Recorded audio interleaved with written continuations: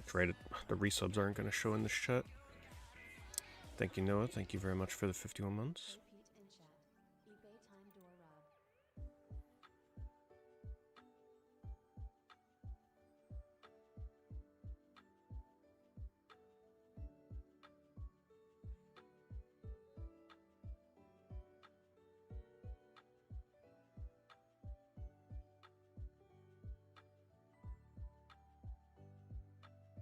Did the stream drop when I turned on YouTube? No, it shouldn't.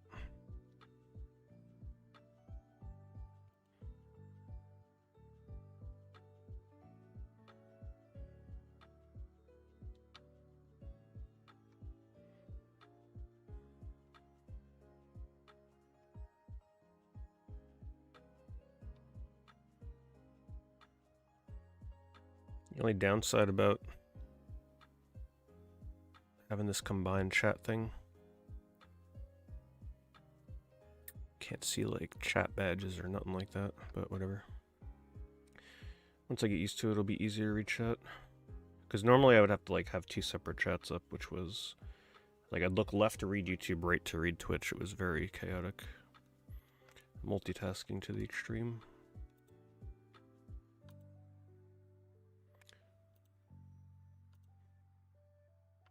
Oh, already sold. Weird. The time's like delayed or something. Let's see. Guess I had to refresh.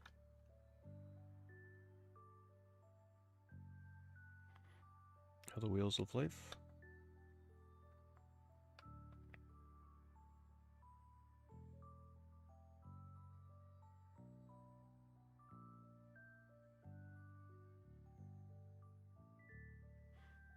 Well, Mario Kart World looks exciting.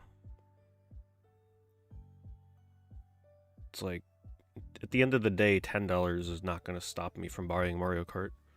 It's just that Nintendo knows they can get away with it because people are going to buy it anyway. It's like, does it suck they're making it $80? Absolutely. But does that mean I'm not going to buy the game? I'm still going to buy it. And that's why they made it $80.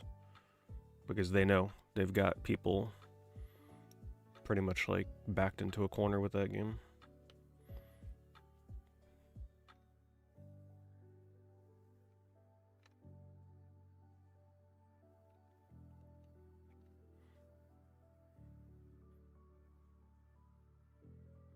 Plus, it's cleverly a way to start conditioning people to get used to digital games because most people will get the Mario Kart bundle. And for a lot of people, that will be the first time they ever really own a digital game like that. On purpose. So they want you to get used to that sort of thinking.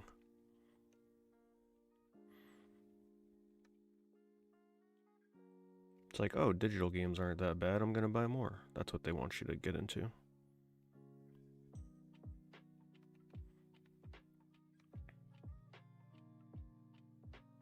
I just pre-ordered on Walmart.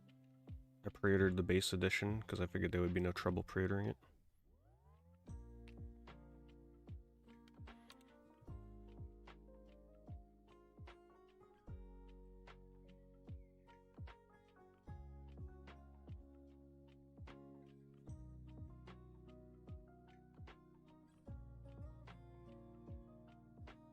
I don't think Nintendo's going to be punished with weak sales based on what people are saying about pre-order numbers.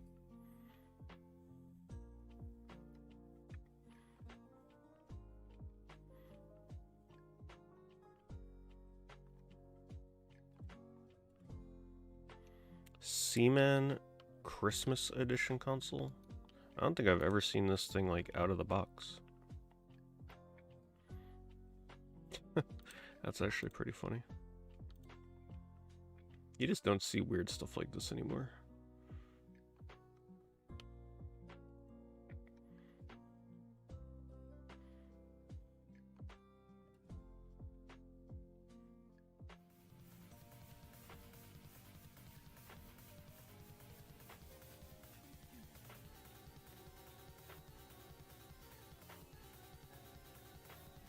Thank you very much, Hyteri. Thank you for the 50 months.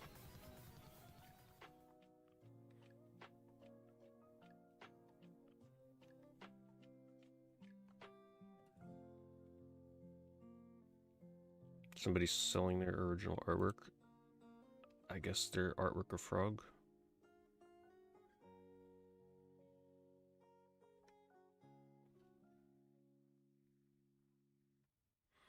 You always feel slightly bad when you see somebody trying to sell their original artwork for $1 with no bids.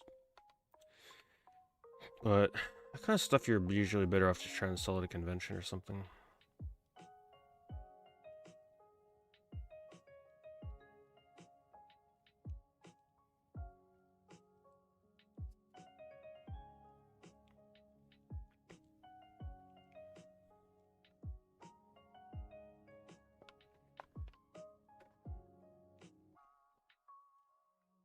Yeah, if people think things are bad this generation with the Switch 2 and Nintendo Boy, get ready for the PS6 and whatever the hell the next Xbox is going to be, if there even is one.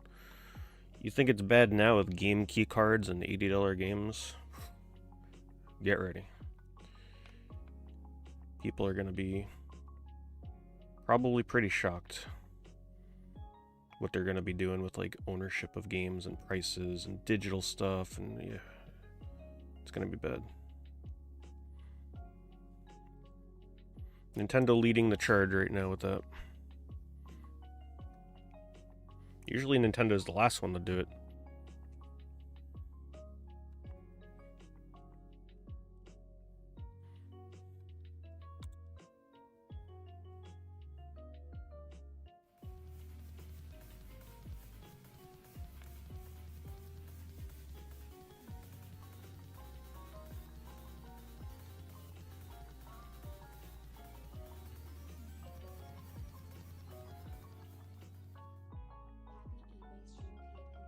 Couldn't even be bothered to flip the games right side up or even display the spines. Like, how lazy do you have to be?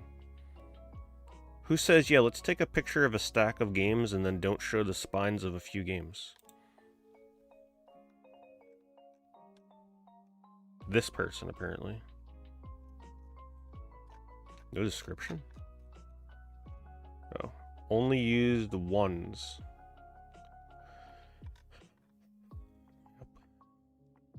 Current state of eBay.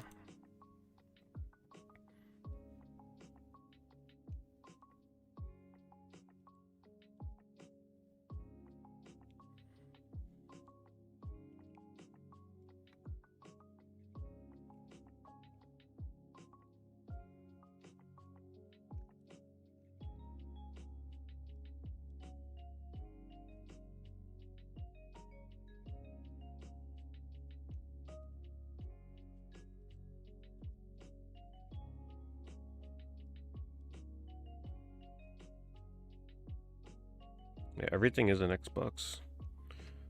I really do think that whatever the next Xbox console is, if there even is one, I feel like it may be the first console that I just don't care about.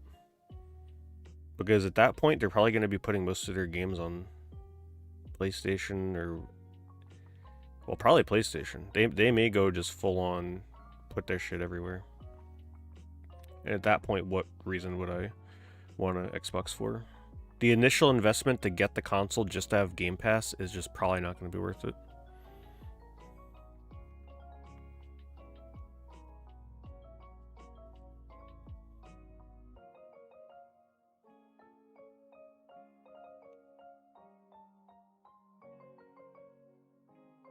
The other day, I completely forgot that the Xbox One X was even a thing.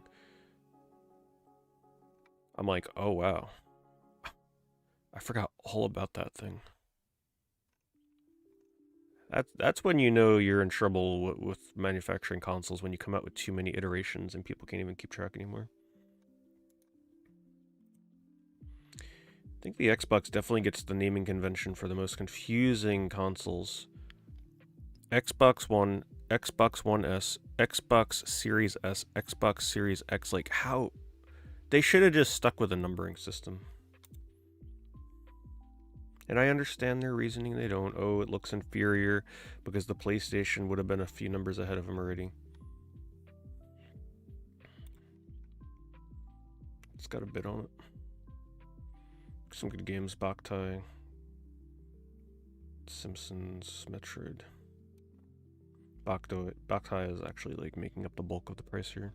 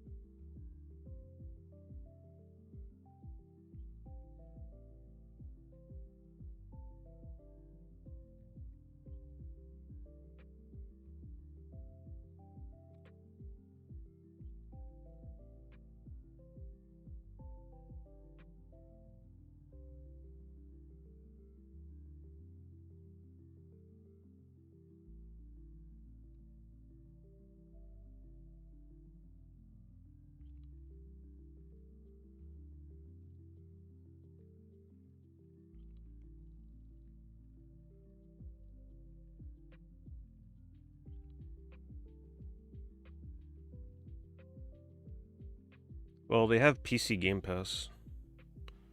So there's a ton of people that use PC Game Pass without owning an Xbox.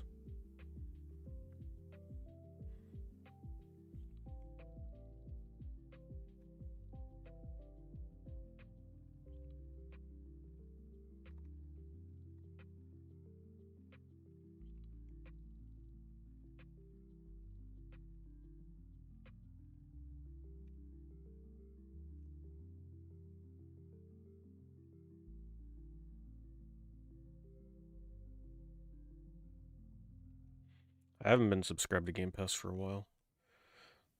I gotta, it's like, I feel like with Game Pass, if you're playing a lot of other stuff like retro games, PlayStation, even like Switch, it starts to make less and less sense to have Game Pass because you just don't have time for Game Pass. It's like every month you pay for it, you might get time to play one game, if that. So when it came to the point where I wasn't getting enough time out of it, I'm just like, I'm just gonna cancel this. And it's been a bit since I subscribed to it. I think I would rather just buy whatever few games would have came out on Game Pass for the year. I think I'd rather just like buy the physical, appreciate the game more because I feel like I actually own it, especially a physical copy. And then if I want to get rid of it, I can sell it and get my money back. I definitely don't like the road that Game Pass goes down when it comes to like trying to train you to only want digital games that you don't actually own.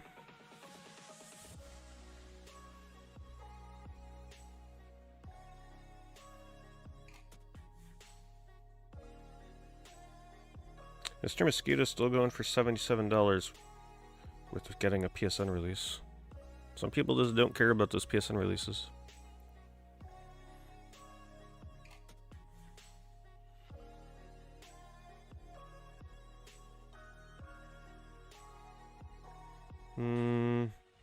This price is fast approaching, like, no longer a deal. Xenosaga 2 is about 50 to 60, and then Xenosaga 1 is about 25 to 30. So, it's kind of already there.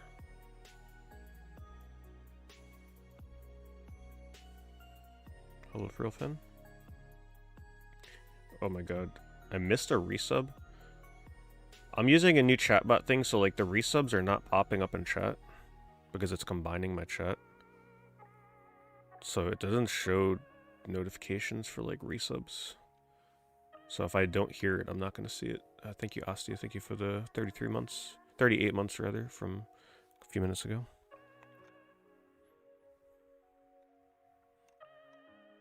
I might miss more chat messages tonight than usual because this combined chat thing uses like a navy blue background, and I don't like it. I usually have dark mode where it's just completely black, so like some of your names are really hard to read. Like if you have a dark blue name, I can almost not even read it.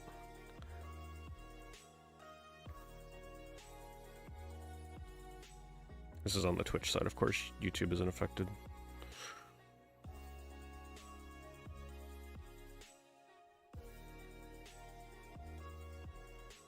What percentage of eBay game bundles have gold in them?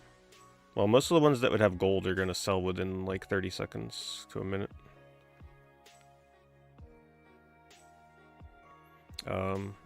But I would say out of every 100 lots that are posted, there's probably maybe one that probably has something kind of like really good hidden in there. Out of the ones that you find from just normal searches, I'm not talking about sitting there refreshing over and over on newly listed. If you do that, then it'll be a lot better. But in terms of normal browsing, like what we're doing, yeah, the rates would probably be much worse.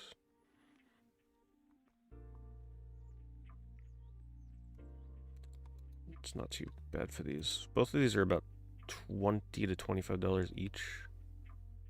So actually already with shipping, you're kind of nearing the value on that.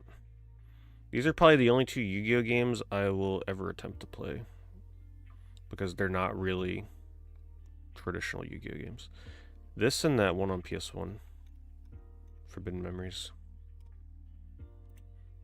Never again will I play like an actual Yu-Gi-Oh game. Never.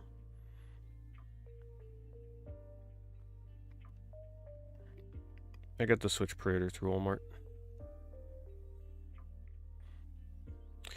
Forbidden Memories is a Yu-Gi-Oh card game, but it's like a weird, simplified, like basic version that doesn't really obey the same rules. I just don't like how overwhelming the normal game is.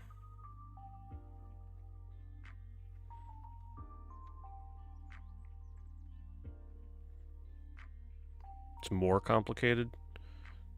Well, I'll see about that. As long as it doesn't have text on the cards that's like 5 paragraphs long, I'll be good.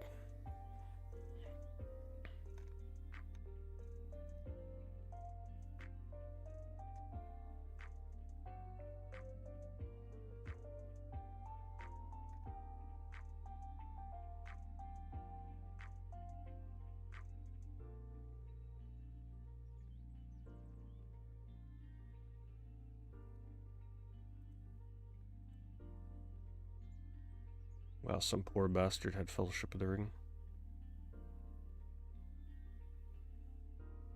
Couldn't imagine actually buying that game when it was new.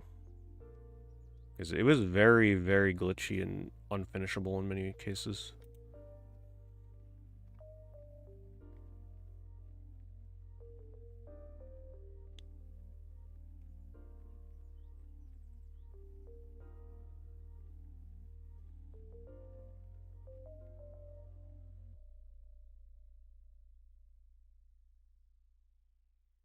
It's a super random. Well, that's what makes it fun. Super random.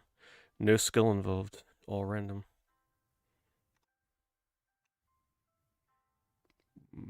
Failed to connect to the chat server. Yep. The fuck is that? What is... Oh, it's probably this. Let me get rid of that.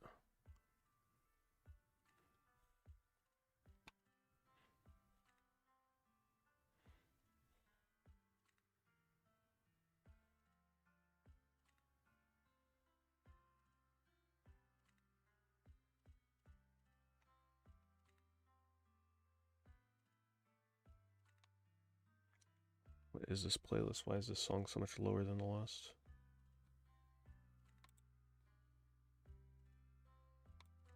People gotta learn how to balance these playlists. Come on. It's a pretty good price on Flat Out. Because it has no manual. And it's super scratched. Still got a bid though. Good luck resurfacing that. That's pretty scratched.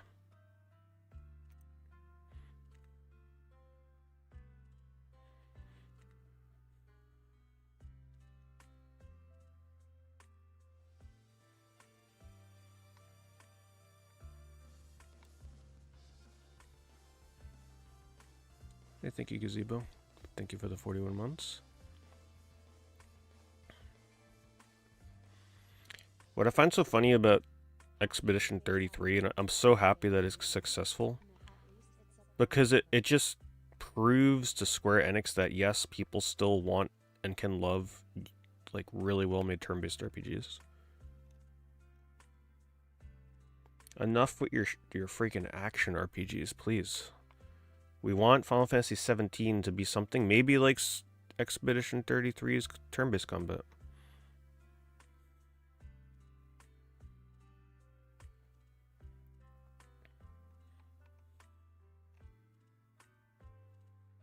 I'm sure they're looking very closely at Expedition right now.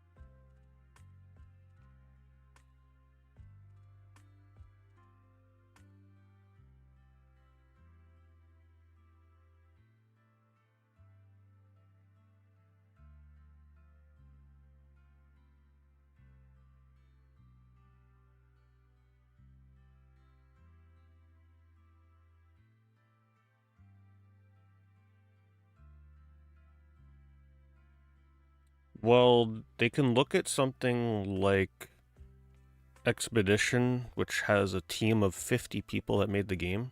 And then if a game that has a team of 50 people sells 500,000 copies, they might actually be able to look at it as a success then, because the team is much smaller.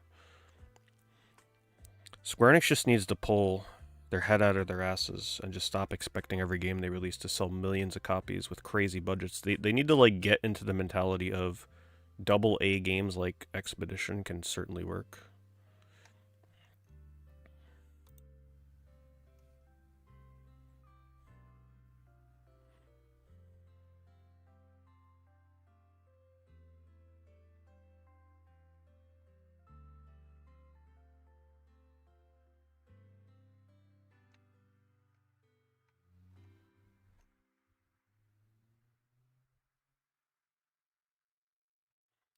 Well, it's not. It's just so. It's more so that Square is, doing their usual stuff where they pretty much probably canceled all releases of future like weird experimental games because they're not happy with sales numbers. But I think they're just very confused right now. They're very conflicted on what they want to do as a publisher and a developer. I think they started getting very confused when they started publishing Western action games like Tomb Raider. I think that's the moment where they just completely lost their original selves.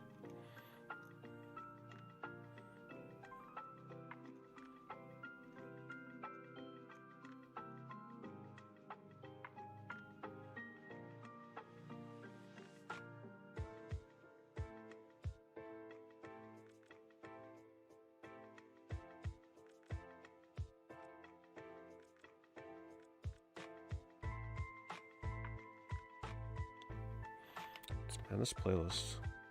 One song super low, next song super loud.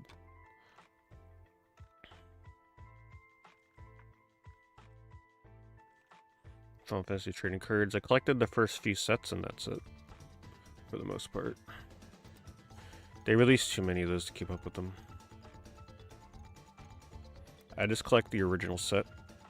The first one they released, and that's pretty much it.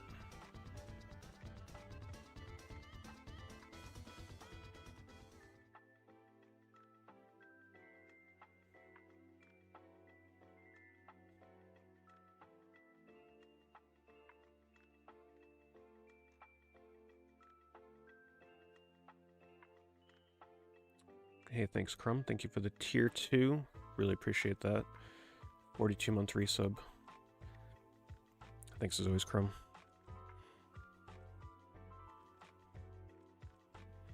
The story is quite emotional. Yeah, I'm sure it is. I'm just going to keep enjoying Oblivion for now. Like, I definitely don't want to stop playing Oblivion. Because Oblivion is the kind of game, if I put that down for a week, it's probably going to be very hard to come back to it.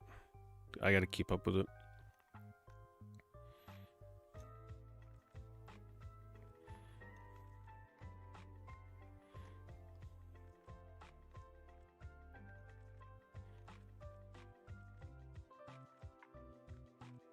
Pretty crappy auctions this week.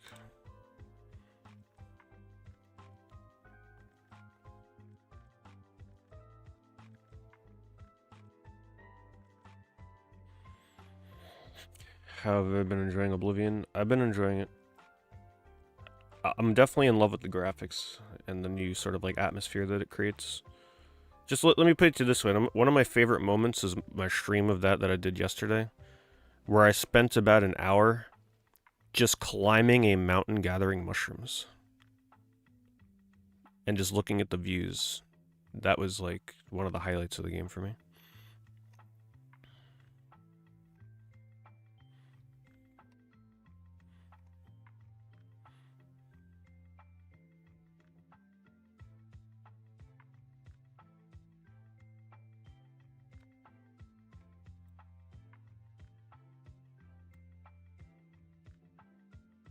Yeah, and then I slipped and I got stuck on a rock and had to reset. But it was fun up until that. It's a very, very faithful remake. All the jank and weirdness and quirks that you remember from the original is still in there.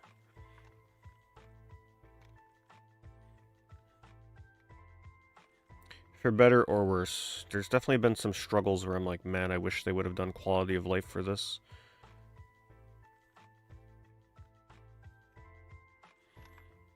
Like, one of my big pet peeves is not knowing what locations I've actually explored, like a dungeon. Just because I discover one, it doesn't tell you if you've been in there yet.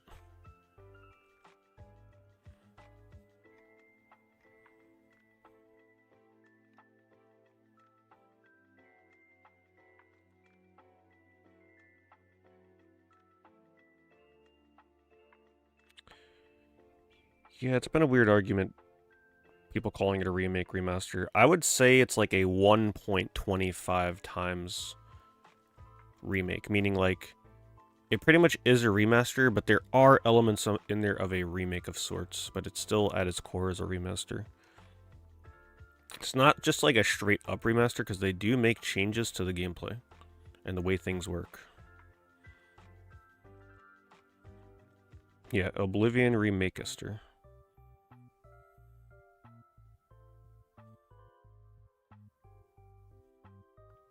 Which handheld will take the cake for me?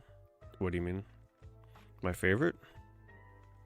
I think the console that I enjoyed the most overall over the years was probably the original DS. I pretty much loved everything I bought on that freaking console. It's one of my favorite curated collections in terms of like, if I look back at the library of games I bought, I'm like, wow, what a variety on this thing. And I think it was a bit more fun. The 3DS was nice, but I think the DS was more memorable for me. Because the DS still had a lot of weird little experimental, very small budget, very small developer kind of like games released on there, whereas the 3DS that you definitely started to see the more like weeding out of those weird little experimental games on there.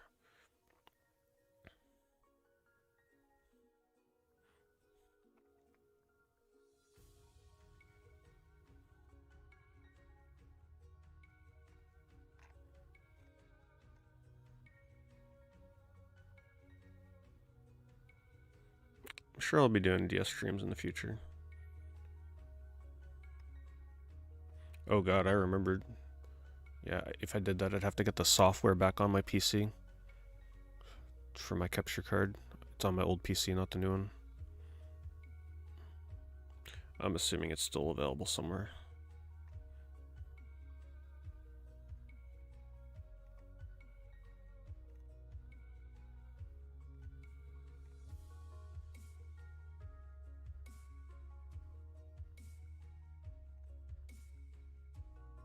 It's definitely one of the worst weeks for auctions. I don't think I've ever scrolled this long without seeing something worth linking.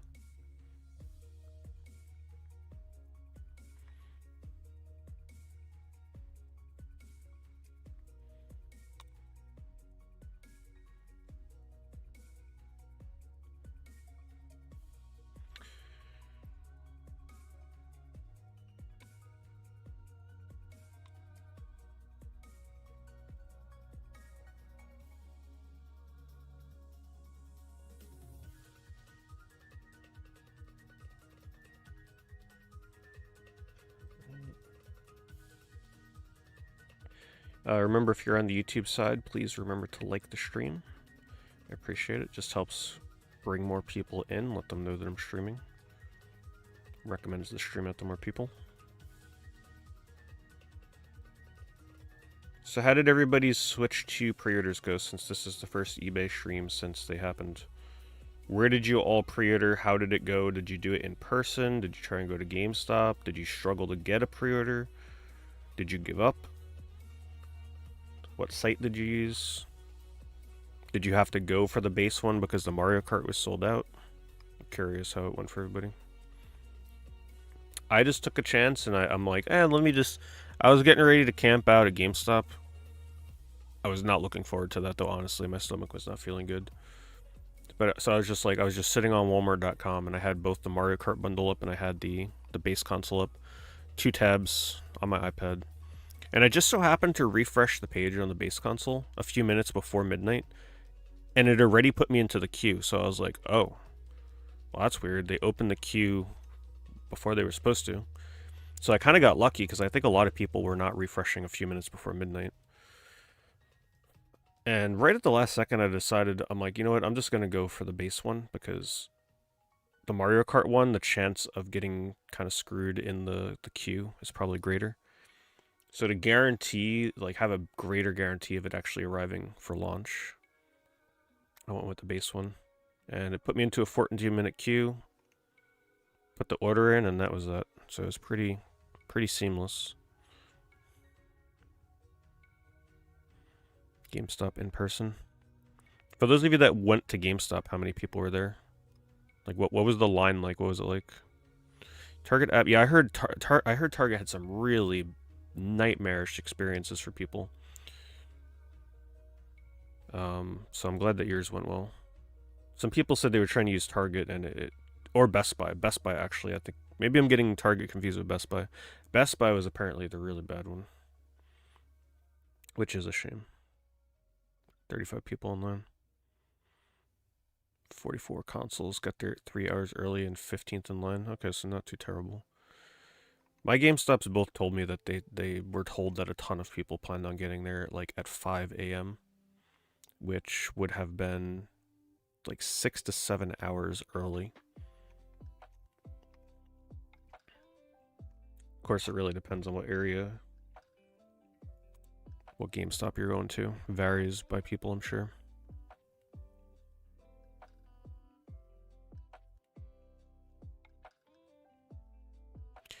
Randomly, the next day it says shipped and sold from Walmart, same price. Delivering on launch day. Yeah, I'm not sure. Walmart was the first one to let you go through. Sat in their queue for 30, 40 minutes.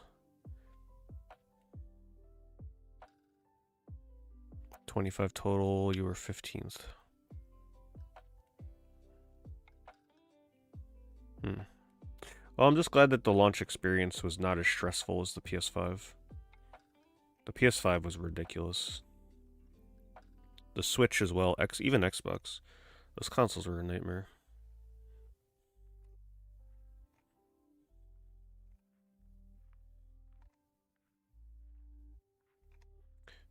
Alright, we'll get an hour in, we'll switch up the search.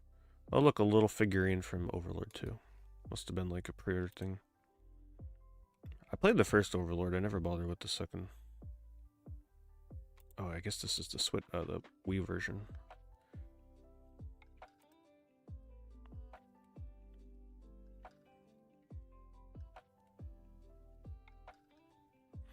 Eight bundles, wow.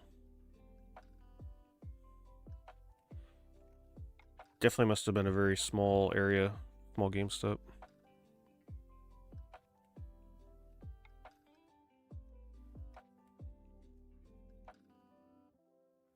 Yeah, one of mine was getting in 53 of the Mario Kart bundles and 30 of the non-Mario Kart bundles, to give you guys an idea. They were getting like over 80 Switch 2s, which from what I'm seeing when people report to me, is definitely on the higher end.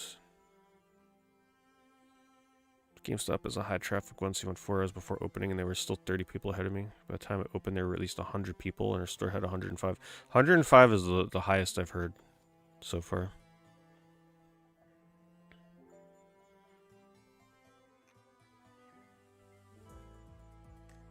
Well, I would want to sell on eBay, but I gotta renew my UPS address. It's very expensive to have one of those, so like, I want to make sure that when it's renewed that I'm actually going to use it.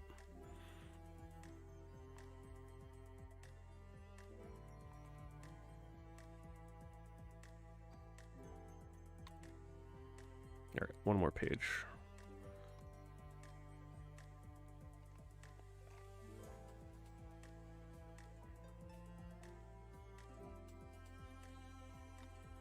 A Wii lot that actually has bids. Over $100. For this? Seriously? Wow.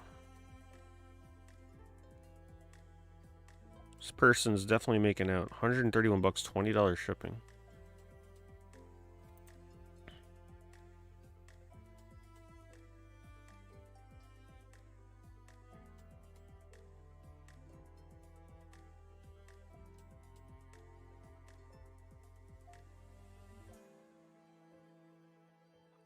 Yeah, I'm not sure why the bid is so high on that. I guess it just has a good amount of solid games that people maybe are getting nostalgic over if they used to own a Wii. I don't know. Could be a parent bidding on it, and they're just like, oh, there's Mario, oh, there's Zelda, okay. There's babysitting mama, we're gonna buy it.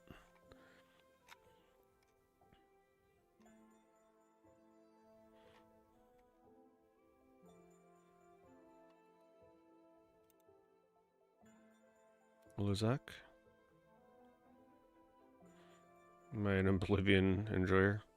I've been definitely enjoying Oblivion. I want to do a YouTube video within the next day or so, hopefully. Just kind of giving my impressions on it and my playstyle, what I'm doing in the game. Just my general thoughts on it.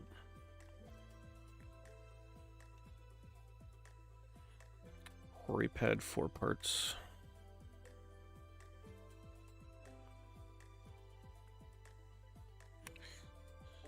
Well, they said it's based on the value you're going to get out of the game, Pizza Gamer. So...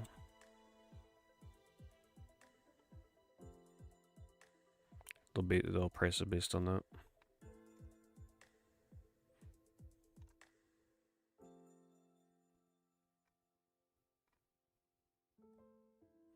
$360 game lot, $10, 1 hour left. Come on. Finally give us a decent lot. There's nothing inherently wrong with this slot. Just not too much to get excited over in here. Decent price for what's included, but I don't think anybody here would get excited over that lot.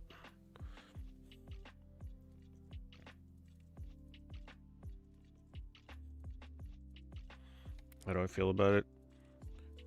It is what it is. It just means that I'm not going to buy as many Switch 2 games that are multi-platform, probably. We'll see. It depends, right? We got to see what they do.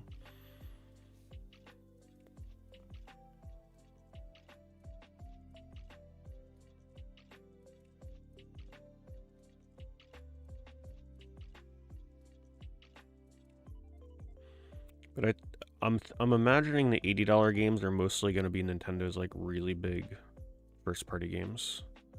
And then most of the third-party stuff will stick to being between 50 and 70. It's too early to tell. We have to really wait and see what happens. The first year will be a good indicator.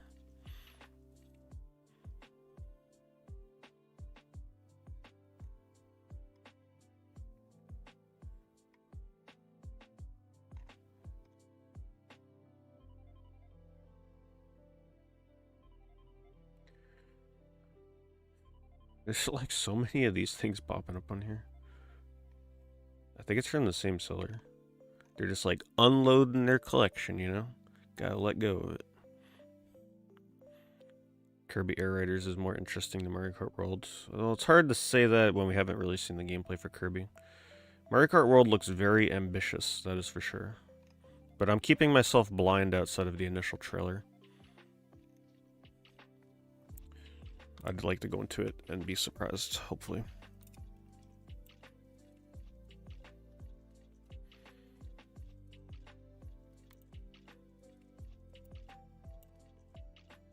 Okay, eBay, you gonna default my category on me? Oh, wow, they finally didn't do it.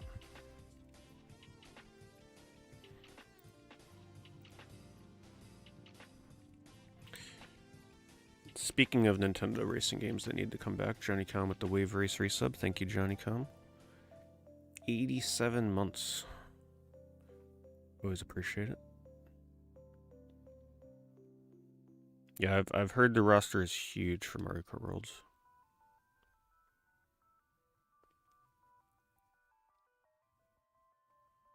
Yeah, I also want to, in the Oblivion video, I do want to spend some time to talk about how they handled the reveal and release of Oblivion as well, which I was a fan of. Hope more games are released that way. The thing is, like, some people were like, okay, the game was leaked like 2 years ago, but there is a difference between a rumor and a leak saying this game will come out at some point, and all we know is a title. Going from that to literally only seeing the gameplay reveal on the same day the game is released, like, there is something really special about that. There's a difference between it being leaked and shown like a year ahead of time, or screenshots. Like, just having a game where the first time you see it is the moment you can play it. Is there's something special about that. I really like that.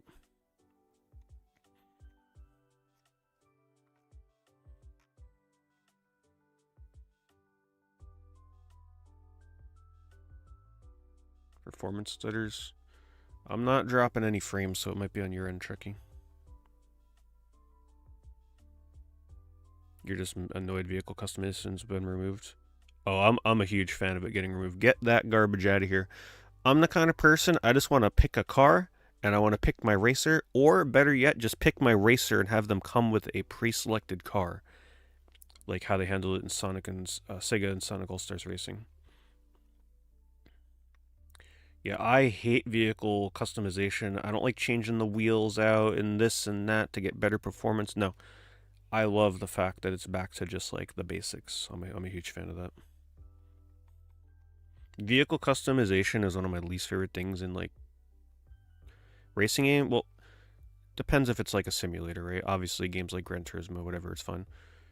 But in kart racers, I don't want much customization. That way, when I'm getting beat by Baby Mario on the final turn, I don't want to know if I'm getting beat by someone. Like, I want to know if I'm getting beat by somebody based on skill or just because they have a better loadout. Because my problem is once you have customization, I fixate on the fact that I probably, like, I never feel like I have the best loadout for the situation that you're in the race, and I just can't stop thinking about it. I'm like, maybe my wheels are wrong, maybe the accelerations, but like there's just so many things that I think about with that stuff. So the fact I won't have to think about that is nice.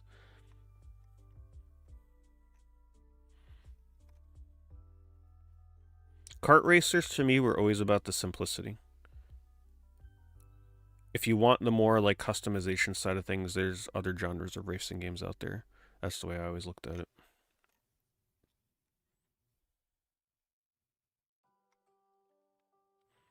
When is the new Sonic racing game supposed to launch? I don't even know. I'm gonna be honest. Based on the tests that I did with that game, if they don't make any meaningful changes to that, I might actually pass on getting that game. I know that's crazy, but I've technically already played it, right? And my impression of it was not the best. So if they release that game as is, the same rubber banding issues, the same like overly chaotic races, I think I'm passing on it.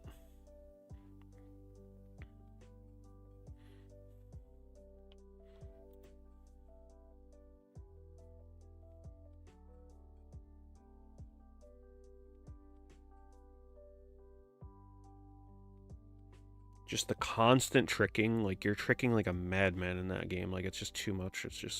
It's too over the top. And you guys know me. For me to pass on a Sonic racing game, it's got to be bad. You gotta trust me on that one. Speaking of which, here's the greatest of all time.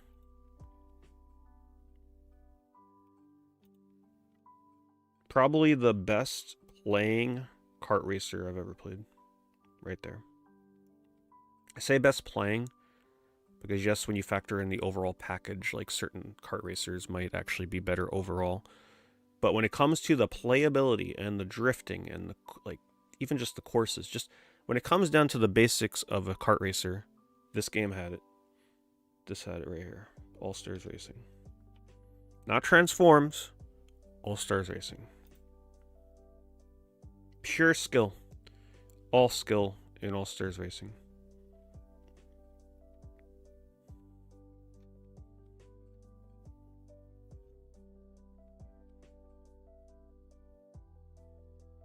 And what made me appreciate it even more is when I was doing the speedruns, pretty much, playing the game beginning to end, essentially doing like, you could think of it as time trials, but you're racing against the AI. And I had to try and master those courses. Perfect drifting, perfect boosting. I was like, man, this is just like so well made.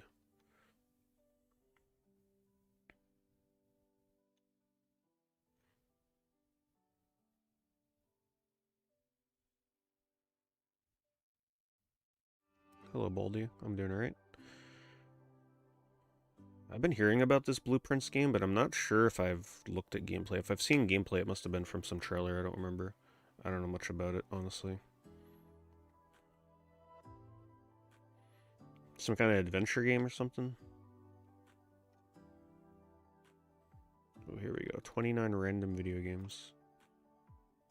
26 viewed. So, you're about to get screwed by not finding a good deal when it's already had 26 views and it hasn't sold instantly.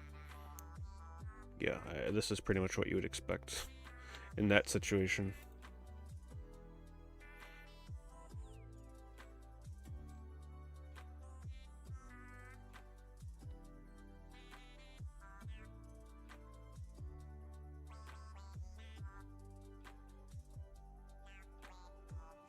Building full of rooms that are puzzles, and to advance you have to solve the puzzles in each room. It's a roguelike, so the rooms change. You'll need a notebook. Wow. Sounds interesting.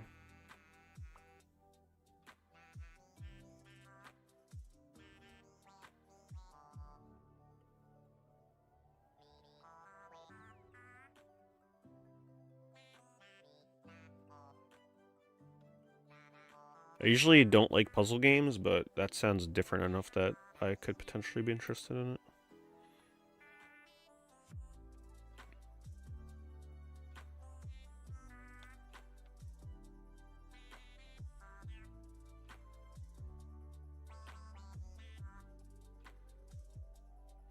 Well, Sega is planning some sort of... They got something up their sleeves because they removed some collections from being purchasable online. So they're planning something. What they're planning, we don't know.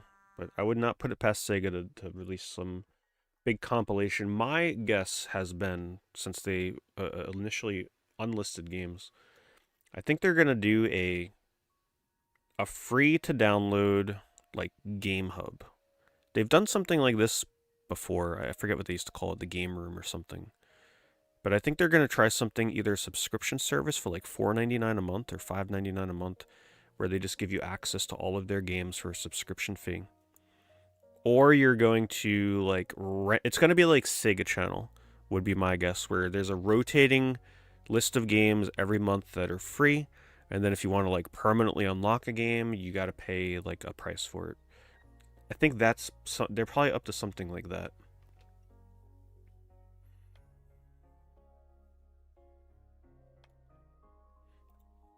Oops, I just clicked on that one.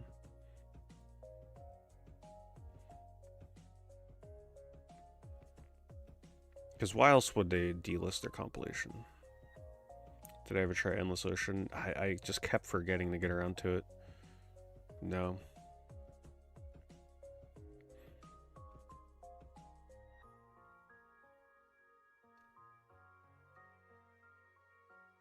Now, if they did that and they made their games online multiplayer, where it's like, okay, there's random lobbies happening all the time and you can like see what lobbies. So how I would do it is I would make all the games online multiplayer. So if somebody like starts a session of Golden Axe 2, a pop-up will appear on your screen like a session was just started for multiplayer for Golden Axe 2. Do you want to join? And then you can just like jump in with friends or strangers and play with them. Have friends challenge you, like say Dr. Robotnik's Mean Bean Machine, you get a notification. Your friend has challenged you to a versus match in Mean Bean Machine. Stuff like that. They can really have some fun with it. Like, make it a fun, casual, competitive sort of environment for their legacy Sega titles. But I'm sure whatever we end up getting is going to be probably disappointing, but we'll see.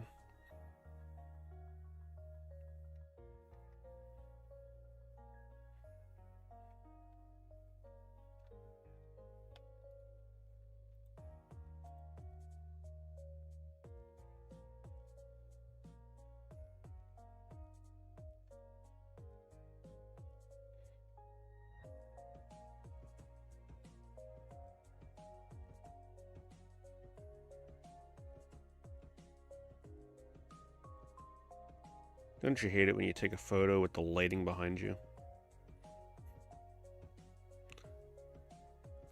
Gotta move out of the way. They even got like a selfie stick, it looks like. They tried. They're like, man, I'm trying to dodge that light.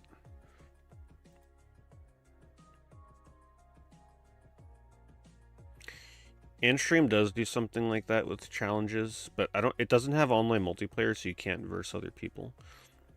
And yes, the input delay is apparently an issue for some people with Andstream. If you have bad connection. Practically unplayable for some games.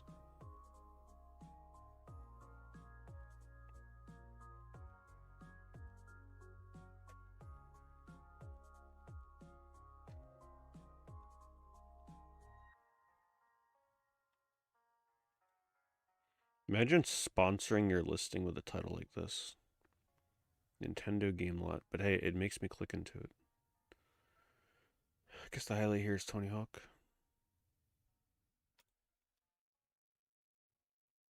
Yep, games you bought on Switch won't work on Switch too.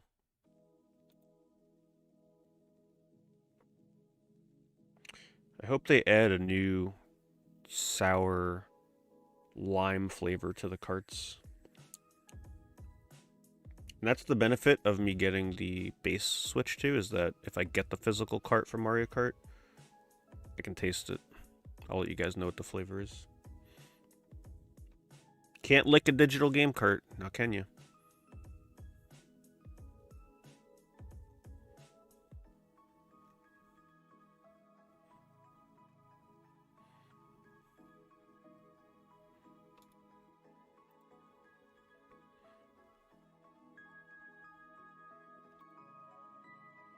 Custom cases.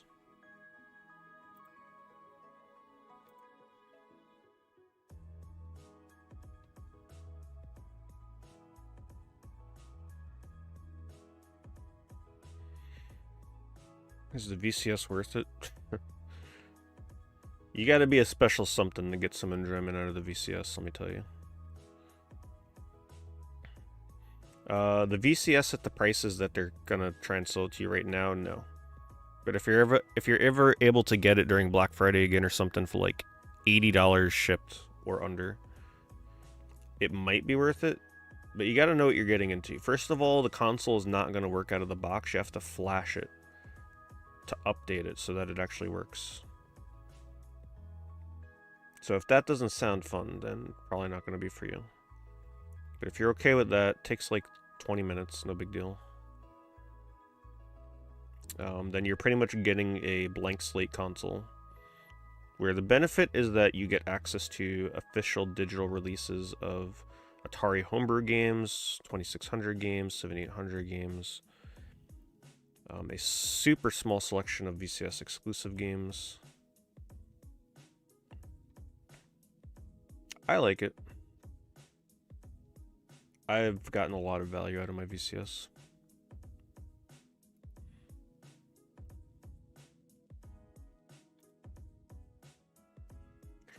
I think what the VCS does the best is the community puts a laser sight on any games that are released on there.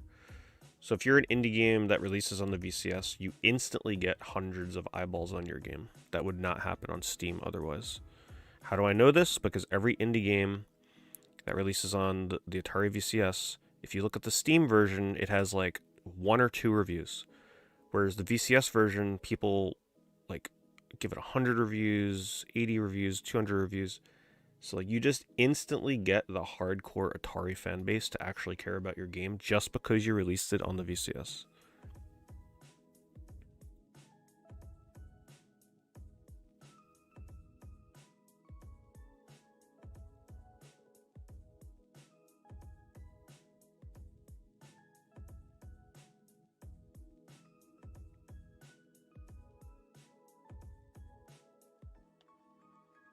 $43.60 games for $100. Okay, it's got to be a lot of sports games.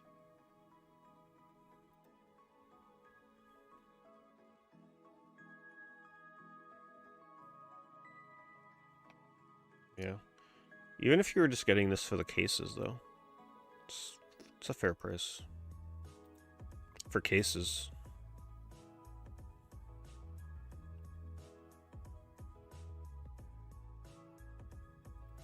Yep, I pre-ordered Switch 2. Should be here day one. Ever play any of the Stalker PC games? I played my first Stalker game when they released it on PlayStation months ago. The first Stalker game. It wasn't exactly for me. It was alright.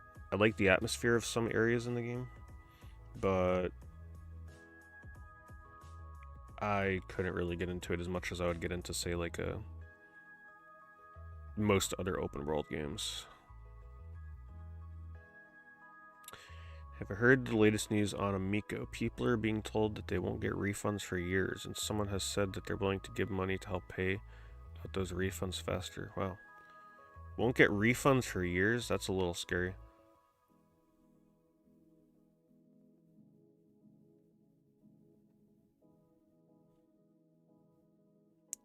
I guess they just don't have any money to pay people back. I really wish the Amico would have came out. That would have been my favorite terrible console.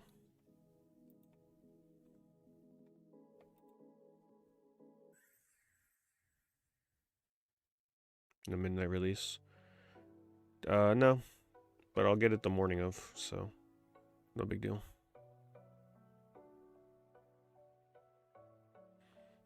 Am I a fan of the game keycard? Obviously not.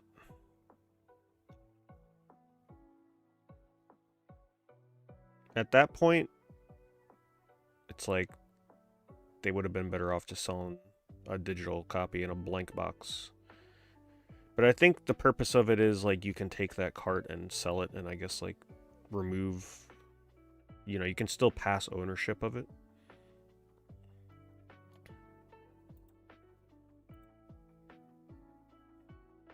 So the way you got to think of the key cards, just think of it as a digital game, but a digital game that is not completely locked to you for an eternity. So if you think of it that way, it's not the end of the world. It's better than a digital code in a blank box, right? Because then once you use that digital code, you can't sell the game.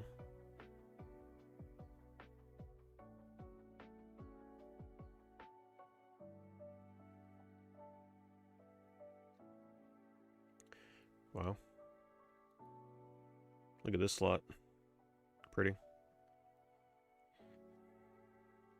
It always says something about somebody depending on what side they choose to display their N64 games. I choose to display mine on the green side. What color do all of you display your N64 games? I'd say yellow is probably the one I see the most. People like to display it this way. But then again, there are a lot of people that also display on green.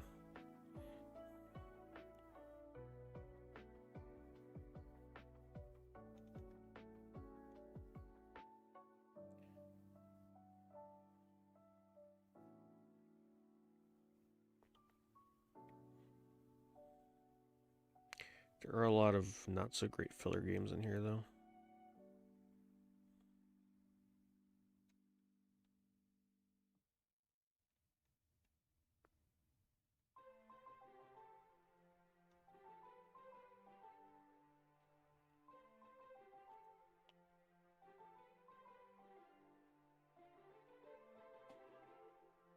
You prefer green for the ones you don't have front facing? I think red is probably the one that you'd never see. Is there even a logo on the red side? I don't think there is, right? Maybe that's why we never see red. Or not red, what is it? Red is on the front. Do they have red on a flap? It's green and blue for the long ways games, right? And then yellow. Okay, no, the other flap has to be red. But I don't think there's a logo on that side.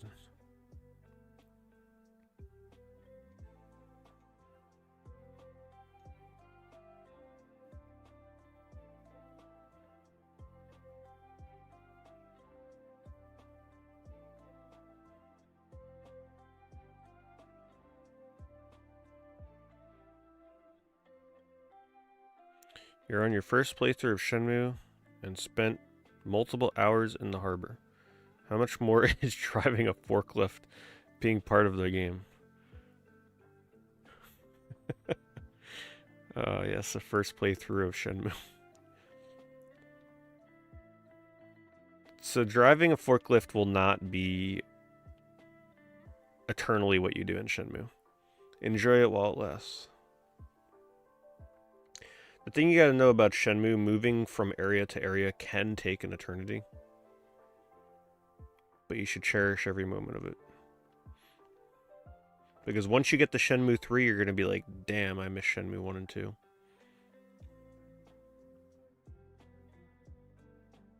Hello, Nick Kramer.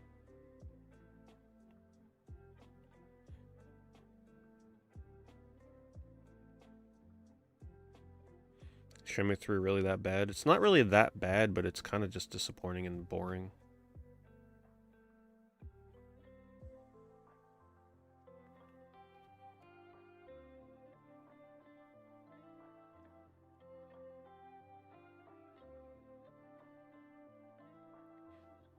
Good lot, but a little expensive, I think.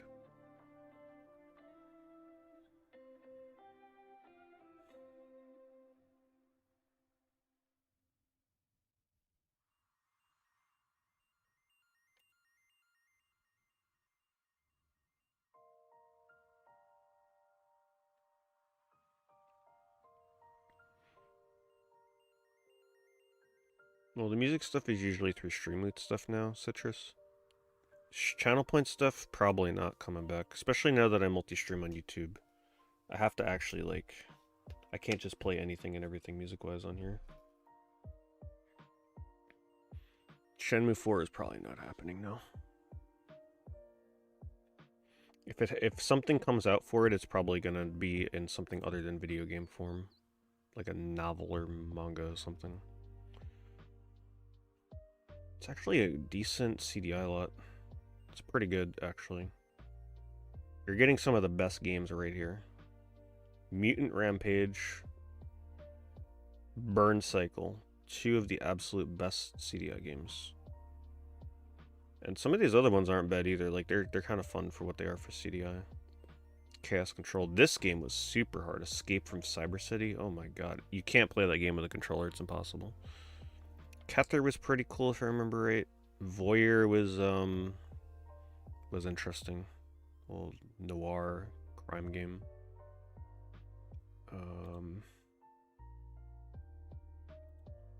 But yeah, Mutant Rampage, worth it. Seventh Guest is tricky because depending on what version the disc is on here, the game will lock up at the chess puzzle, which is like 20 minutes into the game. So never count on Seventh Guest actually working on a CDI. This is a great lot though. If you have a CDI and you need games, this is really good. They all have their slipcovers. First thing we're posting tonight. All right, let me see how to do this in the new chat bot. Let's see if this works. So does that post to both chats? There's the one on YouTube. And it looks like it posted to Twitch. Okay, good. Burn Cycle is so good, by the way. Even if you don't have a CDI, I think you could play it on PC. One of the best cyberpunk games out there. Like, so cyberpunk. Such a unique feel to that game.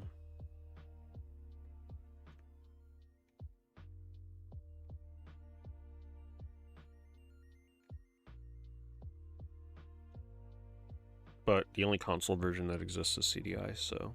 Pony up, it's time to get a CDI.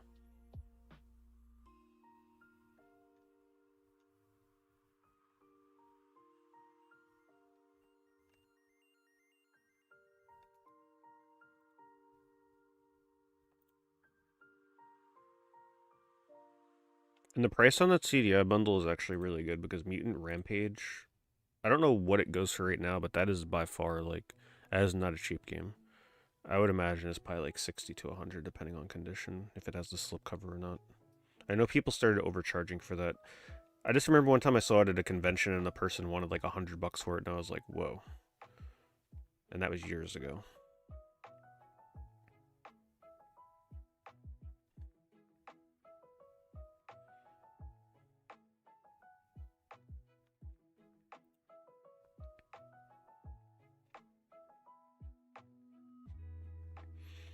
CDI has 3 Zelda games, yes. Update and transfer my videos from Twitch to YouTube. Well, I've got like 200 of them that are on from Twitch to YouTube. It's just that they're not public.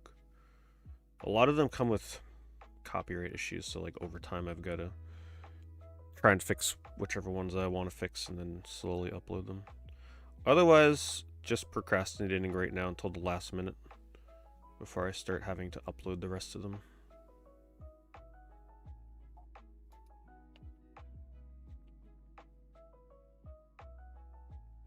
It's a big plush.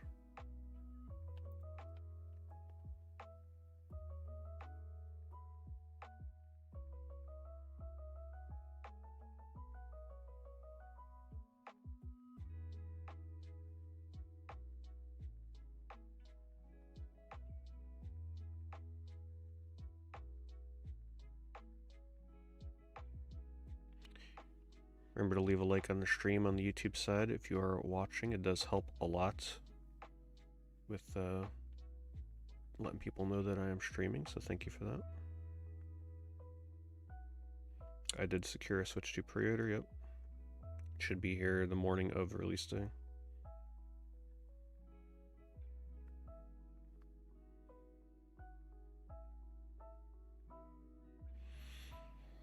What do I think of the current state of Pokemon cards? I think it's ridiculous, honestly. I've given up on modern day Pokemon cards. Like, I was already on the fence about them when they were easily available in stores, but now it's just a joke. I have zero interest right now in modern Pokemon cards unless they release a 251 set, like they did with 151. Other than that, I'm not buying them anymore. Old Pokemon cards only. That's it.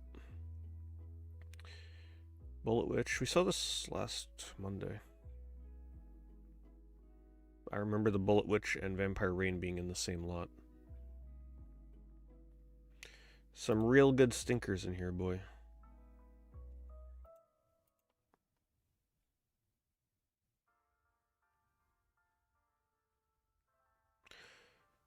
Pokemon at this point will have to go down in popularity in terms of people getting out of the hobby because the cards are just so hard to get.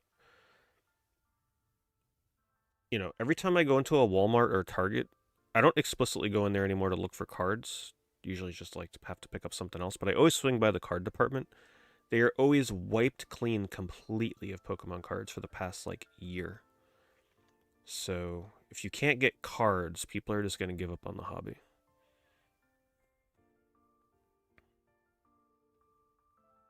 Dementium 1 and 2 and 999. I know Dementium 2 is pretty expensive. 1, I think 1 is like, what, 70? I don't know what the price of 1 is going for right now.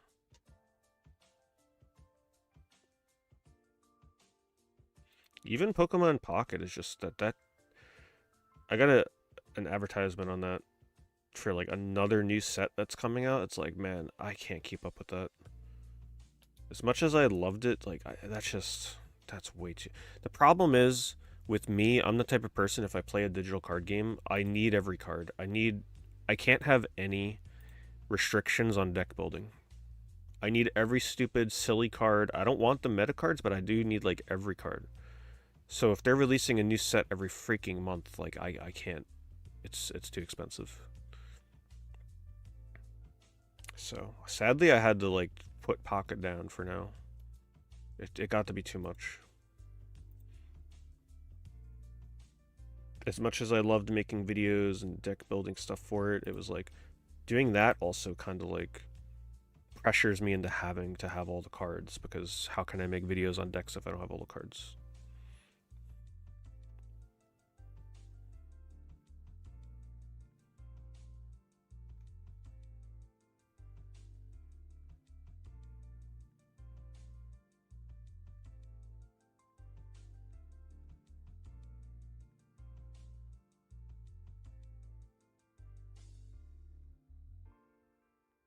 Switch up the search. Actually, let's go to page 10. Going to page 10 is usually a good rule.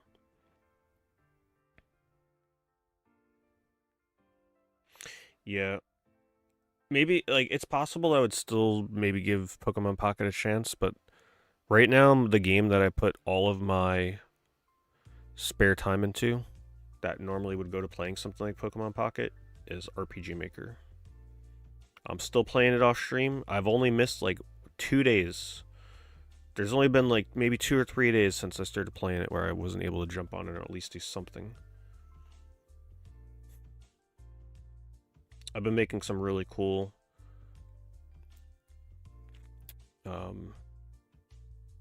like, you know how when the characters come up and talk, it's usually just like a small little portrait next to the text box. I've been playing around with like fancy movements, so like with the character kind of like slides in, and then it has like a shifting shadow behind it to kind of give it a three-dimensional look. I'm doing a lot of very unnecessary things, but I want the game to make a good impression. Still probably many months away from releasing that. Many months.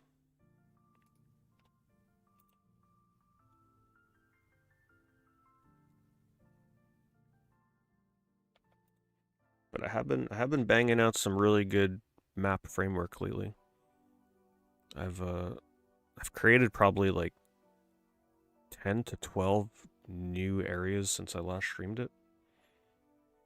Most of which will be kept a secret.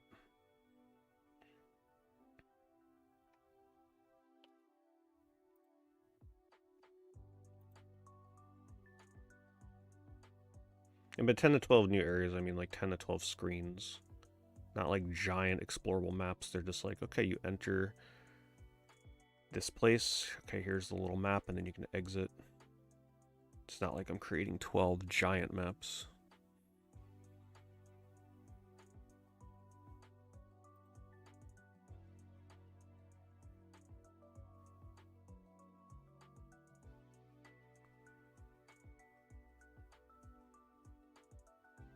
Yeah, I had a lot of fun with Hearthstone. Up until, I don't remember what expansion it was. There was an expansion with, like, dinosaurs. I think that was the last one I played. Ungoro, was it? The Old Gods and Ungoro. Those were, like, the last 2 expansions I remember.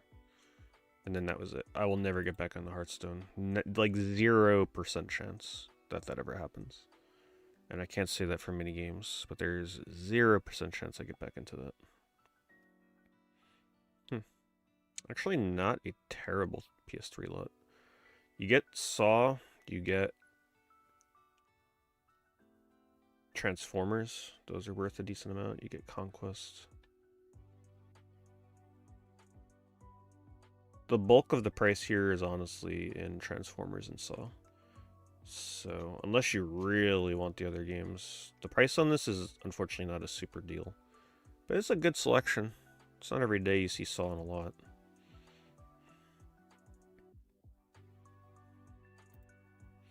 I won't link that though, because once you add in shipping, it's kind of ridiculous for that.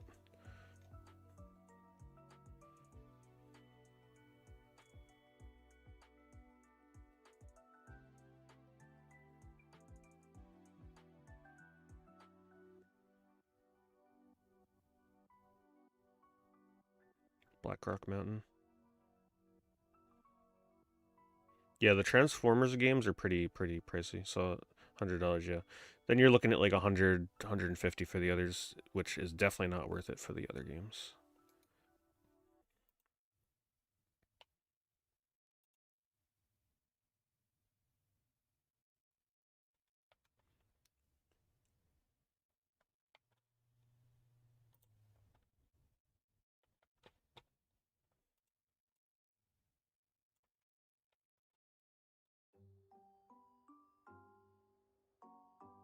I loved Hearthstone. I still stand by that game having a spot on my like top 10 games of the decade video I made. But I feel like that the title of that video would have been more accurate as top 10 most impactful games of the decade for me. Might have been a better way of putting it. Because I don't regret any of the time or money I spent in Hearthstone because I loved every moment of it. Okay.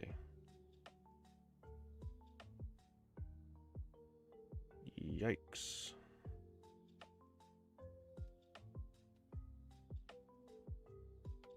You might want to sanitize your games if you buy from this seller. Trekkie 313 has purchased 5 packs. Apparently Streamlabs sounds are off. But thank you though, Trekkie. Appreciate it as always. Hopefully you get some of the stuff you're looking for.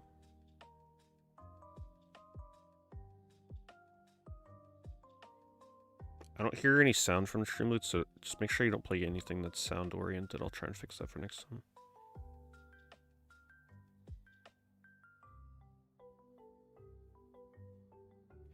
Runeterra. I played Runeterra for like 2 months. What the hell? Oh, this is their other items. I'm like, what am I looking at right now?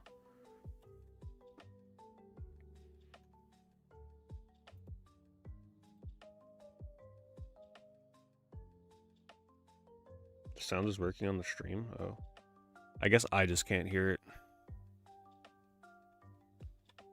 I'll have to change that.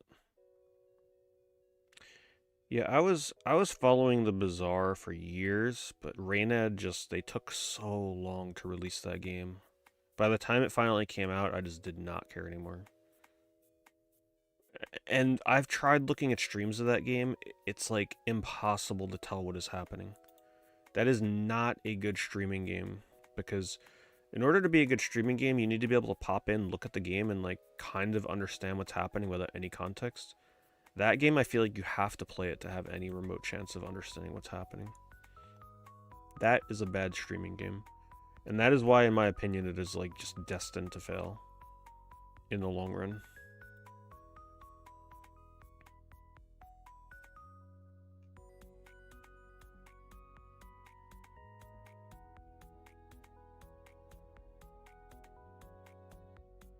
Really, one of the best digital card games I ever played was Elder Scrolls Legends. It's just that the game never caught on, but it was a damn good card game. The mechanics with the lanes and shifting lanes was just like, oh man, it was so good. You can still play it, it's just that it's not supported anymore. Alright, change up the search after this page.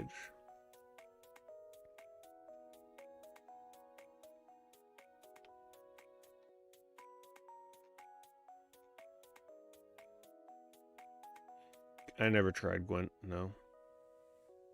Never had too much of an interest in it.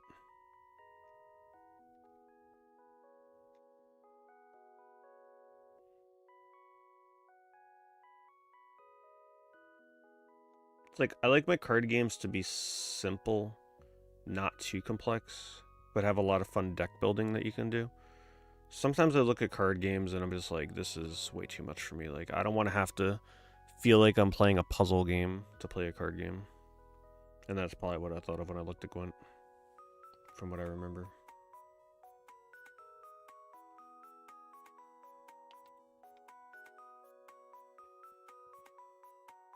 I just like my card games to have, like, okay, here's the health, here's the damage, here's a basic effect on the card, boom, you're done.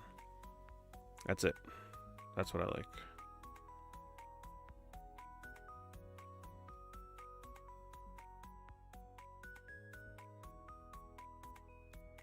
Hello, Thomas. Yep, of course I remember your Beppis name.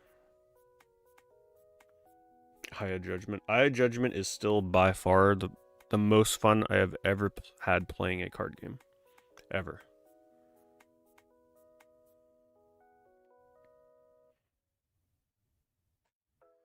If you were around for the early days of Aya Judgment, you know how fun that was. It was so hard to get packs for that game too. I remember like having to go to so many GameStops or electronics boutiques to find packs. And they used to place limits on how many you can buy because there was just so much demand for it.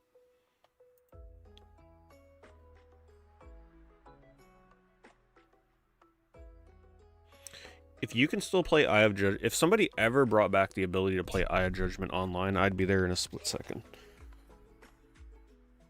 The only problem would be the whole like camera setup is kind of not the best. the lighting and like the positioning and the glares. Oh man, that was rough.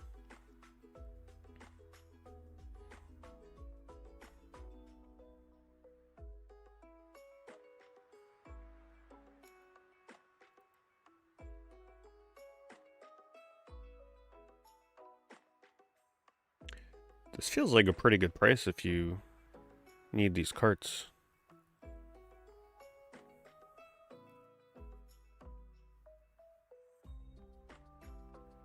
Yeah. There's not a lot of like expensive carts here, but in terms of game selection, they seem to be pretty clean.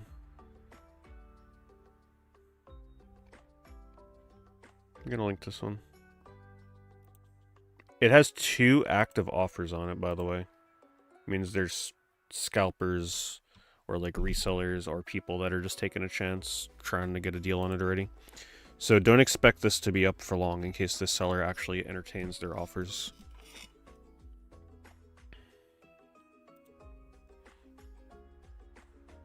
I never played Scrolls, no. Yeah, I remember that name lawsuit though. I do remember something with that. You know, they actually released Eye Judgment on PSP, it's just that they never released it in the US. I think they did a digital version here or something, or there was a physical that came out in PAL region, but we never got it in the US. Would have been so cool to get one here that was like actually playable without the cards.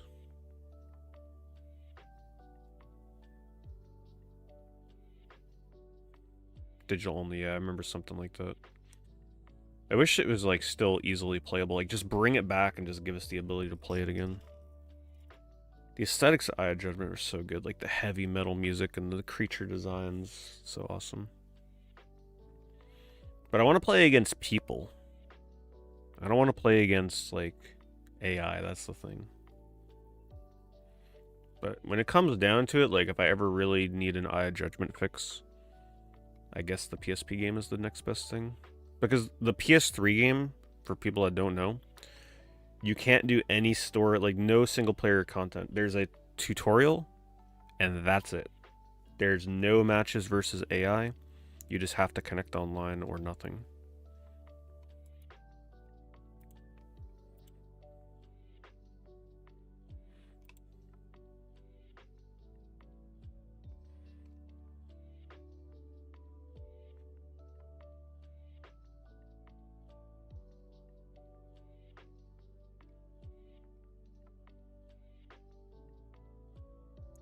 I think the Eye Judgment on PSP was just the first set, right? Probably. I don't know if I had the second set. There was actually a third set. They released a third expansion of Eye Judgment, which is crazy. Because the second set is rare as it is. The third set is so rare, I have not even seen a pack of cards show up for that in years. Has all the sets. It even has set 3. Damn, alright, I might actually have to look into that. I never got to play around with set 3. Set 3 is incredibly rare. And even if one of the cards, like if any of the cards show up on eBay, if it's a rare card, people want like $100, $200 for them. Because they're just that rare. So for like the 5 people that still collect Eye Judgment, they'll pay for it. Yeah, a booster box of Eye Judgment set 3 has to be by far one of the rarest card sets out there. You don't even see the card show up, let alone a booster pack, especially a booster box. Like I can't even imagine, unless they're just sitting in a warehouse somewhere, there can't be more than like 50 sealed booster boxes in the world left at this point. Like it's just got to be one of the rarest things out there.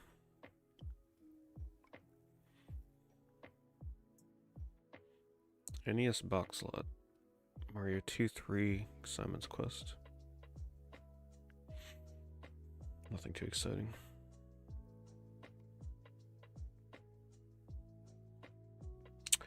The dust covers would come with the games, yes.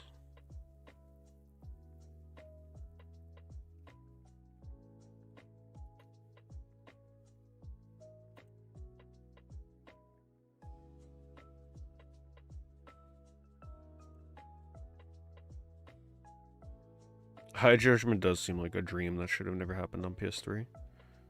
Such a fun little gimmick. The novelty of like your cards coming to life on your TV was it was enough to hook you. Like, it was just such a funny gimmick. It was worth the struggle.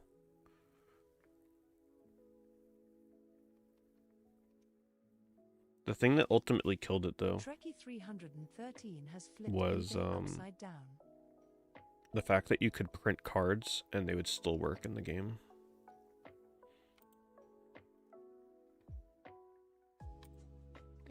Do I have that extension?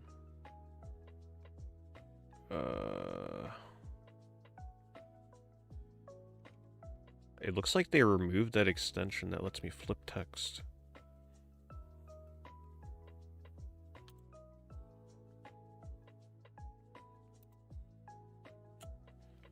What a pain in the ass. Yeah, I'm gonna have to relook through the cards, Trekkie, because there's probably some stuff I've got to either reinstall on this PC. That is one. I don't have the extension, so let me send that back for you.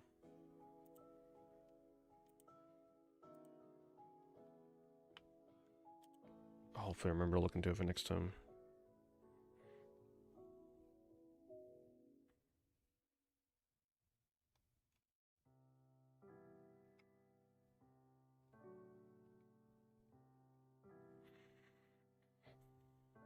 Favorite Mexican cuisine? Oh, I don't know. It really depends on the place, right? Like, from one place to the next, the food can vary so wildly. I don't think I want to talk about food too much right now, though, because that means I get hungry and that means I end the stream sooner.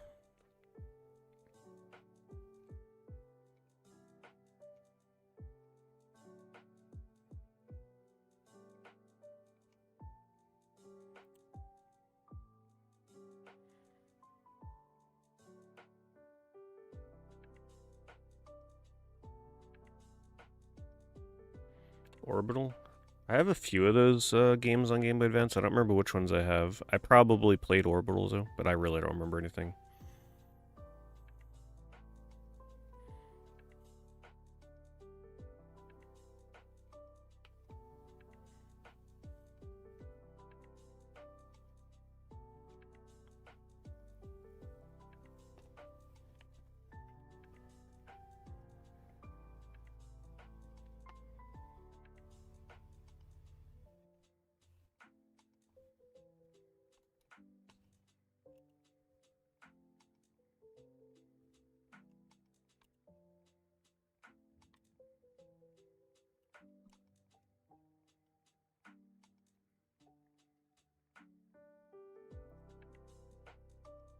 Wow, they finally fixed the glitch, it seems, where they default me back to the no category.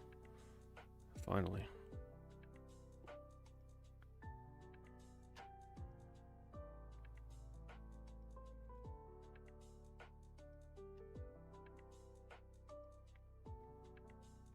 Hello, Jeremy.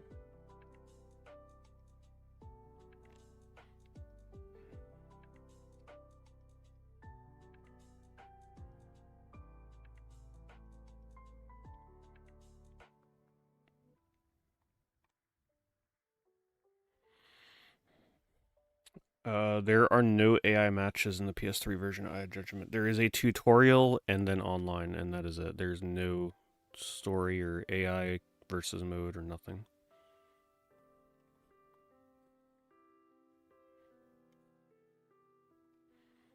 So unfortunately, PS3 iJudgment is pretty much dead. Unless you're looking to do local multiplayer, which I'm not even sure if the game supports, but it probably does. It's the only way to go.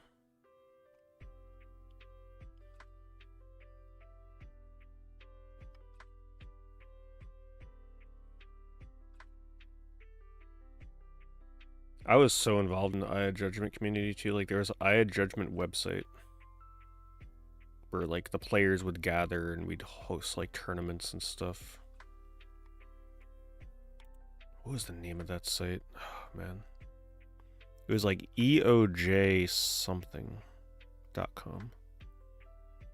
But it was like the most popular site for the game at the time. People post their deck lists.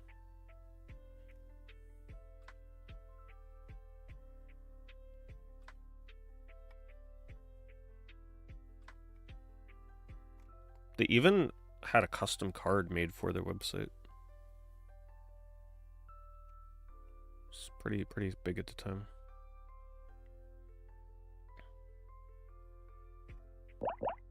Oh my god, that timer's loud.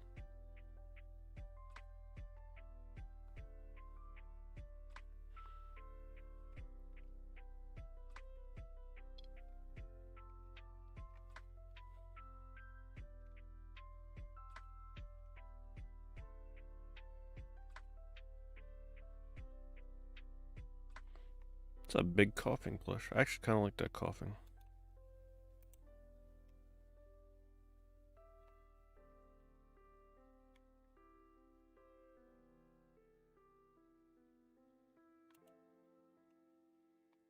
You know, out there's a collector for every weird misfit Pokemon.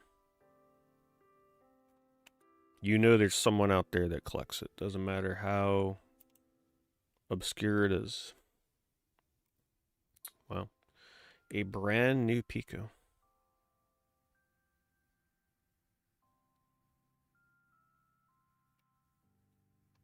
Box doesn't look the greatest, but it is brand new.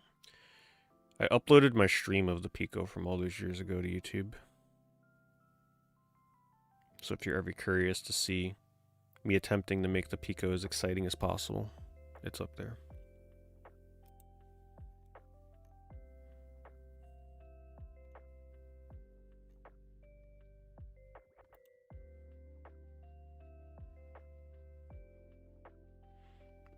Well, I'll get that silly Switch tour game, whatever the hell it's called. Welcome Tour. And then I'll probably get the Redout game, that other racing game that's coming out.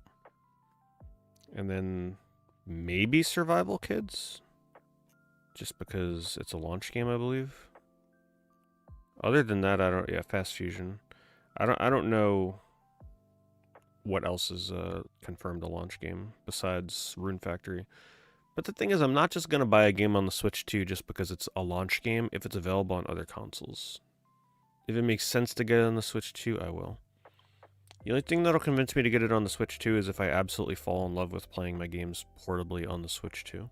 Like if the frame rate and the screen just look so good that I can't resist it.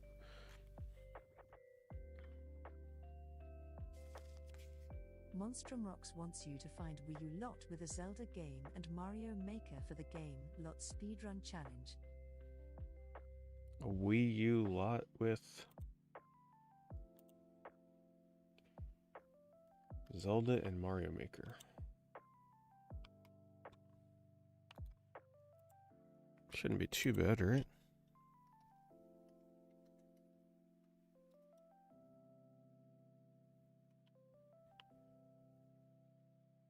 Mario Maker and Zelda? Any Zelda? Any Zelda and Mario Maker.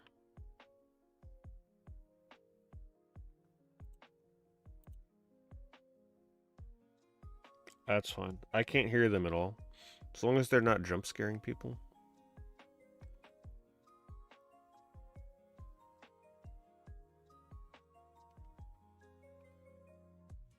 I see them. Like, I see it move in the corner of my eye.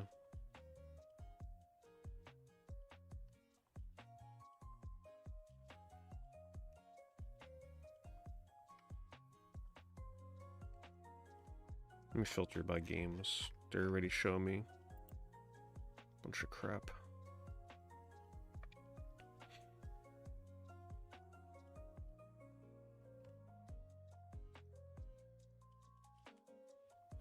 I am going to take the time to admire other lots, though, as we go through here.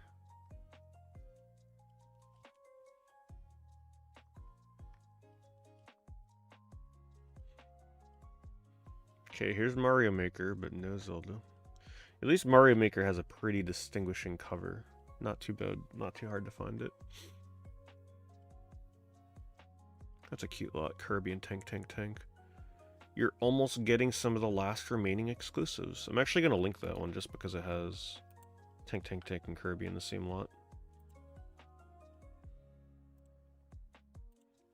Tank Tank Tank would have made a really good Switch 2 launch game if they just... all you had to do is just add online. That's all you gotta do. Port it, add online.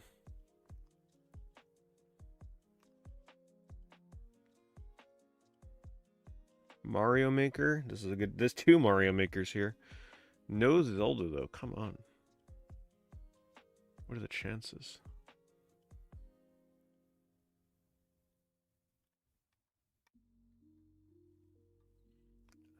Can't remember if the side of the game has any kind of special font. Mario Maker, no Zelda. Tons of Mario Maker, though.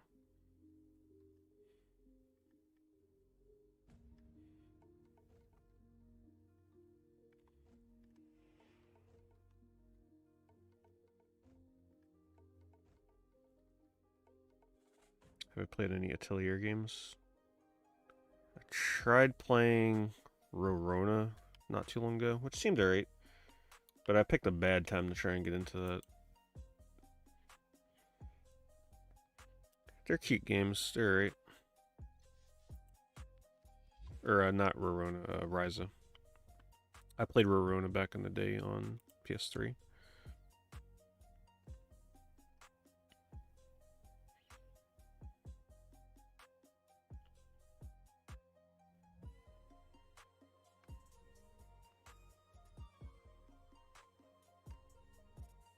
Mario Maker, no Zelda. It's a harder lot to find than you would think, apparently. Mario Maker? Oh, come on. Oh, there it is. Hyrule Warriors. The glare almost made me skip over it. And we had just under half the time left. Finally. I've been getting defeated by those lately.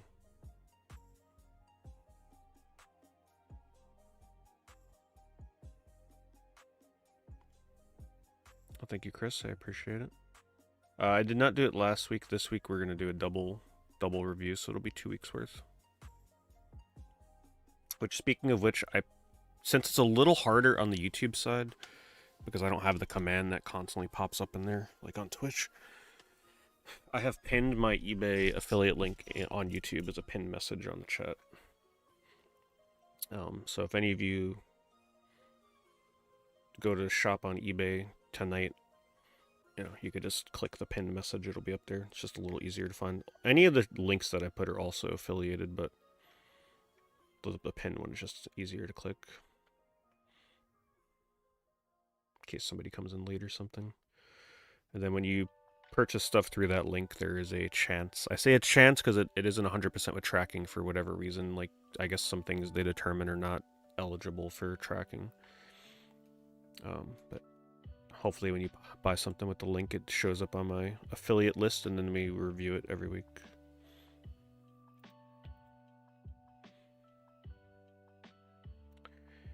There comes a time when your water-damaged game that is growing literal black mold, you just gotta let it go. Sell it as disc only. I hate this, just having this game in your lot actually makes people less likely to buy it.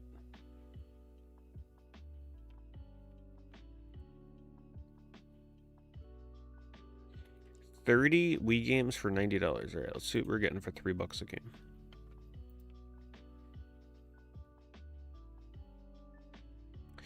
Yep, checks out for a Wii lot, as always.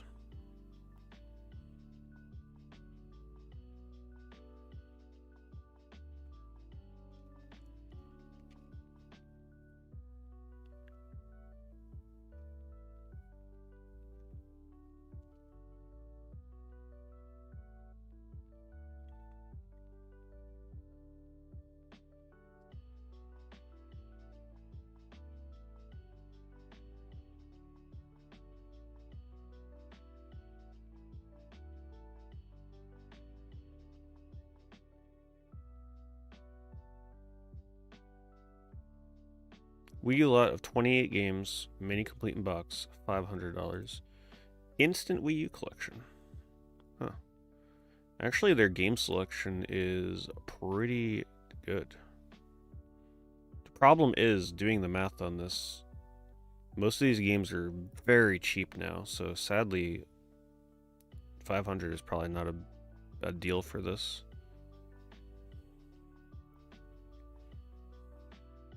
But that is a very nice Wii U starter lot for sure. So let's see, 28 games. Most games here, well, if you really, most games here are worth at least $10, right? Some of them are like 15, 20. There's probably a few in here that are like maybe $30. Not many of them though. So I think their math is like pretty much on point, if you think of it that way. I'm gonna link it just because it's actually a good Wii U lot. And it has make an offer and free shipping. This is probably somebody that just pre-ordered a Switch 2 and they're like, alright, time to let go of the Wii U stuff.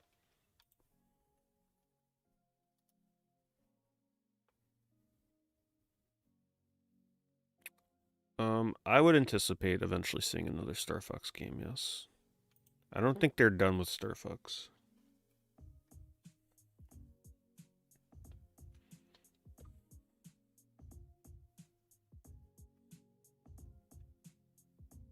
$26 factory sealed games. Oh, we're still under a Wii U search. That's pretty funny. Kind of forgot. That lot's been up for like 2 weeks, by the way.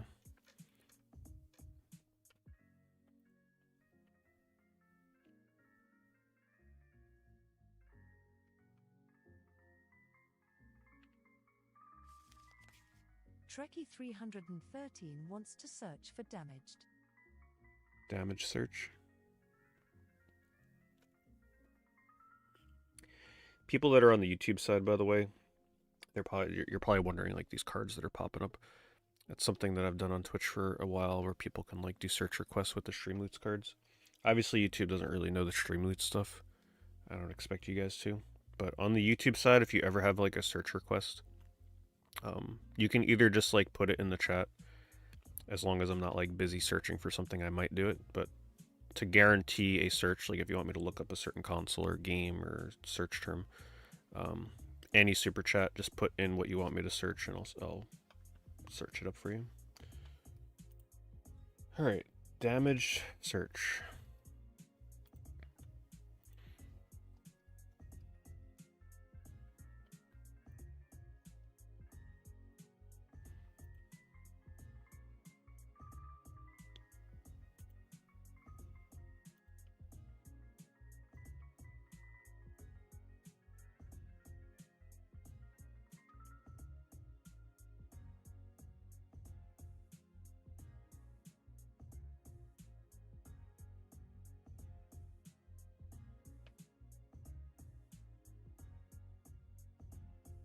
Is this water damage?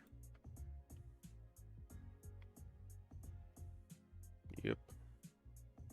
There's two types of damages I just can't have in my collection, one of which is water damage. The other is sun fading, like severe sun fading. Those are, if a game has one of those two on it, I just can't buy it.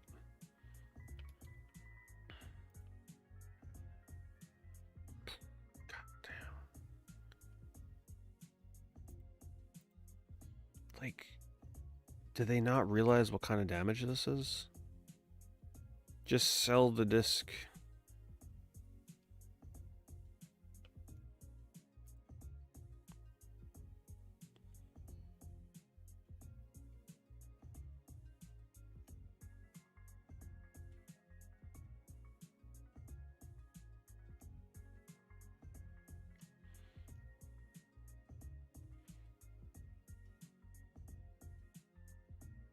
Oh, I forgot about this game.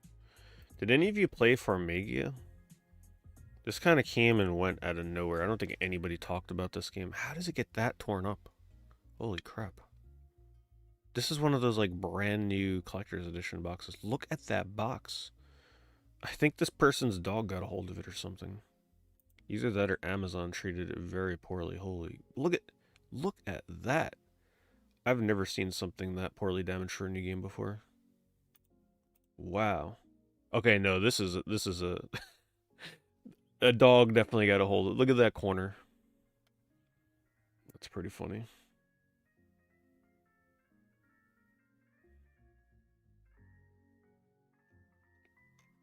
See what they say. Boxing game can have considerable damage, but it looks almost completely untouched. Yeah, it's damaged, alright.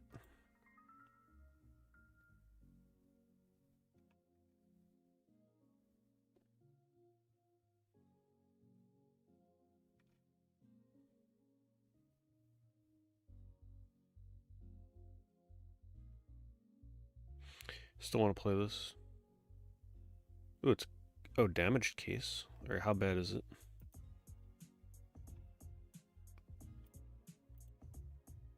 Oh, yeah, it's pretty bad. I was gonna say, that's pretty cheap.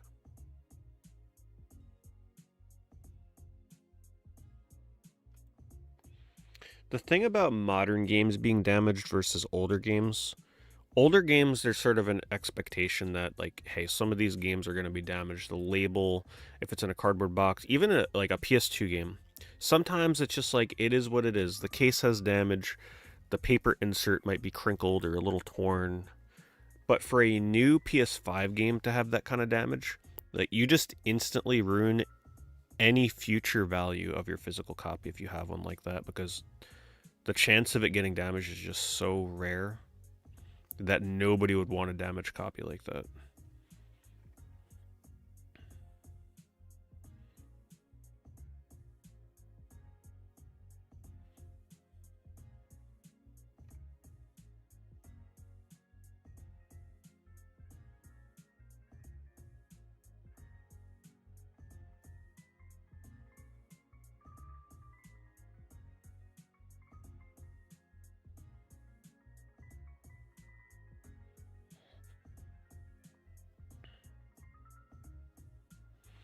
Um, you can post a title of your listing, Goomba.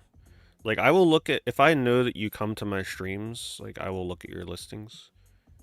What I sometimes won't do is if I see some random person come in that I've never seen before, then I may not look at their listings. But if you want to put the title, the best way to do it is just put a title of one of the things you're selling and I'll check it out.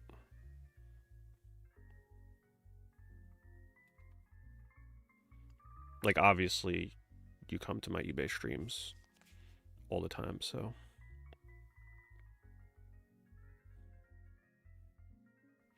Yeah, but people that come to my stream and the first thing they ever say is, can you pretty much just advertise my eBay store for free? Yeah, they may get ignored. I've had some people like that sometimes.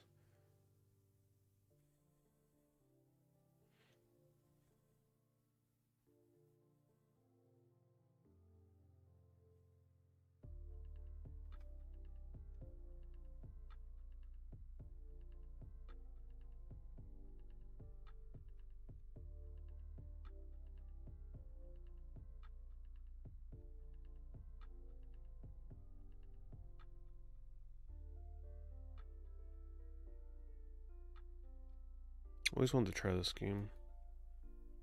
I remember this being on my radar back when it originally came out. I just never committed to buying it. I think one of the reasons that holds me back now is that the game is actually pretty damn long.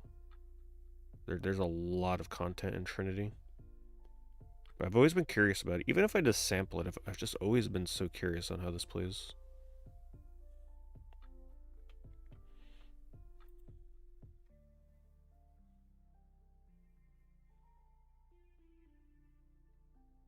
You got a copy of Trinity? Have you tried it? What are your thoughts on it? Oh, thank you, Goomba. Thank you for the 7 months membership. And those of you on YouTube that have a membership, by the way, they make you, I'm pretty sure they make you manually push forward your resubscription to that.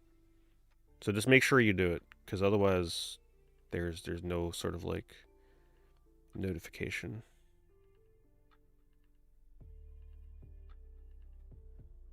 I definitely don't mind thanking people for rejoining.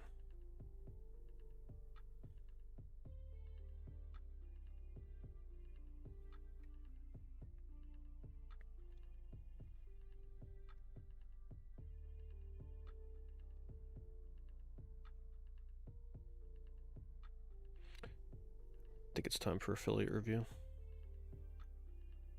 We'll come back to searches after. Padrino, 15 months. Pretty much unbroken, I think. Memberships for that long, jeez. Thank you, Padrino. With the golden doorknob level as well. Really appreciate that.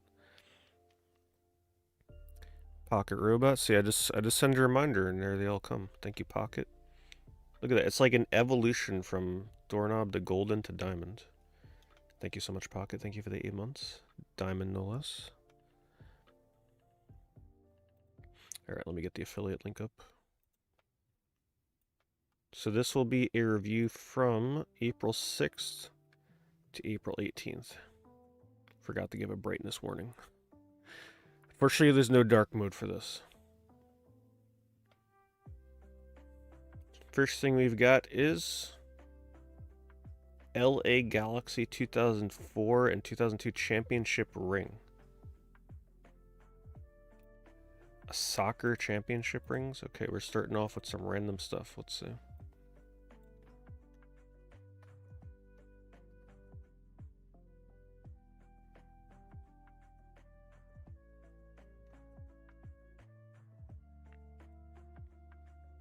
Fancy looking. Soccer ring collectors. Didn't take you guys for soccer championship ring collecting. Bubblegum Crisis EX, the Extreme Anime Role-Playing Expansion for $50.69. Very nice. Grand Kingdom for the Vita, $30. I don't think I ever played that. Let me see. Remind myself to cover.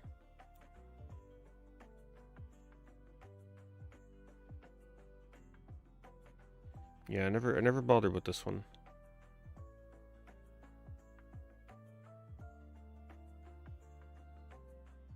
Forget what it was, but I remember watching some gameplay and I was like, you know what? Second thoughts. Gonna pass on that. Don't Deliver Us from Evil for Blu-ray, $20. What the heck was the last horror movie I watched? I know we went on a big horror movie tangent recently. Oh, what was it called? This is my problem with watching movies on Tubi. I can watch a movie and like literally 2 days later I can't recall the name of it. Okay, I remember the name. So remember we were having the discussion about like survival movies, and I'm like, man, I really just want to see another movie like The Road, where it's just two people just like trying to survive, make their way across the country land. I actually did find one on Tubi that had like a 3.9, and I don't typically watch movies that have that low of a rating on IMDb, but I give it a shot. It's called Among the Living, I believe was the name of it. It was a story of a brother and a younger sister in the middle of a zombie apocalypse, of course, right? And they're just trying to make their way across. Where did the movie take place? It was beautiful. Oh yeah, the UK countryside, and it was actually really good cinematography in terms of locations and everything. And there's a couple of cool little twists in there. It definitely felt very much like a 3.9 kind of movie, but it had that cool little survival element with some terrible, god awful decisions by the characters, and like just some bad choices story wise. But yeah, we were having that discussion the other day about movies that are sort of just like surviving, trying to find supplies and going house to house and that kind of thing. So if you have Tubi, Among the Living, don't expect anything crazy, but it was kind of what I was looking for. So have I seen The Mist? A long time ago. It's a good movie. Till Dawn is out now. It is, yes. Is it any good? Have any of you seen it?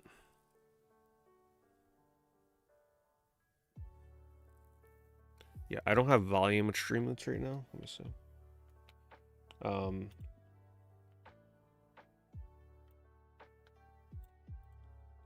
Let's see. Is this a playlist that will give YouTube an issue? Let's see. Oops. Nope. Well, actually, probably. But that's okay.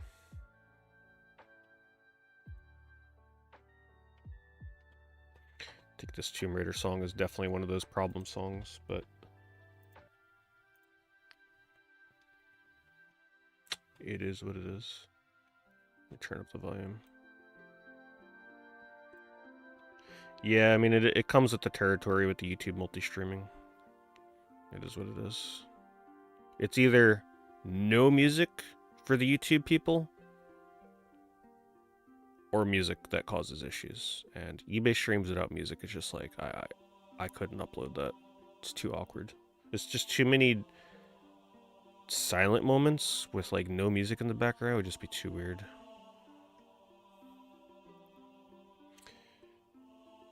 SanDisk micro memory SD adapter.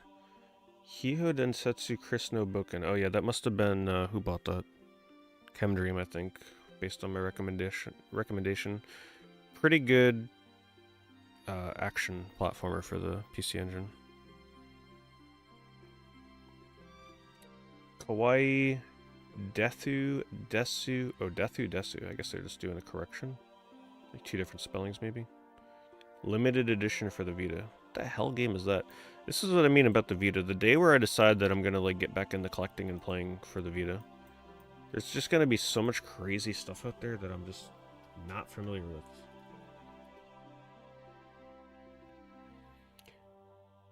Is this like this has got to be like a limited run kind of game, no?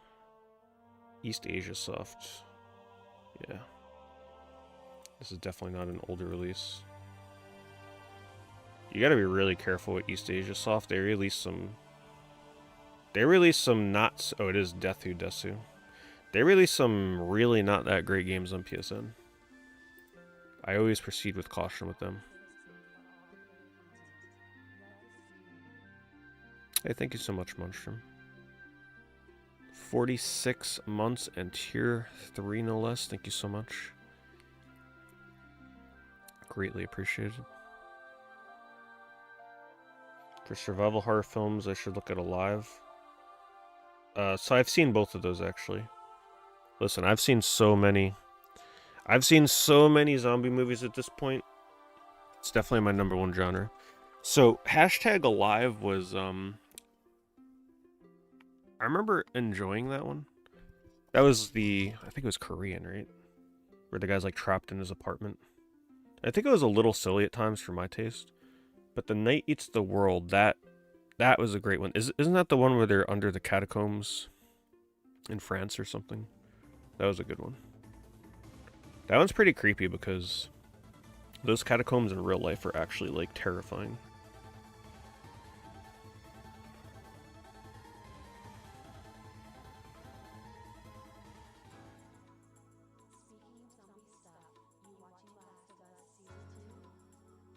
I'm not watching Last of Us Season 2, no. I lost interest in Last of Us big time, honestly, since the gap from the first season. And also because I never played Last of Us 2 and don't plan on playing it, my interest in the show is kind of just like, I'm okay with it ending after the first season for me personally. Thank you, Amberg. Amberg as well with the 52 months. Amberg trying the train. Oh, I can't see the freaking trains because I don't have my normal Twitch chat. Is there one right now? Oh, there is. Okay. I can see it now. Thank you so much, Amberg. Where were we? Lara Croft Tomb Raider Anniversary for the Wii. That's an interesting pickup. I'd be curious why the person bought it on Wii. Maybe there's like unique features on this version.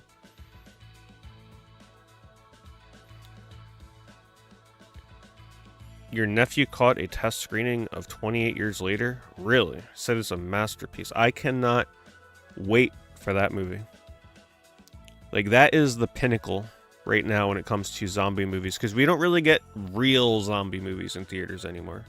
Like, ones that create real dread and fear. I rewatched 28 Days Later just recently to prepare for it. Still I think that movie gets better and better every damn time I watch it. I think it just raises in the ranks of like my favorite horror movies of all time every time. I'll rewatch 28 Weeks Later closer to the release of years because I just rewatched 28 Weeks Later like last year, so it's still kind of fresh on my mind.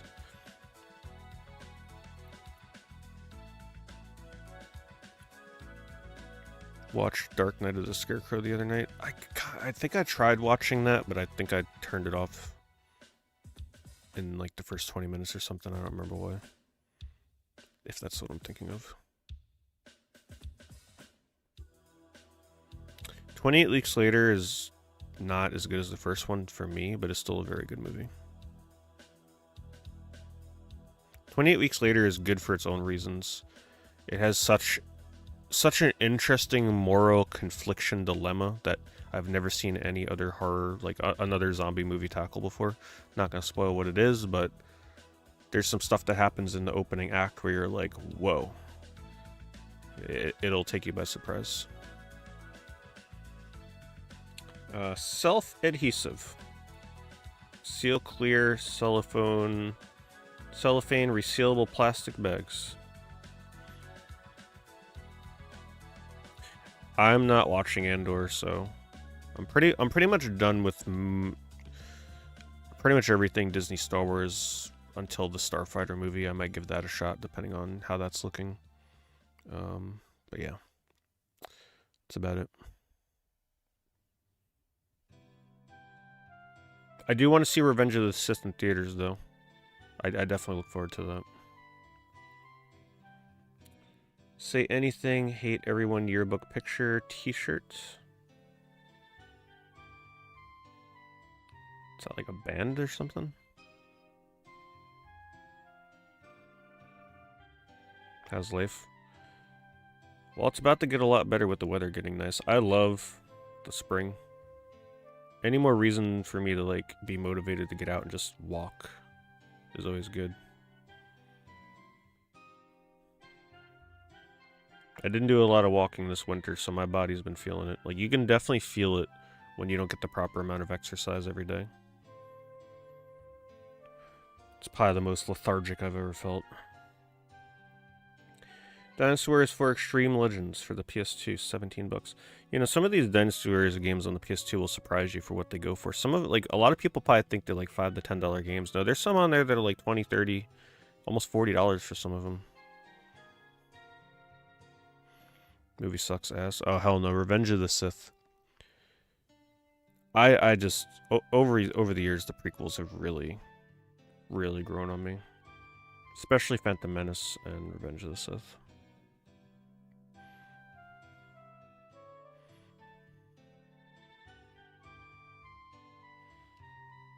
Shiren the Wanderer Eternal Wanderer Edition for the Vita. Which reminds me, I still got to get around to that other Shiren game that came out on the Switch that I definitely don't remember the subtitle of.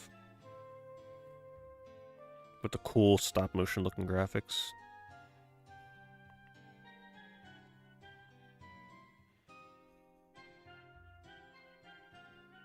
Exactly. The sequels made me appreciate the prequels even more as well. Yep.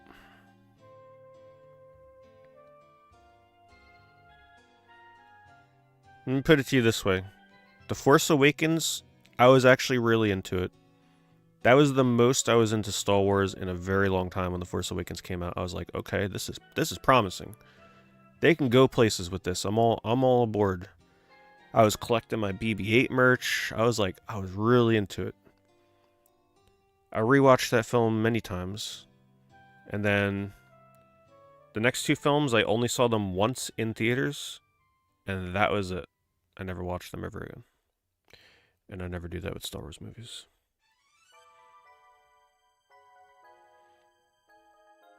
Retro City Rampage DX for $38 sealed. Wow, somebody really went hard on the Vita. Holy crap. Shakedown Hawaii for the Vita. $40 sealed. Nicorette. I don't even know how you say this word. Lozenges? But hey, they're keeping up with it. Yeah, Kylo Ren could have been so good. There were just so many ways they could have gone with the characters and story. They fumbled it so hard. Wii U game lot bundle, Mario Maker, Smash Brothers, and Nintendo Land. That would have been funny if it had Zelda. $12 for that. Not bad at all. Oh wait, these were the ones that I linked, right? Oh, it looks like they're finally showing up, maybe? Wii U game lot bundle, Captain Toad Treasure Tracker, Pokken, and Mighty 9 for $10. Damn.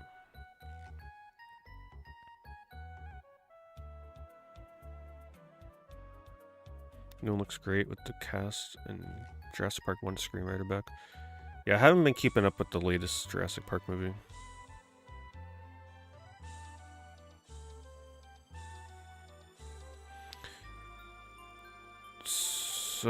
So Rec, that's like the Spanish version, original version.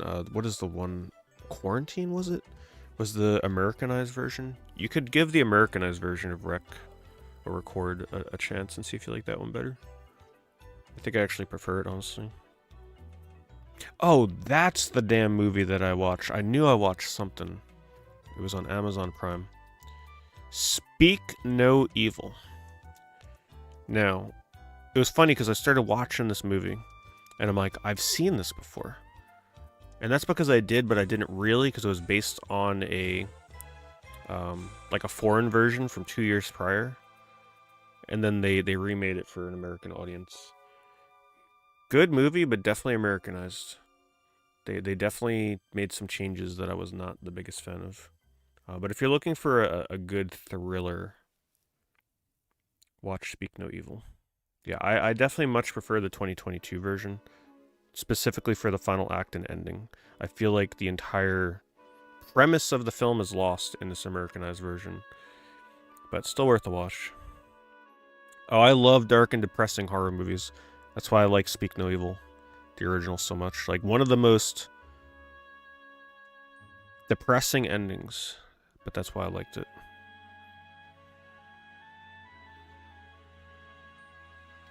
Let's see here. Lorcana Into the Inklands booster box. 65. Wow, that's cheap.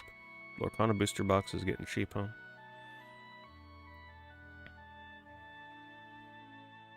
The director of the original hated a remake. I don't blame him.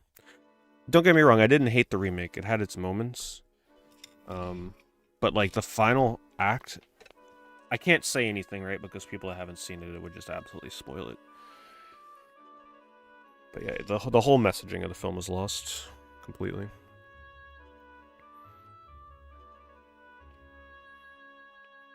Legend of Zelda Breath of the Wild expansion display Switch promo. Wait, really? Somebody bought a promo box for this? Let's see. I always like it when people buy the promo stuff. I like to see what it is.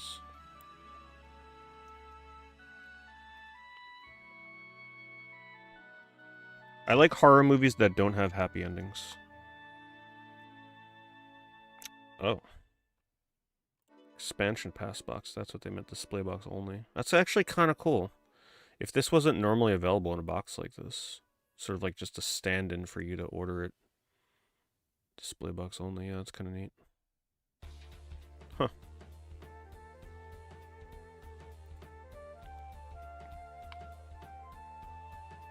Funny Games. I've seen Funny Games and the remake a long time ago. I'm on it, like, I remember the movie being very shocking, but I really don't remember what happens, especially in the end.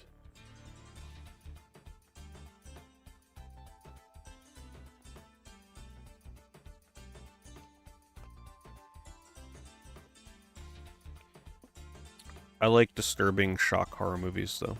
But not ones like Terrifier, right? Like Terrifier 2 and 3 specifically. I don't like ones like that, like goofy shock horror. I like ones that are very serious with like real life situations.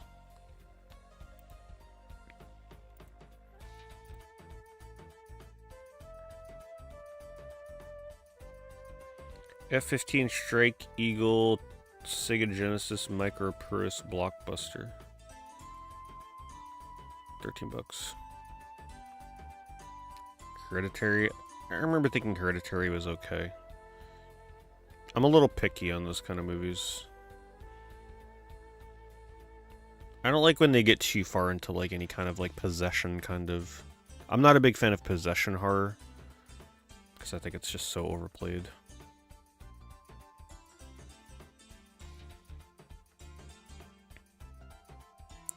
Deception 4, The Nightmare Princess for the PS4, 55 bucks. I think everybody keeps forgetting that that series is still around. That's so funny. Still haven't played a game from Deception, the series.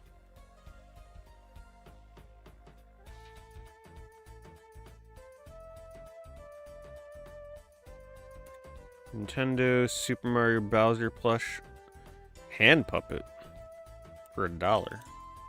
We gotta see this.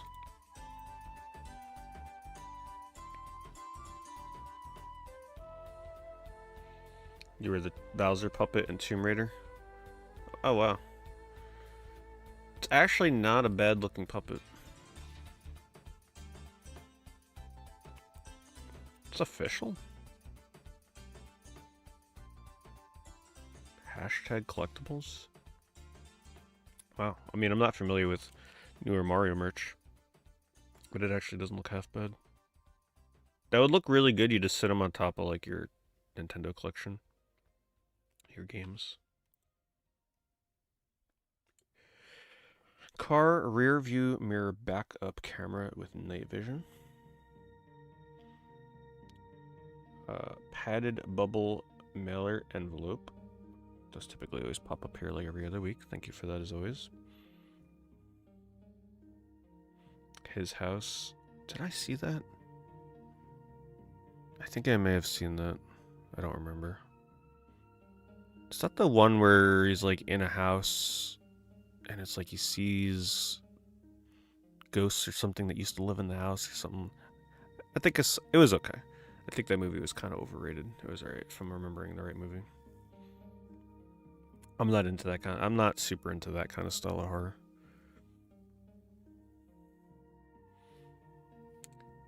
Phantom Breaker Battlegrounds limited run games complete. Never played a Phantom Breaker game. Oh wait, maybe I'm thinking, let me see what the cover of this is.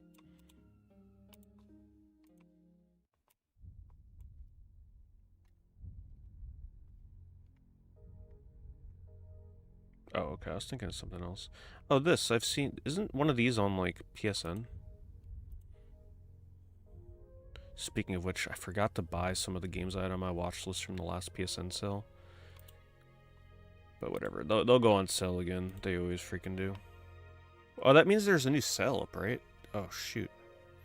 I wanted to stay on top of that. I wanted to do streams every other week where we go through the new sale games. Is there a new PSN sale?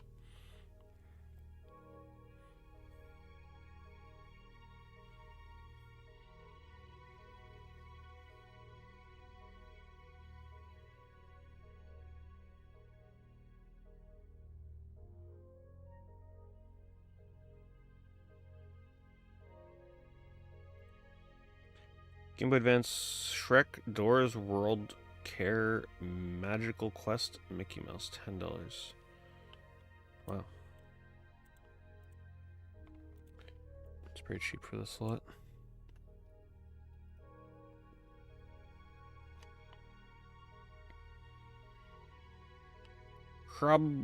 Hey, for $10, it's decent value for that price. I'd imagine Magical Quest may have been the reason it was bought, but some of these games might actually be good. Right? Like, you never know. These Shrek games, Barnyard, who knows how Barnyard is on the Game Boy Advance. It's actually decent on PS2.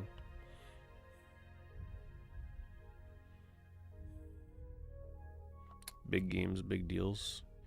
Yeah, the last thing I need right now is another big game while I'm playing Oblivion. Someone's comic graphic novel with no title. I'll take a chance on this one. I won't pre-check it. Trust you. Yeah, it's Vampira. There she is. Vampirella. I'm like, what are the chances it's going to be Vampirella as always, right? Well, there she is.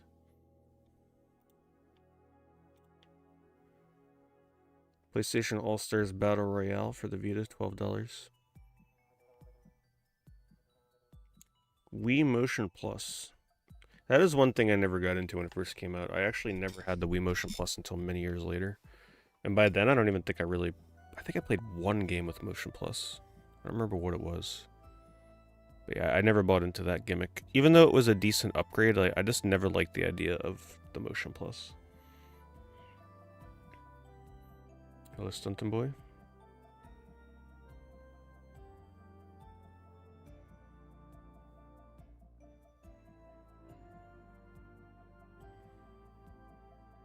Yeah, I don't remember what I played. I played like one thing with it. Gravity Falls, Lost Legends, card cover. Skyward Sword requires it. I didn't play Skyward Sword. Skyward Sword came out at a time when I was like very much done with modern day Zelda games. I was kind of just over the formula of...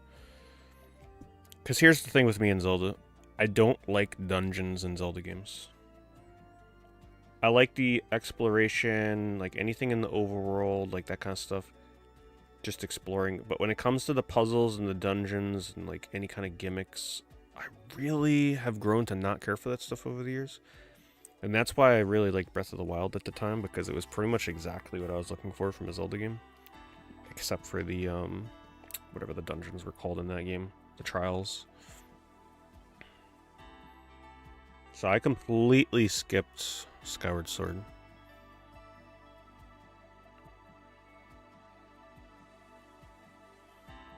Let's see. Nicorette stopped smoking old mini lozenge.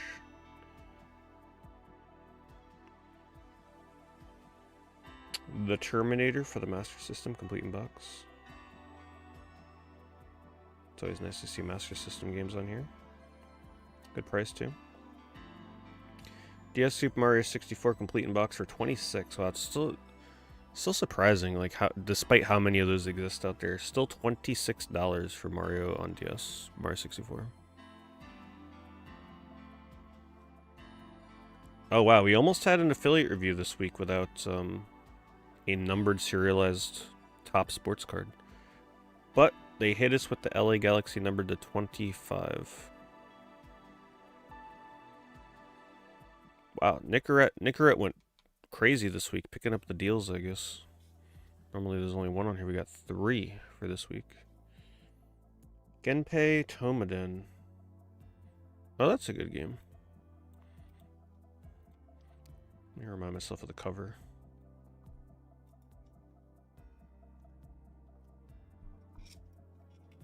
Oh, yeah. This is, what is it? The English name of this is like Ghost Spirit or something like that, I think.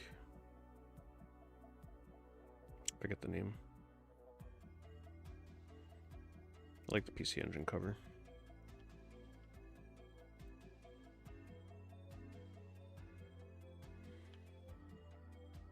Atragon DVD. I don't know what that is. Let's see. Samurai Ghost. Yeah, I knew it was something with a ghost.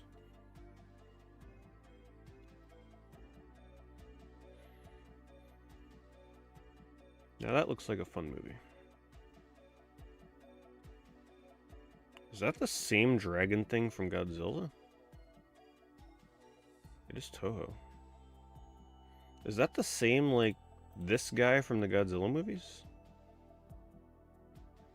The monster that has like 3 seconds of screen time? Only Earth's most powerful weapon can stop this ancient menace. It looks like a fun watch. Oh, it is Manda. See? Yeah, I couldn't remember the name. Wow, Manda had its own movie? That's... I had no idea. That's kind of cool. Well, that's affiliate for this week. Thank you to everybody that used the affiliate link. Once again, you can use my affiliate link by finding it in all of my video and stream descriptions on YouTube or pinned at the top of the chat.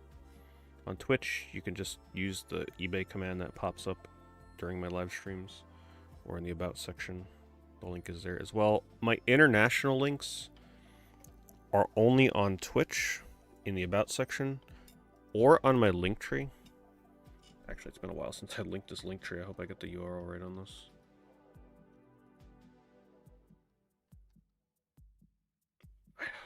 How did they do the link tree URLs again? Let me see.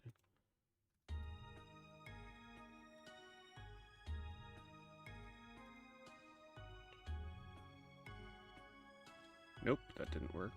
I think it's link.tree.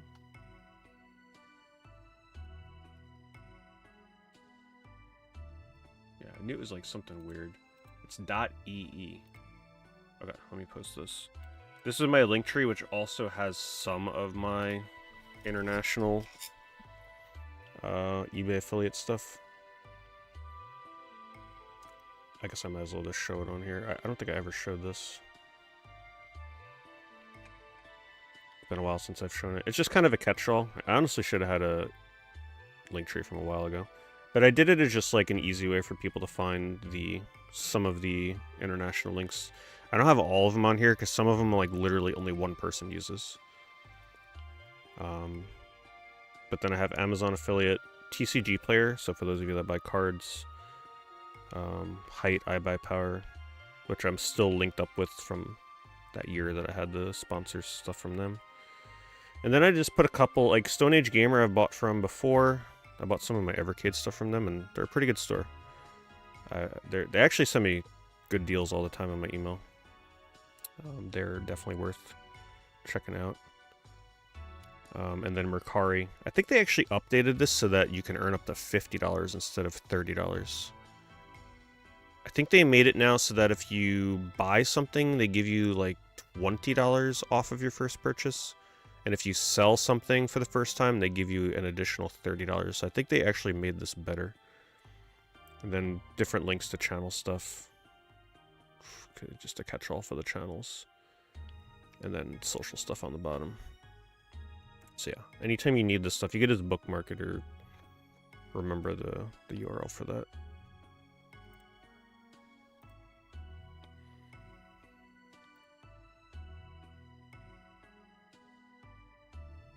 Yeah, Stone Age Gamer is good.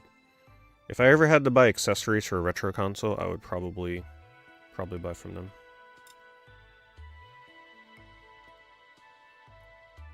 Our new auction should be ending.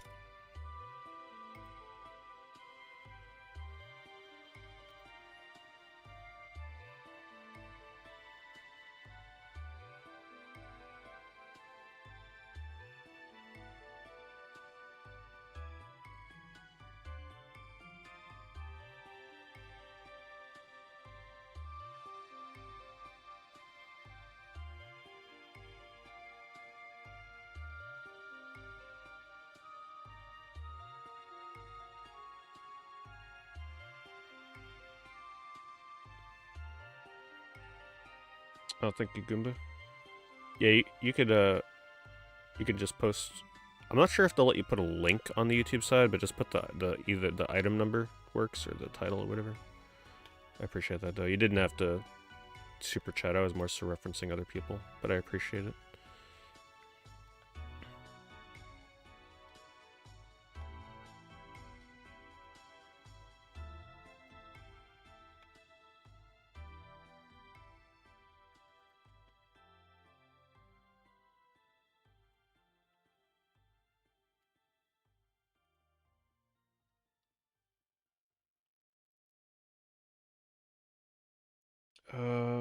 For 3DS, brand new sealed unopened. Oh boy, they're not showing me. Is it this one, brand new sealed? I think it's this one, right?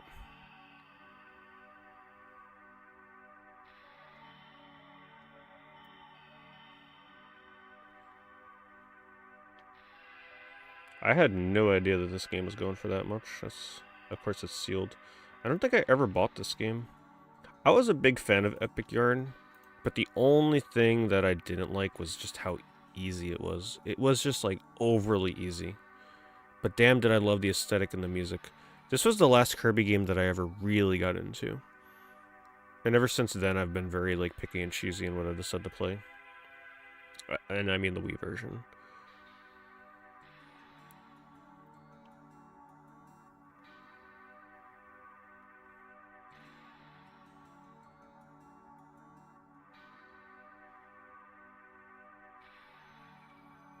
Did they ever release this in the US, this triple pack? Did I ever play From Dust? I think I was thinking about it, but then I skipped on it. I didn't play Outland, I know that. Beyond Good and Evil HD. They didn't release this in the US. A little bit of a PAL exclusive physical version then. I will link your store for you. If anybody here is interested in Herbie. I'm sure you're open to reasonable offers on this stuff, right?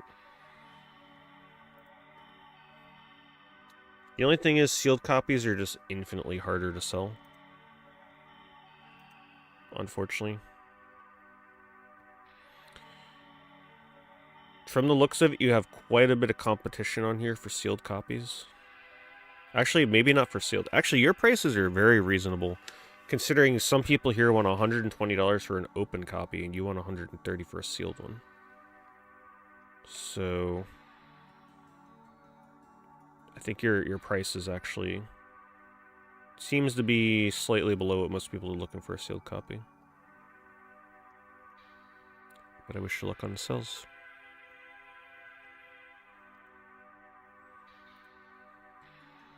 Especially that 360 game. I feel like that's definitely a specialist thing that somebody will want.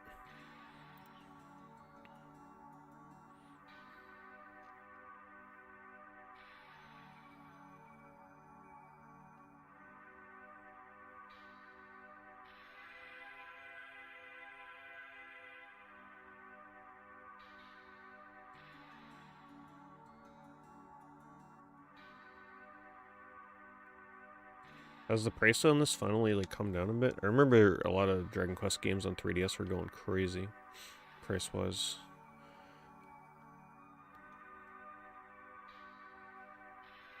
They're not recommending anything, so I can compare it. $78, $72. So you might actually be able to get a pretty good deal on this. I'm gonna link this. It's like $30, $35 cheaper than what a copy is going for right now.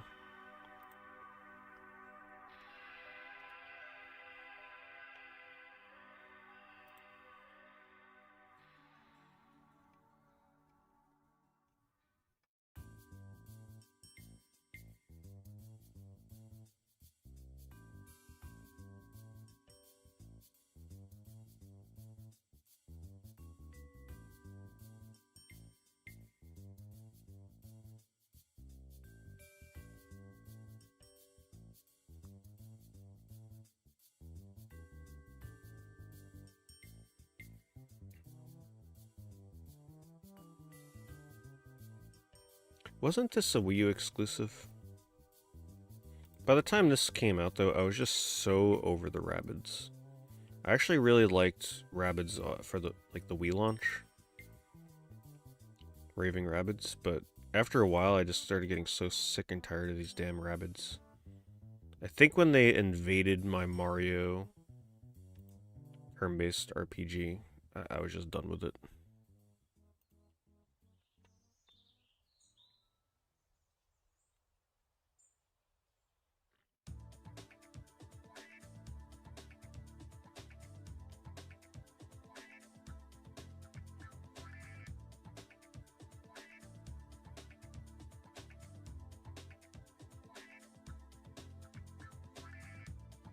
Raven Rabbids on DS is a 2D Mario platformer. I mean, a Rayman platformer. Yeah, I guess that's easy to forget, huh? I don't think I own that game. No. Is it pretty good? Is it like its own fun, unique little thing, or is it just trying to be like a clone of something? It's pretty good. I'll keep an eye out for that if I ever see it. Seems like the kind of game that's probably dirt cheap.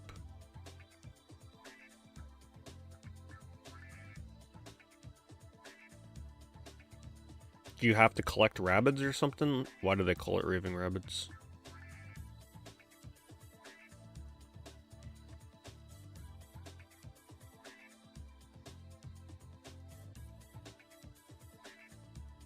Gonna load up on a bunch of Game Boy games.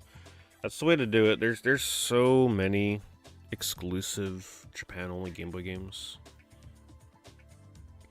You'll have fun with that, because they treat them very much like bargain bin there, especially if you're going for the ones that aren't like super rare.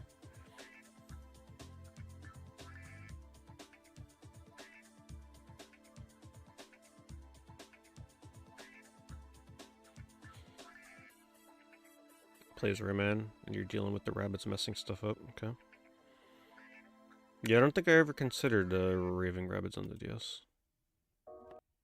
I think the only thing is the seller has no feedback, but that's literally the only thing they're selling. I guess they're just like, this thing is big, we gotta get rid of it, let's go to eBay. They're gonna learn the hard way, though, that shipping is gonna be really bad. No, he looks good condition. I trust the seller. The pictures look good. It says barely used, I need to get rid of it. Coming from Hawaii with $5. I almost feel bad for the seller. Someone's gonna bid on this and they're gonna be like, the shipping is gonna cost them like at least $50. I'm gonna be honest, if you do bid on this and it goes for $50, and the shipping costs the seller, like, they're gonna regret this. You should really like give them a tip or something, honestly. It's you obviously they can't tell what's going on. I don't even know if you'd be able to give a tip. You really can't, right, to an eBay seller. But they are gonna regret this so hard. Because seriously, the shipping on this has got to be heavy. I know it's a plush, but it's heavy.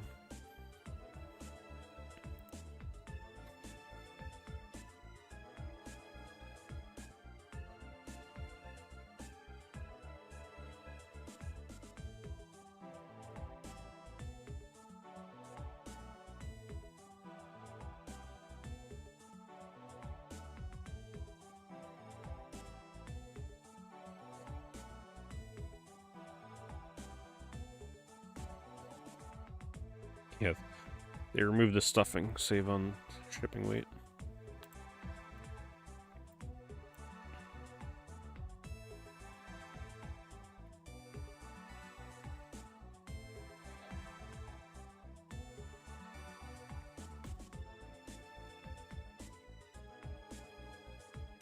Well, I never realized this song was from Digimon World 2. I hear it all the time, but I never like paid attention to what game it was from.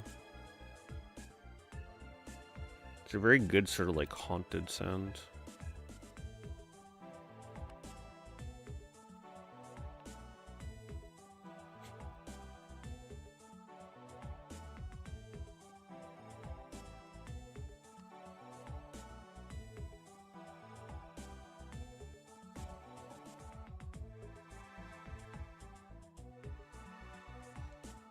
Honestly, with that seller, I feel like if somebody paid $55 and then they went to print a shipping label or take it to the post office, and if the post office said it's going to cost $70 to ship, I think they would honestly just say never mind and then cancel it, like just not even send it.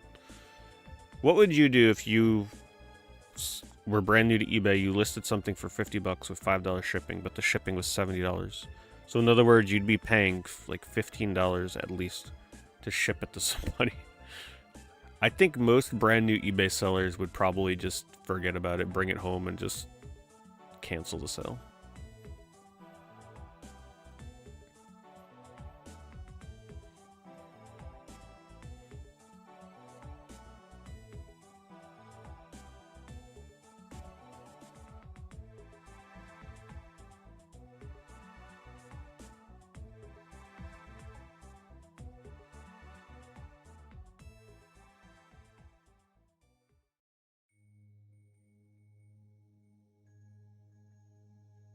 Okay, so that answers my question from earlier. That's pretty close. I said like 60 to 70, I think, for this, right? For Dementium.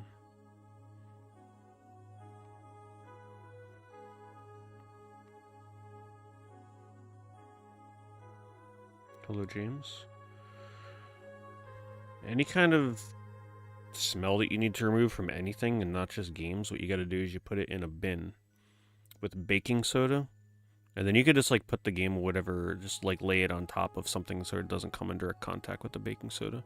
And then just leave it in there for a few days or a week or whatever, and that usually gets rid of it. If you have to do something like that. Unless it's like so strong.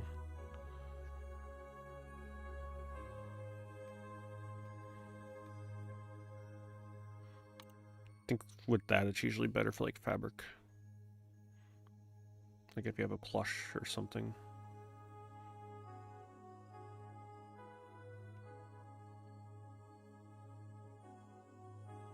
Shouldn't have sold your Aliens DS game. Yeah, it goes for quite a bit now. One of the OGs. Good old Ninja Town. This is why I used to love the DS. Just took a chance on this game. What an amazing tower defense game. Of course, now you look at it and it's probably... It just reminds people of Flash games or mobile games, but... Ninja Town was such a fun little... tower defense. Back before tower defense started getting like ridiculously out of hand with how many were being released.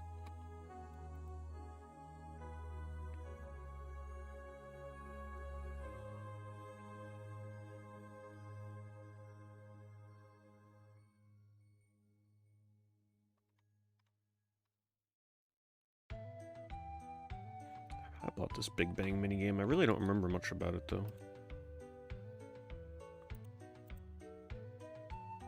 Oh yeah, I kind of remember it now. I remember it being very average. You like launch fireworks up.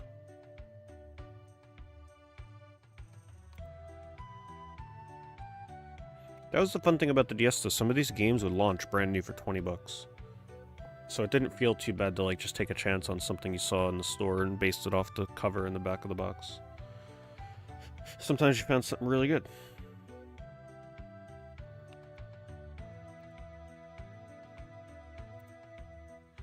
Still never played Pokemon Conquest.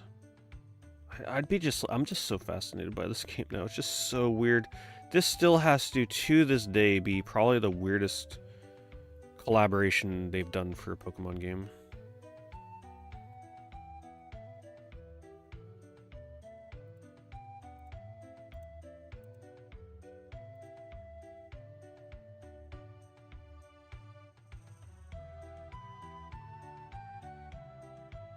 Good old Wild Arms music. The RPG where the music definitely makes the game. You gotta admit, if Wild Arms didn't have some of the music it did, you would think much lesser of it.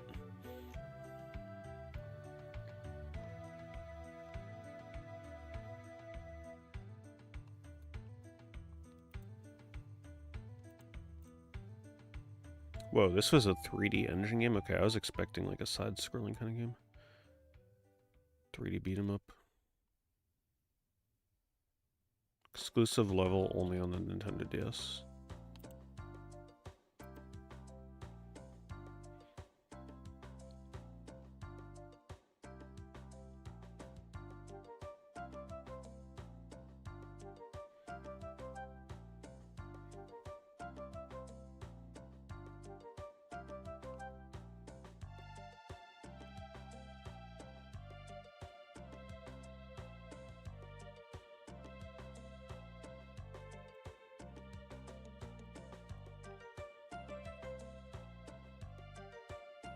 It's been a while since we had a crotch shot.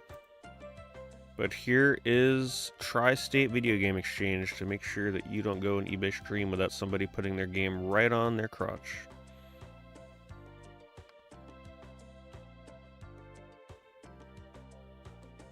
Getting extra comfy.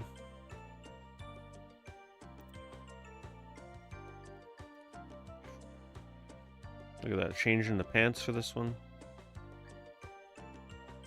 Look at all the different fabric. Pick your poison. Oh, this one they're not even letting you know it's on there. They're getting that close shot.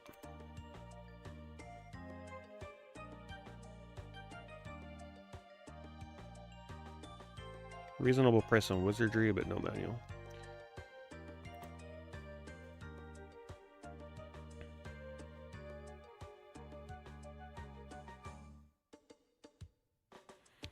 There are some Saturdays where I'm not able to stream eBay, and then I push it to like a weekday. There are some times where it won't be on YouTube. If I'm running very far behind, like it's getting very late, I will sometimes just stream to Twitch, because if I do a multi-stream, it takes a bit more extra setup, and if I'm already running really late, I just want to start the stream. And that's what happened the other week.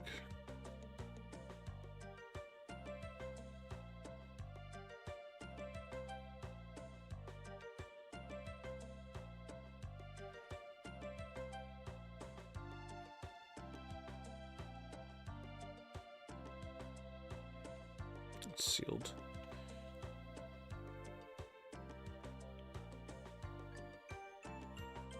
I'll be doing a video talking about my impressions on Oblivion, since I get asked about it a lot, so.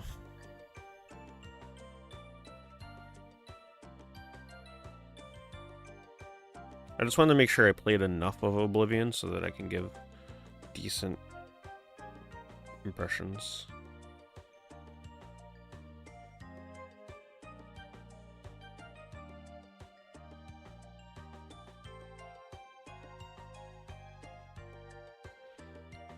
What the hell?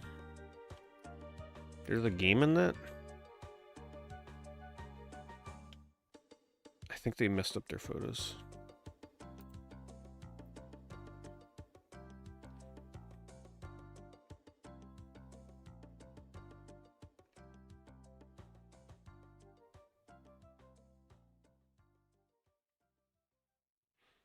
Yeah, if there's ever a stream where it's not on YouTube but it's on Twitch, the VOD is on Twitch. You can go to Twitch and watch it, but VOD watching on Twitch is kind of cumbersome for people that don't use Twitch. Their player kind of sucks. And they bombard you with ads.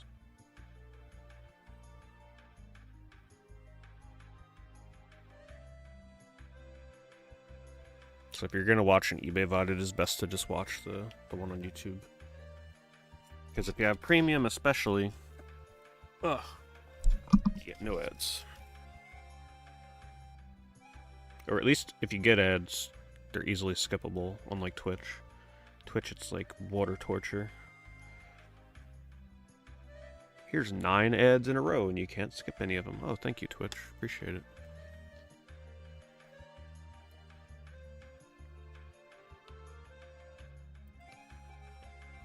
This feels like a good price for this. I always wanted to stream this one. Did I ever stream this? I don't think I did. This is a fun little forgotten Final Fantasy spin-off game, though. Bunch of mini games that are really fun pop-up book style. Chocobo Tales.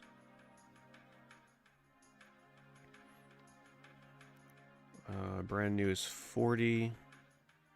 25. This feels like a pretty fair price for this. I'm gonna link this. Worst game I played on the DS? Oh boy.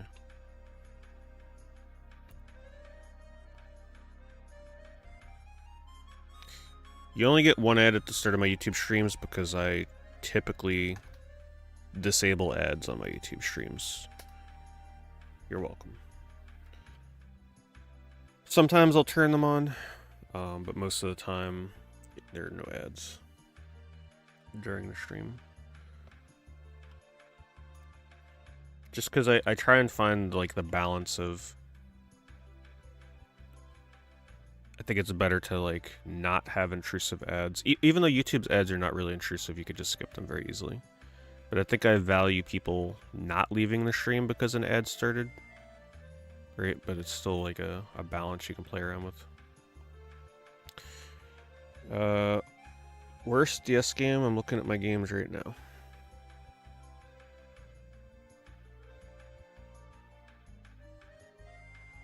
Yeah, there's no ads on Twitch either, but there's nothing I can do about the ads they play during VODs.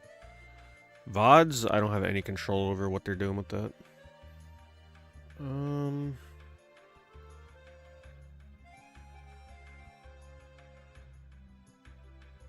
Honestly, I'm looking through my DS games, and like every game that I have here, I bought with a reason, and I liked it in some way.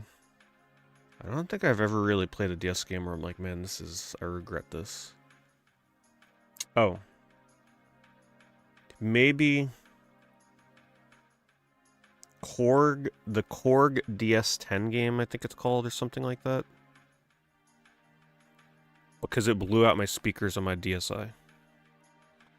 It hit frequencies that the DS was probably not meant to hit, and it messed up my speakers on my DSi. It like, ever since I played that game, the speakers started crackling. So yeah, that's my least favorite DS game.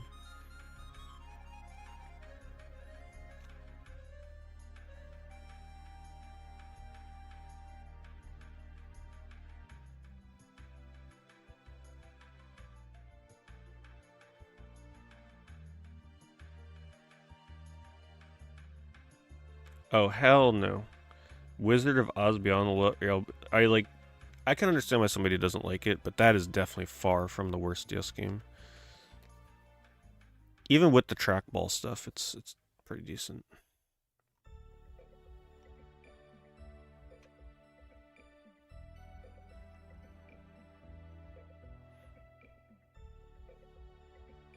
Yeah, it has a virtual trackball. Which honestly adds to the fun of the game. It just makes movement so much more interesting and different than what you're typically used to in a game.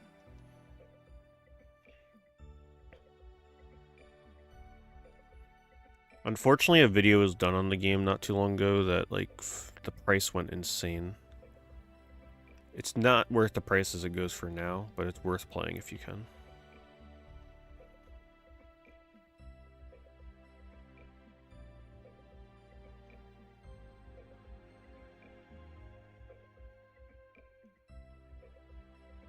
See what people are paying for DS games.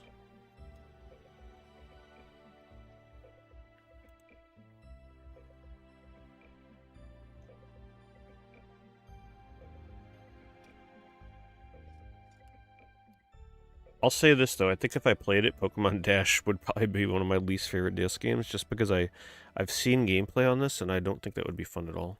Constantly scratching your screen to move faster, like, oh my god, that just looks so bad. That is one DS game I don't think I will ever play, because I just don't feel like ruining my DS screen. How is Ninja Gaiden on DS? It's actually good. I streamed that one a couple years ago, and it's surprisingly good. It's one of the few games that uses a vertical orientation very well, like in terms of the gameplay is split between the top and the bottom half of the screen. Definitely worth playing. Definitely worth playing. And it's pretty difficult. Do I prefer Digimon, Pokemon? Oh, it's not even close. It's Pokemon for me, because that's what I grew up with. Oh, look. Speak of the devil. There's the bastard right there. This thing. Never buy this game. I'm warning you right now. If you're buying this, make sure that you are not using your actual speakers on your DS. Make sure you're using headphones. Because seriously, you're hitting sounds and frequencies and pitches that are not meant to be hit on your speakers. It seriously messed my console up. Permanently.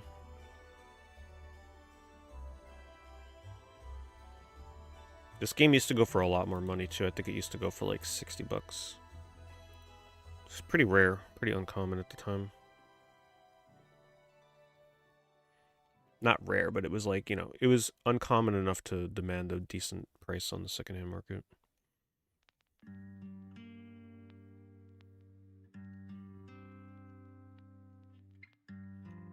And this game here is the reason why we probably never saw another follow-up to Golden Sun. I don't know. Disappointed in this game. Maybe if I played it again, I would think differently of it. But yeah. It just lost something. I couldn't even get more than like a few hours in. It just wasn't for me. But maybe one day I'll try it again.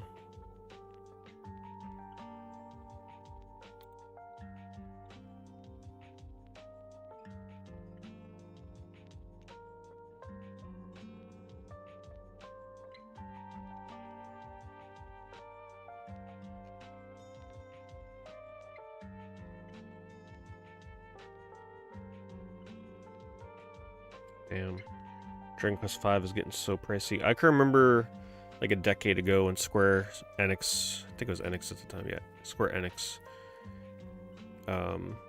had a sale on their online shop. And they were selling like all the Dragon Quest DS games sealed for like $20 each. I picked that. That's how I got my copy of 5, but for some stupid reason I didn't pick up 6. And I regret it.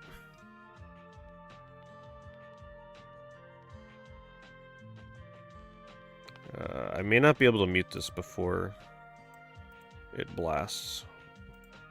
What is it though, Trekkie? Like, is it... Because I gotta be careful, I can't just show any YouTube videos when I'm multi-streaming. Is the downside of multi-streaming these days.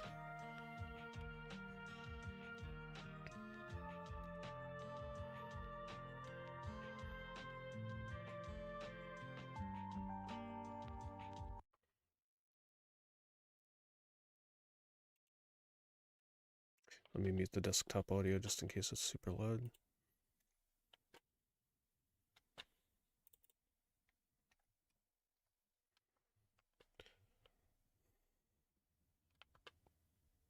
Oh wait, I copied the link to the Streamlabs. Shoot, hold on.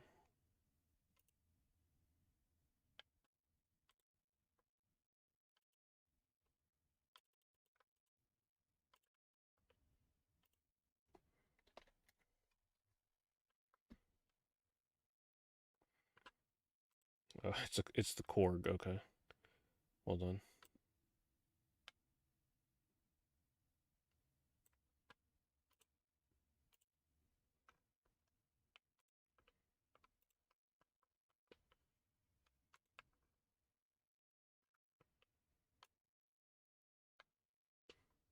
So if you want to see what it looks like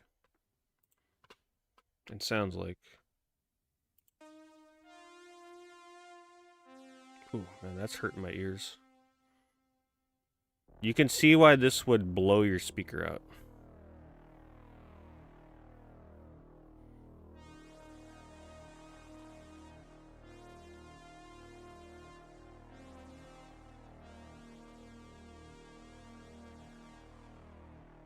See, here's the thing. You watch somebody make a song like this, and it's like, wow, that's so cool.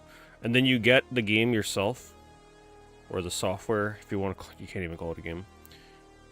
And then you're like, okay, I definitely can't make music like these people can, and then you're bored in like 30 minutes. Because you got to know what you're doing on this. This is a no-joke DS software. This ain't no little, like, let's teach little Billy how to make songs on his DS. This is just straight-up software. But pretty cool. Until it busts your speakers.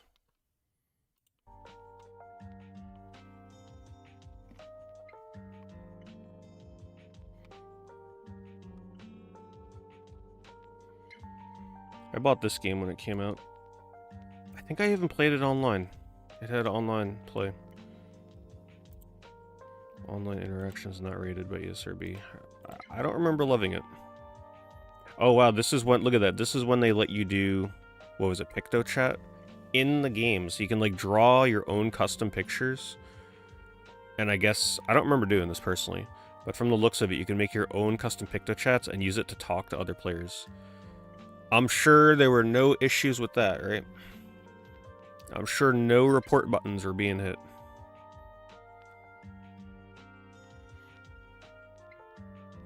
But yeah, I did play this online. I just have almost no memory of it. I actually have almost no memory of the game in general, but I definitely played it for a decent amount of time.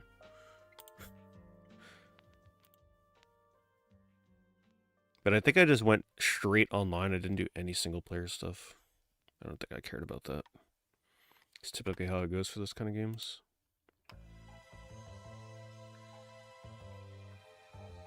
Still has an online playing community on private servers. That's dedication.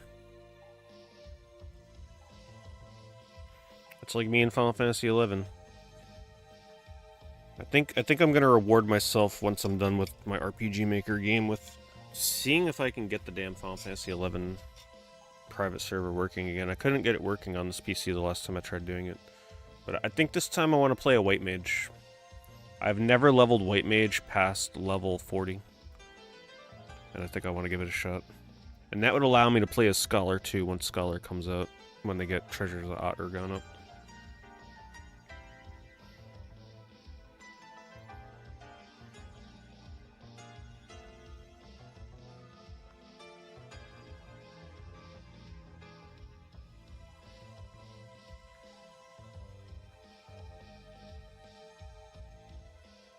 I don't like playing Final Fantasy XI in the spring and summer, though. It feels terrible to play an MMO when the weather's nice.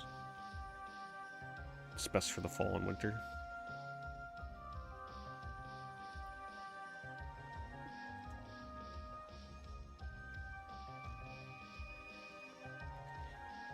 How do the Assassin's Creed games play on DS? Are they 3D engine?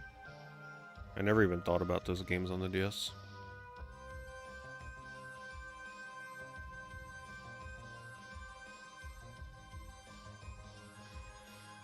I don't know how private servers honestly work between games, but it's some magic voodoo that they do for sure. A lot of work behind the scenes to have those servers running and getting like working as intended.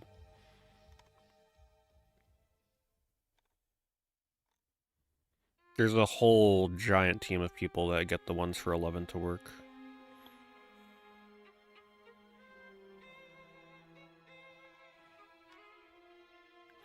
And the best part is, you can play it for free with no monthly fee. It's the amazing thing about private servers. Oh look. RPG Make... Can you still... I don't think you can, right? Obviously, because the eShop is shut down. So does that mean if you buy this, what are you gonna do? Just make your own game so you can play it and that's it? You won't be able to connect online and play other people's games.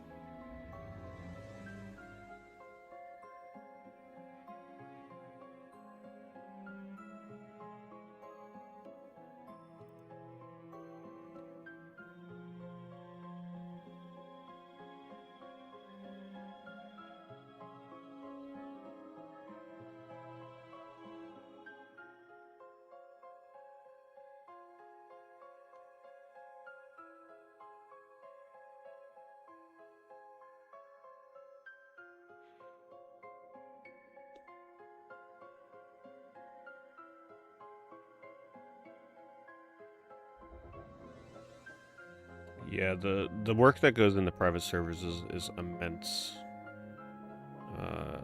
People are very skilled that get good working private servers running for sure. Holy crap. Oh, okay, it comes with the game. I was gonna say, man, the Pokey Walker is $160. No, it comes with hard gold. Wait, why are there so many people buying Korg lately? Oh, there was a sequel? Guess there was a sequel.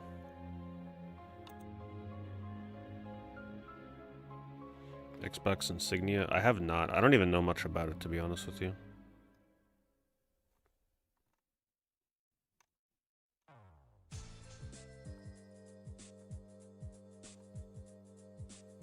Wait, there was a Belisarius...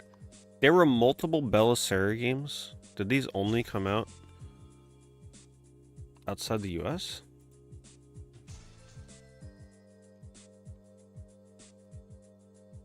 Don't you shit on Belisarius Hollow cards, boy. Pokemon got nothing on Belisarius Hollow. Apparently they released a few of them. Wonder what you do in those. I wonder if they like play like the card game. It's not really even a card game. Wish there were more MMO light DS games. Yes. It was always fun to play an original DS game that connected online and had some functionality of like some form of massive multiplayer aspect. Oh, that. Yeah, I knew it sounded familiar. No, I haven't played around with Insignia. I did something like that with X-Link Kai or whatever, but I didn't do Insignia. I think the problem I've heard with Insignia is that, like, for the most part, people only really use it for a select few games, and then, like, all the other games you gotta, like, really band around organizing a night to actually play it. So, hopefully it catches on and more people use it over time. Because I'm really not interested in playing, like, Halo and stuff. I'd be interested in playing the really weird stuff.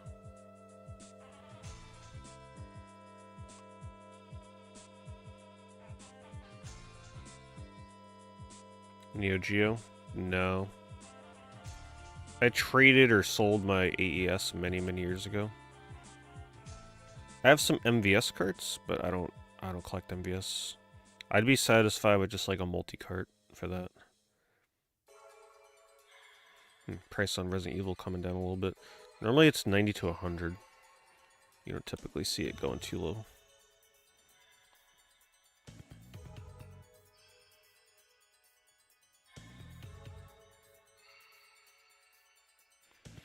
These days, if I'm going to do any Neo Geo collecting, it'll probably be with the Evercade. They're coming out with Neo Geo carts for the Evercade. So, that'll be fun.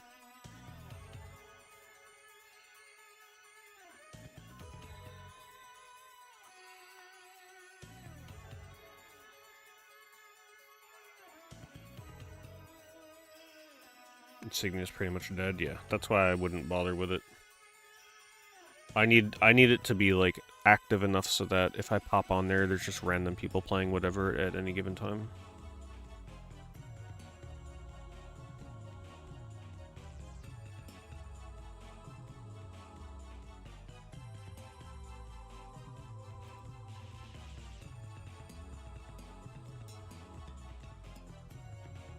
Nothing too out of the ordinary with DS prices. Nothing that I've seen where I'm like, wow. Look what happened to the price of that game. Price on DS stuff seems fairly cemented right now.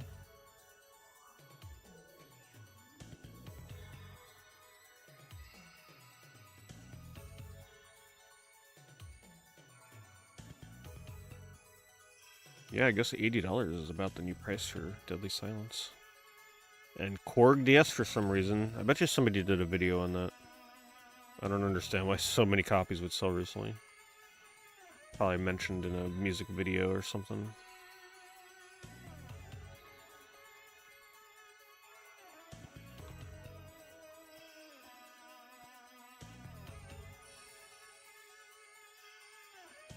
Let's check what's sold in general. Sort it by highest first to get some excitement. Oh, before we do that, since I don't plan on looking at graded games.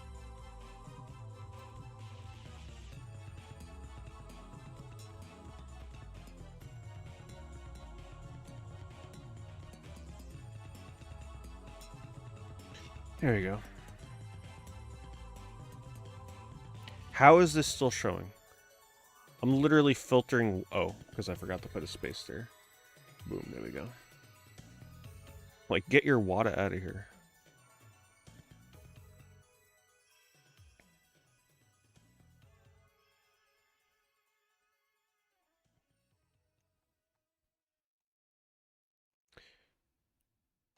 Some of these may be repeats, because some of these things take a few weeks to get off of here.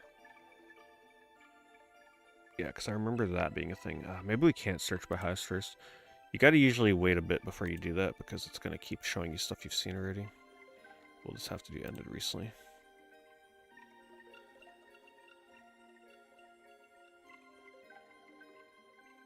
Last Rebellion. Now that's a PS3 RPG I want to give another shot. Because I actually really enjoyed the combat system in that, even though it was pretty slow. You target like different body parts and everything. So you can target like the head, the arms, the legs, the body. Pretty in-depth, interesting combat system. But the last time I played it, I was really into speedrunning, and I was focused way too much on skipping battles to try and see if it was speedrunnable. And then I put myself into a bad situation where I hit a boss and I couldn't go back and grind. And I was underleveled, so I couldn't continue the game.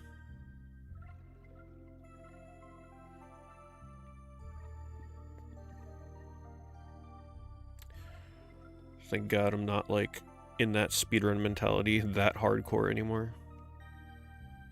Ooh, just tonight somebody bought black label jewel case Ridge Racer 500 with the matching disc. Gotta get prepared for that Ridge Racer coming out on Switch 2. I wonder if they're gonna have online leaderboards for that, like time trials or anything. Need something to spruce it up a bit. Needs some kind of competition. Coraline games. I've been asking that same question for years. I don't know what it is. I wasn't aware there was such a hardcore Coraline fan base.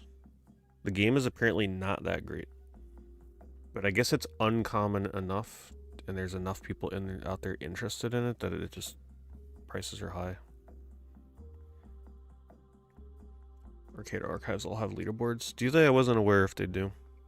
Built-in leaderboards. Hello, Bad Cloud. Glad you can make it.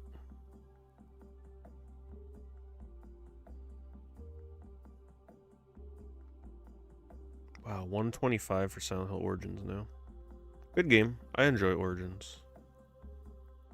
But now we're out of Silent Hill games to play. I don't think Silent Hill F will be out in time. So, I don't know. Maybe we got to do a thing where we restart a tradition where I just like start with 1. Play Silent Hill 1. I guess I could skip 2. I don't think I'd want to replay 2 that soon. 3. Or I just find a new series instead of Silent Hill. We gotta do like Resident Evil or something. Still some Resident Evils I haven't played. D2 for 165. Worth every penny.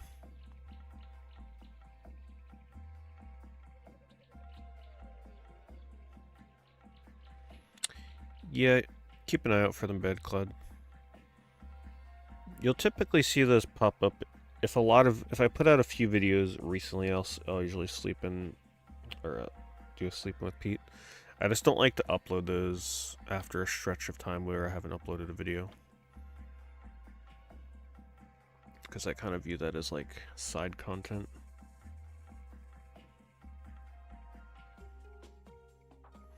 Putty Squad for $80. Wow.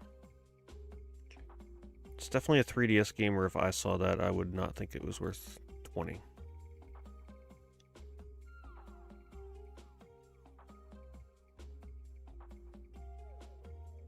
There are a lot of Fatal Frame games I haven't played, but the problem with Fatal Frame is they can be a little boring to stream.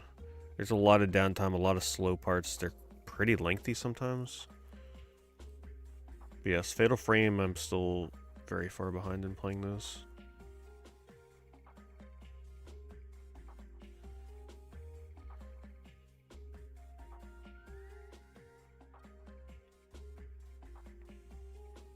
Divided? What was that?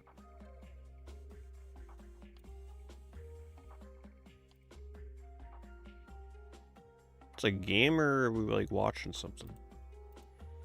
Trust no one but yourself, always look back. Horrifyingly erotic. Oh, okay. Well, guess that answers that question. Sure, there's some people in chat familiar with this one. $250 freaking dollars. Anime horror. Wow.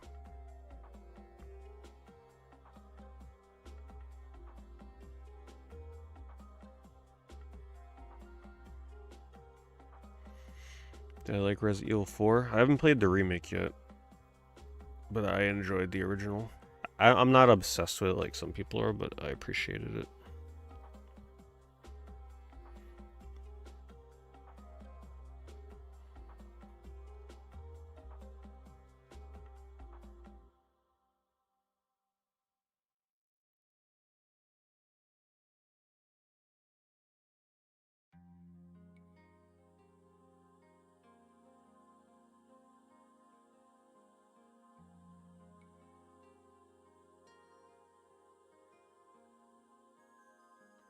We'll make this the opener for Horror Month this year. Jag Zombies 2.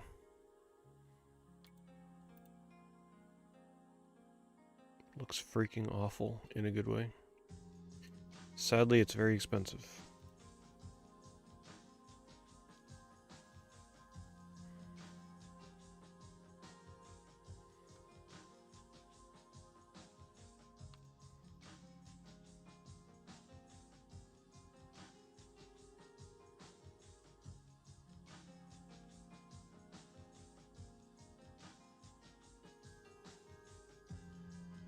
Well, $200 for a sealed Crisis Core with a metallic cover.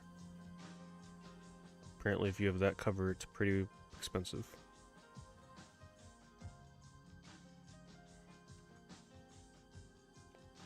I scrolled past this at the beginning of the stream tonight, I think. No, there was another copy for $45, though, for Splatterhouse. May have been without the manual, though.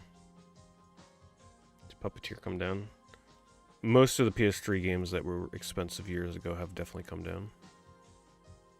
There's really not a lot of actually like super expensive PS3 games over like $100. There's very few.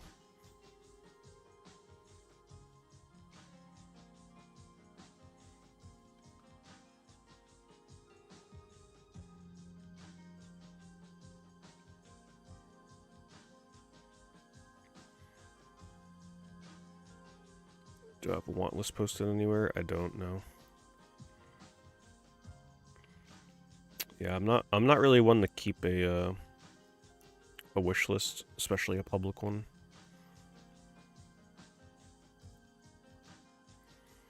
Our second D tonight, okay. Australian D.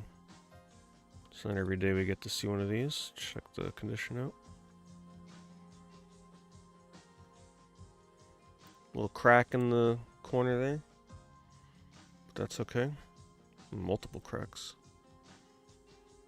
I love what they do in the cover for the non-US version. I don't think they do this. Oh, of course they don't. Look how ridiculous that looks. They have to translate the D meanings into 1, 2, 3, 4, 5, 6 different languages. That is hilarious. Look at how many D's are on the back of this box. That is so funny.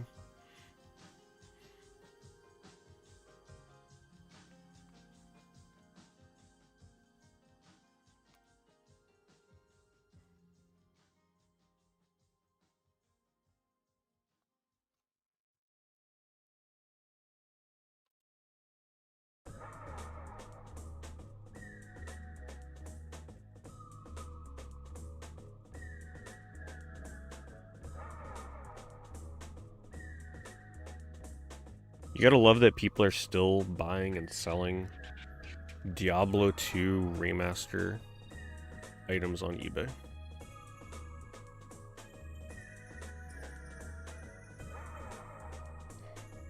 It's a dedicated bunch. I remember one of the things that happened to me back in the day in Diablo 2. I got scammed. It definitely made me, it like brought me one step closer to stopping playing the game, but I played Necromancer and I wasn't even aware that people used to do this. It's when I learned for the first time that people would do such a thing. Where like, so the way you used to trade, you get an item and you used to have to like find an area, or how did it work again? Well, you would enter the trade window and then the person would like put the item that they want to trade and then you can like mouse over it and see what it is. And then you would make the trade. But what someone did to me, it's like scamming 101 now. You would know to look out for it. But I think I was trying to get like a worm skull helmet. Something really good for the Necromancer. Or maybe it was one of the gems. I don't remember. It was something really good. And they put it into the trade window. I moused over it and I'm like, okay, there it is. And then they closed the trade window and they said, oh, hold on a second. Or, you know, whatever the hell they did. Give me one moment. And then they opened up the trade window again, and then they put the item back in there, but it was deceiver. Look, people are buying Oblivion. Missing the coin.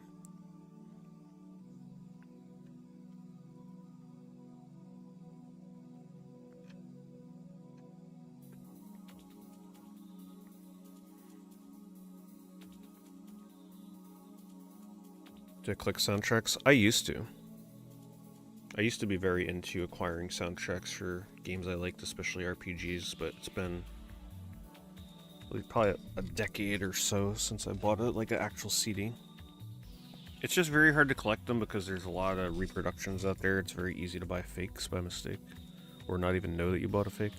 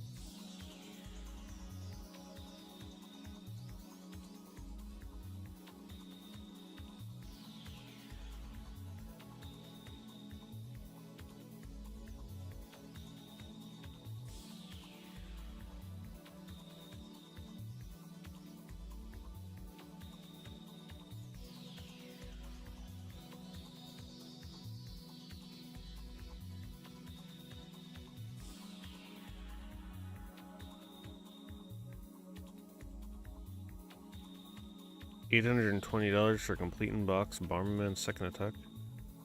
It's saying to read. Something must be wrong here.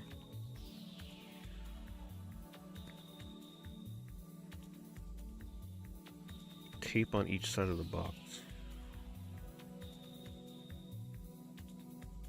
I don't mind the original sticker on there. A little bit of sun fading. Seems like a decent deal, though, for people that just wanted a complete copy. Cheaper than it normally would go for.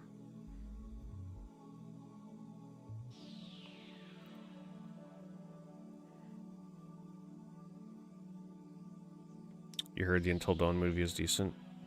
I might look into it. I like the concept of it. I like the idea of a monster hunting a group of people, right? And then, like, if they die, they restart over with a different monster hunting them. That actually sounds pretty... I like that concept. I like the idea of that. I might actually make an attempt to go see that.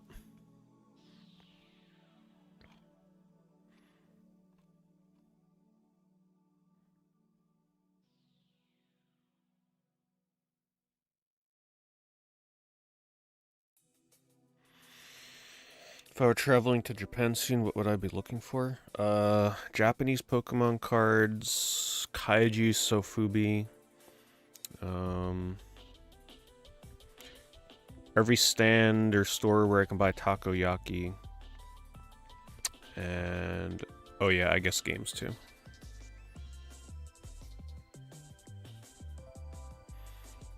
And when I say Japanese Pokemon cards, I mean vintage Japanese Pokemon. I don't want no modern crap.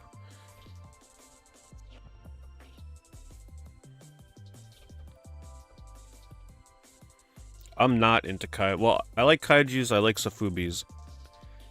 The thing is, they're too expensive to collect in the US, so if you're in Japan, you might as well pick up a few, because they're a lot cheaper there.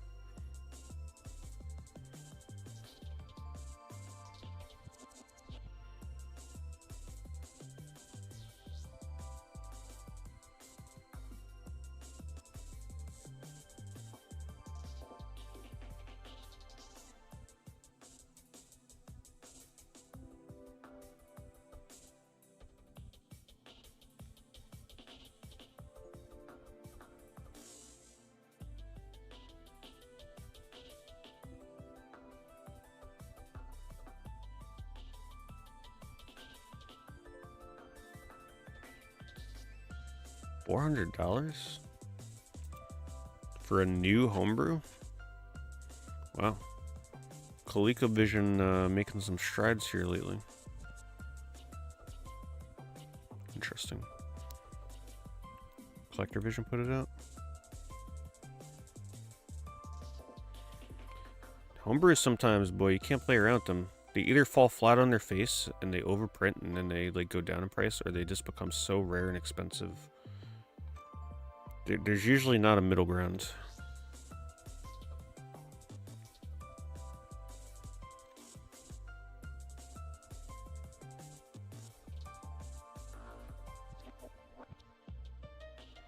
Yeah, there's some amazing Sofubi stores in Japan. Like, I've seen the videos on YouTube. It looks fun to just walk through them, even if you're not buying anything. It just looks so crazy.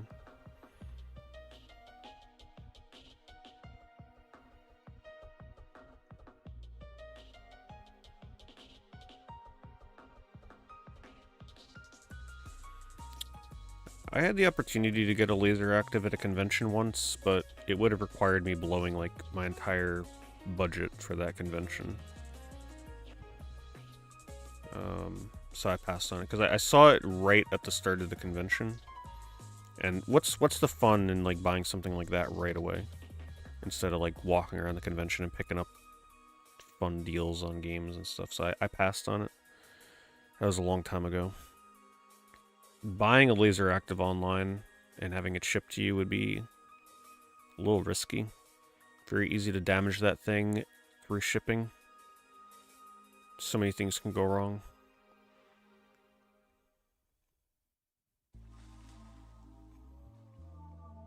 I've definitely always been interested in one. It's certainly one of the last remaining weird consoles that I would want. But I have no plans. Like, it's very intimidating to get into that. It's very pricey now too. A lot of the games are super rare and expensive. And that console just looks delicate as hell. Like, I just feel like something can go wrong with it at any moment, and then that's it. It's over.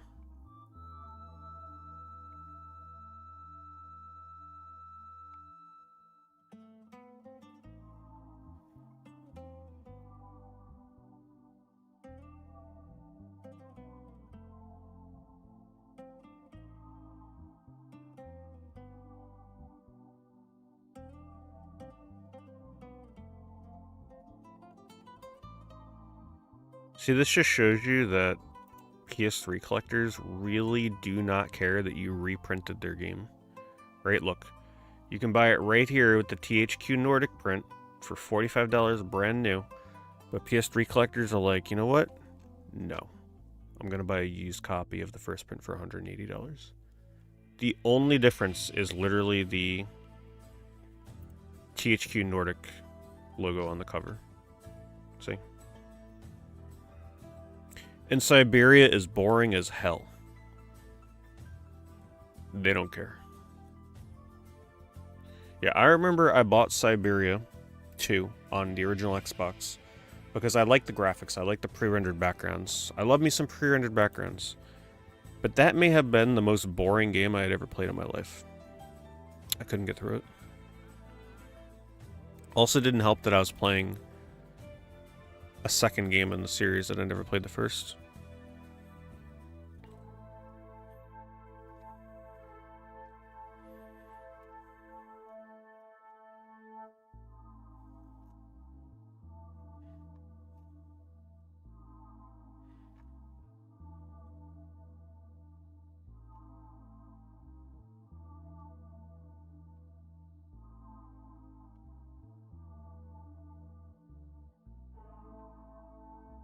Let's do one more. It's always fun to look through sold prices. It's good to do it too. Sometimes you catch something where you're like, oh, I'll have to keep an eye out for that. I didn't know it was going for that much.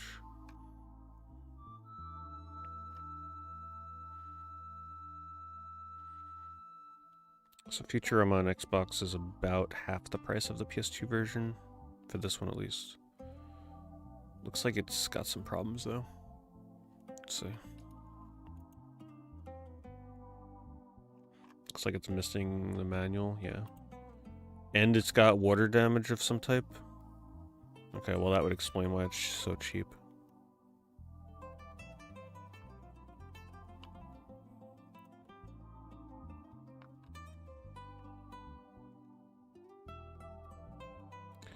Sonic's Schoolhouse. Just the game in a jewel case. Not even the big box. $150. Well, I guess that's a Sonic game I'll never be adding to my collection. You can keep it. However, I will say I'm definitely a big fan of the 3D render of Sonic on the cover of this. They have never used a render like that ever before in any other game. It actually looks kind of cool.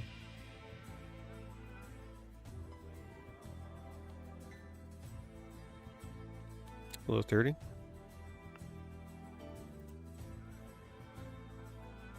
Saw another cool cover. Now it's gone. There's a cool one with Sonic and yeah, here this.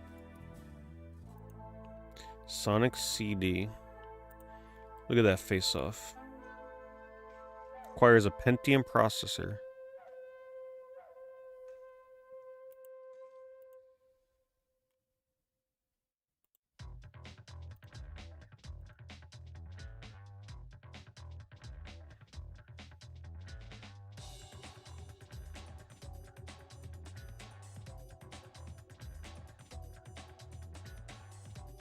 $220.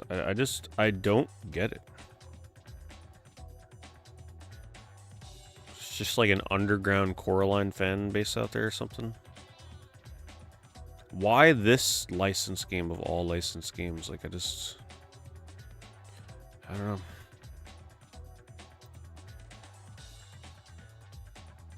There are other uncommon license games like that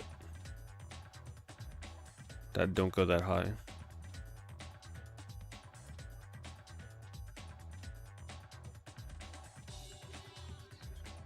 Based on a movie.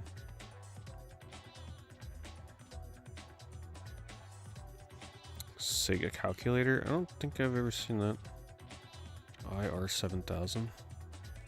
Does it have exclusive stuff on there that you can play?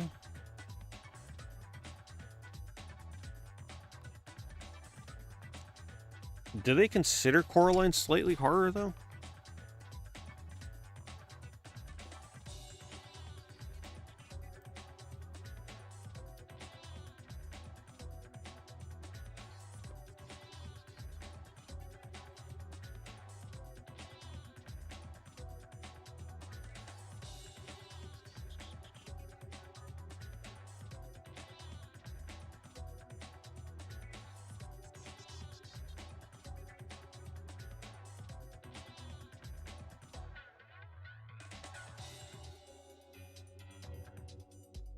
It's cute.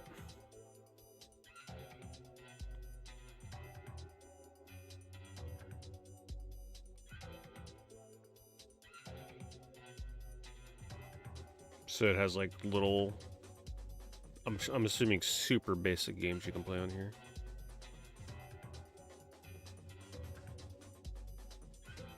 Game mode. To challenge the IR7000, playing against your friends, switching some. Apparently it's not much.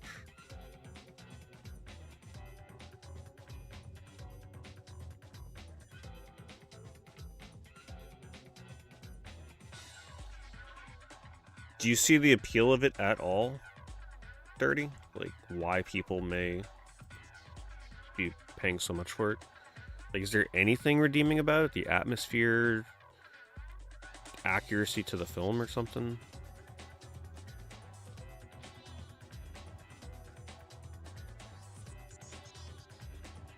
You can play against another calculator. Interesting. What can you play though? Like tic-tac-toe or something? PlayStation Game Lot Bundle just posted. Spider-Man 2 with scratches. Digimon World 3. Nightmare Creatures 2 with a lot of scratches. Parasite Eve 2 also with scratches. However, if you have a disc resurfacing machine, you might be able to find some value out of this. Parasite Eve 2 these days I think is like, what, 150? Spider-Man 2 is about 50 to 60, so you're up to like, we're assuming not scratch condition, you're up to like 200. Digimon World 3 I'm actually not sure, maybe 70 off the top of my head. So that's 270. Nightmare Creatures 2, that's about, it was going up big time, but I think it kind of came back down. I think it's about 50 to 60 now. So you're looking at, where were we? 152. I'll actually lowball it. We'll say Spider-Man's 50. We'll even say this is 50. 100. 150. 250, 300. Yeah, so if you're, I think they actually have this priced accurately because they are accounting for disc condition, which is really bad. So Their price is fair, but it's not a deal.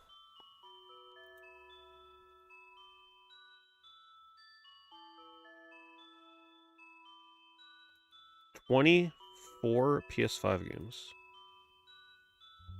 38 people already viewed it. I was just there for a month. Not enough to learn it fluently, that's for sure.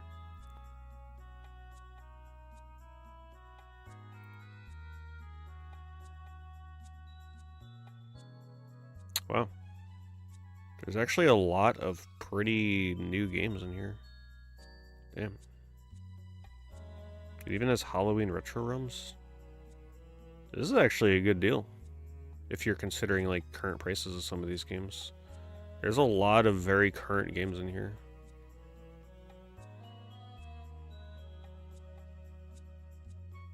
Well, I don't know. The math on this is 24 games.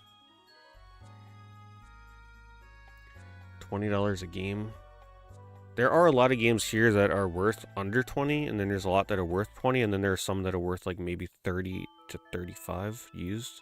Wait, are those sealed? The ones on the right are sealed, some of them. I'm just gonna put this one in chat. This actually feels decent, and the Retro Realms Halloween game, that's the one that I streamed in October. The cool like platformer for Halloween. They have Evil Dead on there too. This could actually be up someone's alley here, if you actually needed a bunch of these games. It is very rare that I will link a PS5 lot. Try reloading the page. Okay, hold on.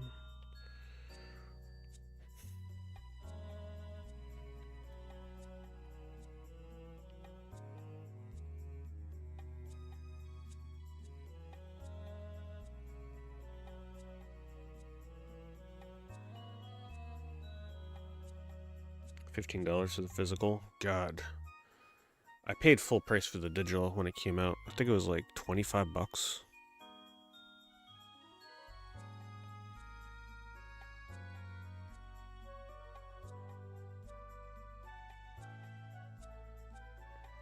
How often do I buy off eBay these days? It tends to come and go in waves. So like when I was playing a bunch of PS2 games for my streams, I was buying a lot of PS2 games. But right now I'm currently like, there's no reason for me to be buying games right now because I've got a whole ton that I still gotta play. So right now I'm kind of on a hiatus. I also alternate if I'm collecting like Pokemon cards or something. I can't really collect games at the same time, so kind of like go back and forth between them.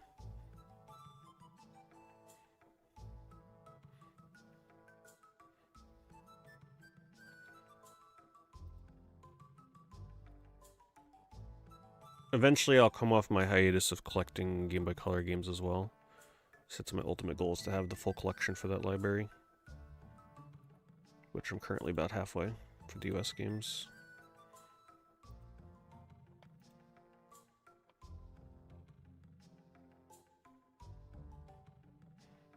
No, I don't think Coraline is the product of a Hidden Gems style video, because even if a game is shown in a Hidden Gems video, games that are not worthy of being $200 will come down in price afterwards, after the initial hype. Coraline's been $200 for years now. That kind of game would have came back down after the initial video.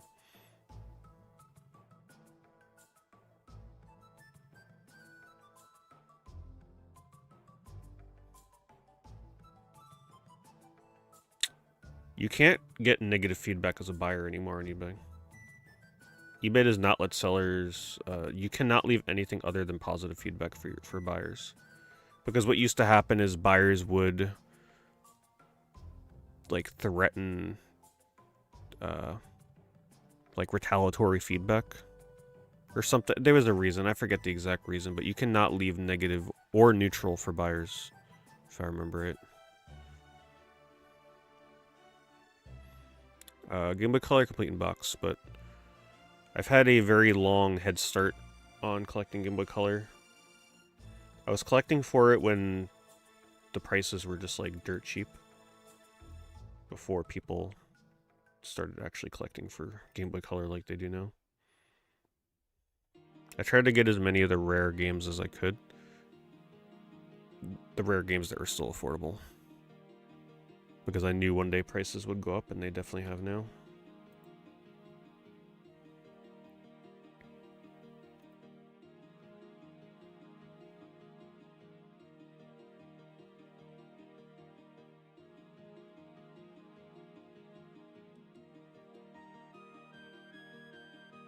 Yeah, but there's a lot of PS2 games that have small print runs that are still pretty cheap.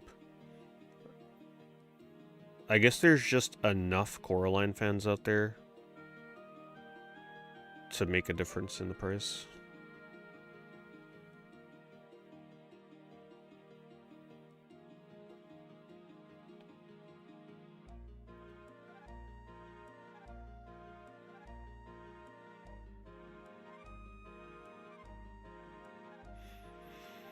Do I ever think about letting go big portions of my collection? Well, I've done that over the years at conventions.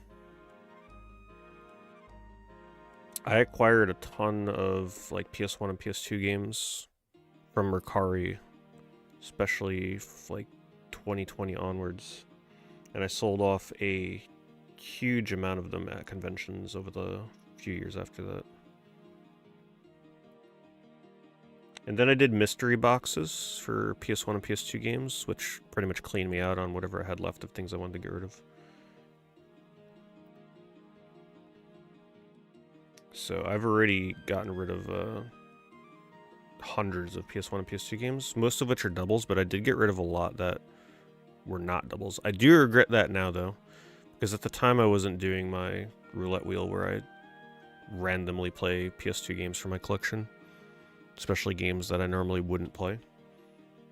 But it is what it is. I'll reacquire what I want over time.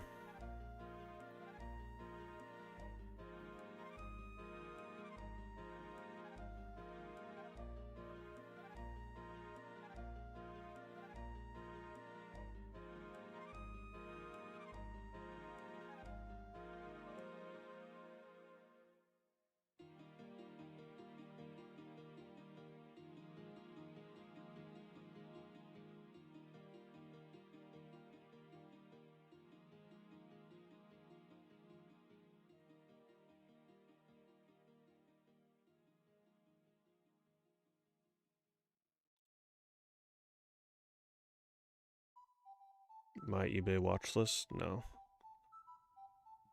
This is my stream account. I don't add anything to the watch list on this.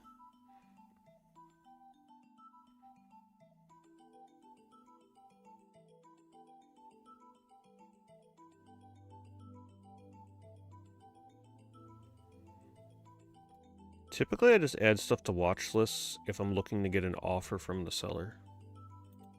It's to bait out the offers and to see what kind of offer they send. If you're sitting there sending me 5% off, I'm not going to care. But if if it's a seller that's sending like 10, 20, sometimes they send like 30, 40% off. Sometimes they send an offer, automatic offer or manual offer, that's lower than what I would have offered. So that's typically how I use the watch list.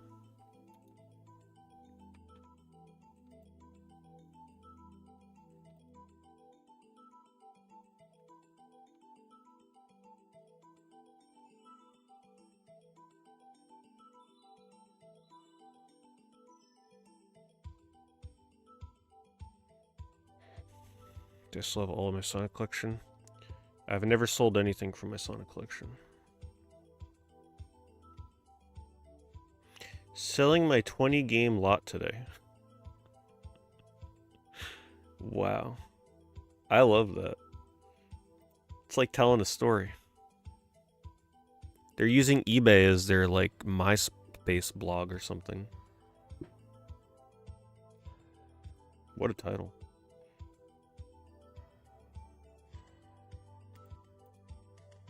So what happens when it's no longer today?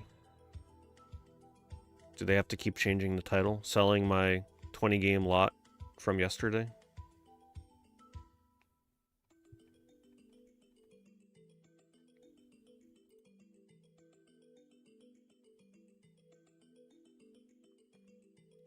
Guess we'll have to tune in next time to find out.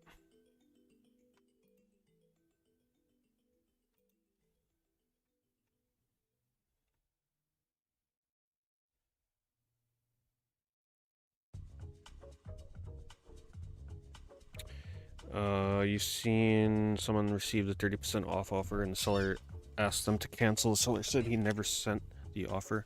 That is possible because there is a setting that the seller may have enabled that they didn't realize. There is a setting, I don't know if it's still a thing, where you can... It may even be active by default around maybe when the seller sold. But what it does is, after enough time passes, it keeps sending offers. So like, it may initially start by offering like 5% off and then 10% off. But if your item sits there for months and doesn't sell, it may eventually start offering lower and lower prices. I think that may have been a thing. But there are automatic offers. Most of the offers that you receive are not manually sent by the seller. They're sent automatically by the eBay's offer system that sellers opt into to have it automatically send offers to buyers.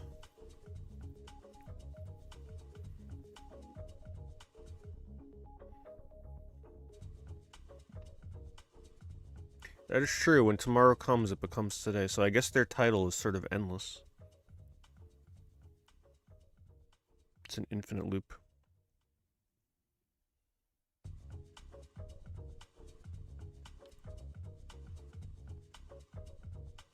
Oops, I had this under best match.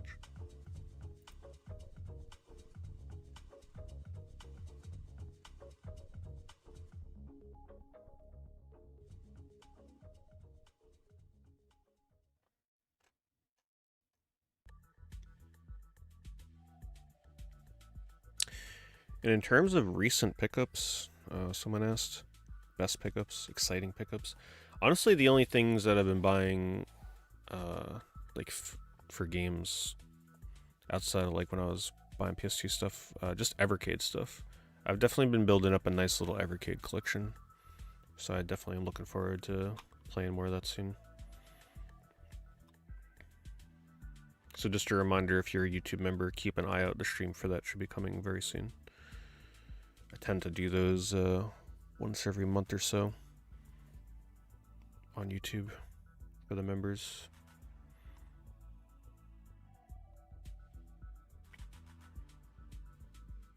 Evercade's awesome though. I wish I would have never written it off back when it first came out. Well, I had a reason to write it off because I didn't really care about the handheld version of it. But what they've done lately with the alpha is really cool. It's definitely brought me in.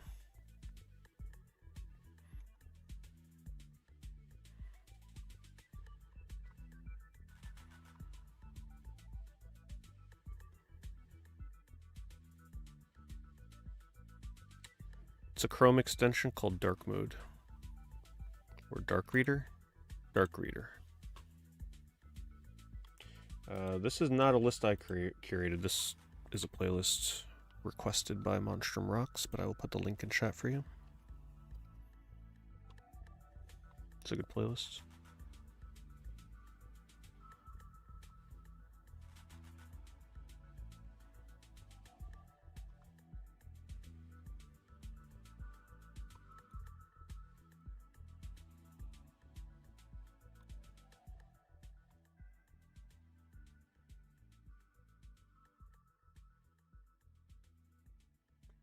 I added a little thing to the stream, by the way. I'll only use it when I'm, doing my eBay streams, but just so it makes it a little bit more obvious that I'm multi-streaming, because I'm sure some people on, especially the YouTube side, are probably a little tempt playing the janky little, weird Harvest Moon games these days than a Story of Seasons game. But I am interested in the Grand Bazaar that they're coming out with, because the trailer they showed for that actually looked really good. It looks like a really nice remake. The best Harvest Moon game that I have played recently is, believe it or not, and I'm not joking, the latest one that came out on mobile. What was the subtitle for that? Oh my god, I forgot the subtitle already. Home Sweet Home, I believe was the name. It's actually really good. Like, I seriously recommend it if you're into Harvest Moon games. No mobile bullshit. You buy the game, you get the game. The controls work absolutely fine with touch controls, but you can use a controller. They patched in controller support. But it is exactly what I want out of a Harvest Moon game. No gimmicks, just you, your farm, your chickens, cows. Don't get the horse is not worth it in this version. Sheep, your farm. But the thing about it is, the grind to build up money to upgrade your farm and buy new parts is actually a grind. You gotta work your ass off to like upgrade your farm, buy the new animals. It actually feels like you're putting in the work. A lot of farming games now, the problem I have with it is too much is automated. It's like, oh, you just started your journey on your farming adventure. Here's 50 sprinklers. Here's like a speed up option so you don't have to do any farming. Oh yeah, here's a spaceship where you can teleport around town. Like, you know what I'm saying, right? Like farming games now, it's very much the grind of the farming is just like too weird for me. I like how long it takes to do things in this mobile Harvest Moon game. The music's great, the atmosphere is pretty good. I was very into it. I was playing a lot of it until I got an RPG Maker, but I can easily jump back into Harvest Moon. I was definitely enjoying it. It's so hard for me to find a farming game that meets what I'm looking for, which is the basics. I don't want a bunch of side content. I don't want a bunch of stuff that has nothing to do with... It's either got to be raising your animals or farming or gathering. If it's doing much more than that, I'm probably not interested. I'm very stuck in the past when it comes to that genre. So that's why a lot of these new farming games, they're just way too gimmicky and experimental for my tastes. So to find this random Harvest Moon game on mobile that actually is exactly what I wanted all these years was shocking.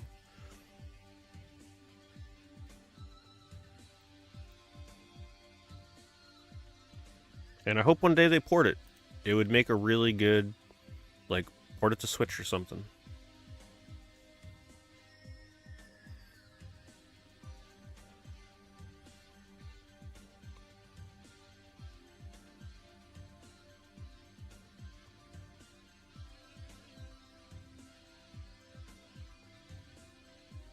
Yeah, if you want to ignore the social aspects of this Harvest Moon game, you can kind of do it. Unfortunately, though, I think to beat it, you do have to get married, I believe. So I think it's one of those Harvest Moon games where you can't completely ignore social aspects. If you want a Harvest Moon game where you can ignore social aspects, you should probably play Save the Homeland on PS2 or PS4. Because that is one of the few where, like, there's many different endings, and some of which have very little interaction with, like, other characters. You can kind of just BS your way through the game and finish it.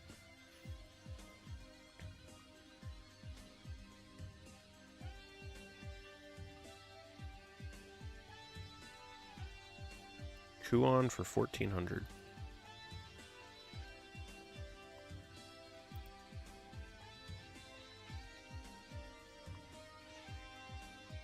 I do look forward to when I start replaying horror games for October. I can't say it's going to be this upcoming October. I'll have to look back. I have to figure out when the 10th anniversary is for Horror Game. I think it's coming up soon. I think this year is the 9th year that I'm doing it. So maybe by 2026 for the 10th anniversary. I just have to check my my old tweets to see the first year where I started tweeting out I was going live with horror games and called it actual Horror Game Month.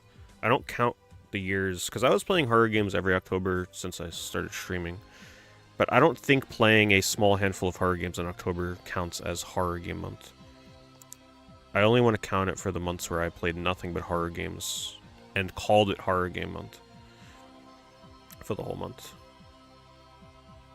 So I think for the 10th anniversary of me doing Horror Game Month streams, I think that will be the year that I start revisiting games that I have not played in nearly a decade. So I will revisit games like Kuon, Rule of Rose, all the classics that I've already streamed, but it's been long enough where I'm, gonna forget most of the game.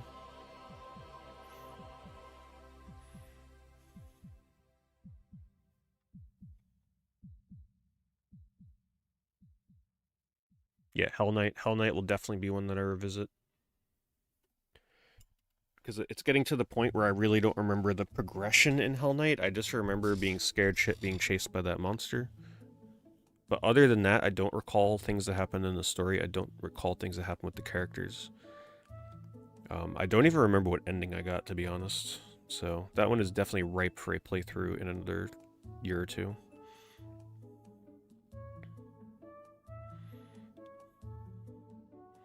There's definitely a lot of PS1 horror games I can replay. I would love to do a replay of Overblood because honestly, like, I can't stop thinking about that game ever since I played it.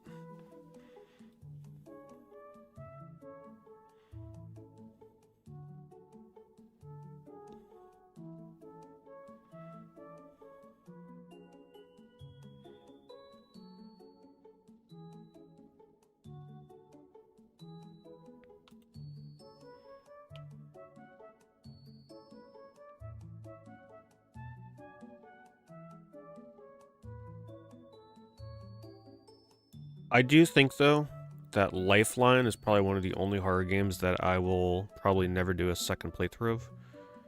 At least not anytime soon, because I really feel like my first playthrough of that is, like, just immortalized. I don't think you can recreate a playthrough of Lifeline like a first playthrough.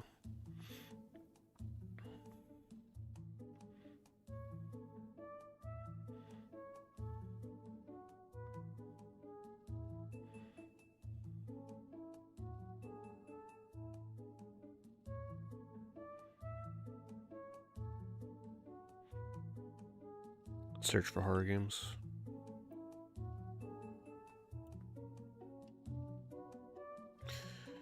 There's one thing I always forget to filter, though, that has horror in the title.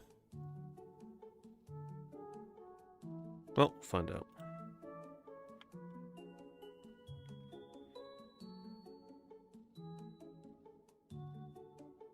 Oh yeah, this Simpsons game. It's fine though, we'll just have to deal with it. There's something else too. There's a few annoying games that will always pop up. Still haven't done any Fear games. I feel like that time will be coming soon. Maybe this year, I don't know. Play some Fear. Game scared the shit out of me. Well, I mean, it's like the evolution, right? Because in the beginning it was a horror game month. Certain games would scare me way more because I wasn't used to playing, like, the crazy horror games yet by then. So, like, the first time I played Outlast was terrifying. But I think now if I went and played Outlast, it wouldn't be quite as crazy. But still, it'd be... I just don't like games where you're chased, and I still don't. But I think Visage. Visage is, like, really still probably one of the scariest games I've streamed in October. The overbearing sense of dread in that game is just so hard to deal with at times. Like, you're always just being stalked in the house, and I hate that. Just non-stop, you can never relax. You always got that stupid ghost coming after you.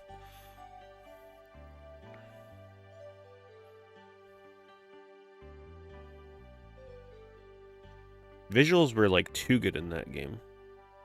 I remember going in the basement. Oh my god, terrifying. Amnesia. Amnesia was the first ever game I ever streamed for horror on back in Justin TV days.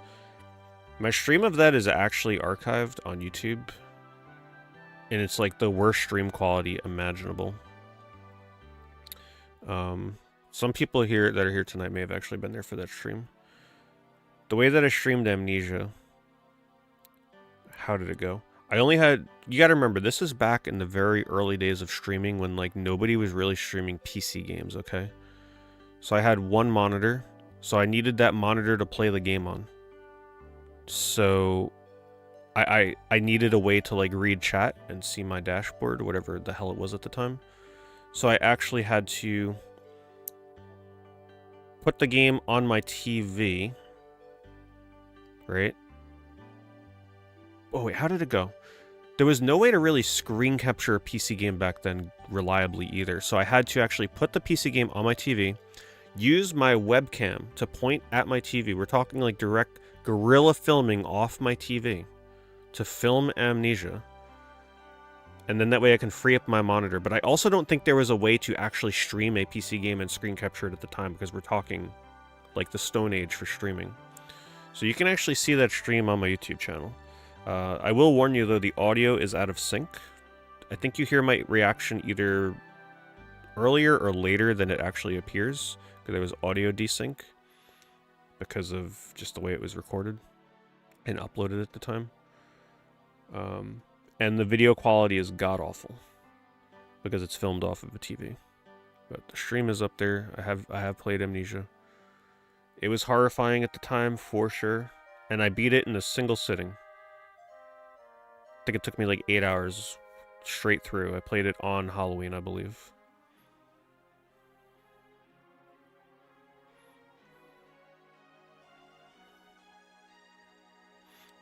Galerians is really good, by the way. For those of you that are looking for a little something different to play in the horror realm.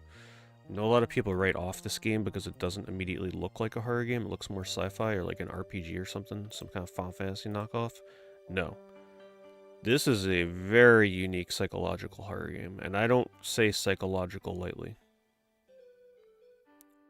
I'll just say power through the beginning opening hours. The beginning opening hours, you're going to feel like you're playing a sci-fi action game. It is anything but. It's worth it. It's worth the time it takes. Don't give up on it. Just keep going. Keep going. It's worth it. It is absolutely horror. There's no question. Some of the most disturbing stuff is in that game. In terms of like horror games on the PS1. Some very disturbing things in that game. Yes, the horror game that always needed a PlayStation 1 or Sega Saturn port in the United States. They got it in Japan, but not here. I would love to play Darkseid. I have the Amiga CD32 version, but I have issues with the gameplay cutting off, and you can't really play it.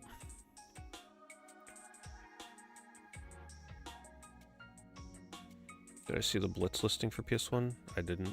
What, is somebody selling the greatest hits or something?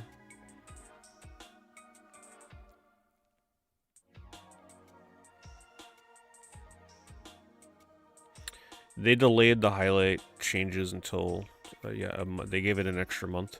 So all that means is I get to procrastinate for an extra month, which is nice. I remember it was like the greatest feeling ever. There were like 5 days left before the previous deadline, and I'm like, alright, I guess I gotta go on here and back up like 200 freaking streams today.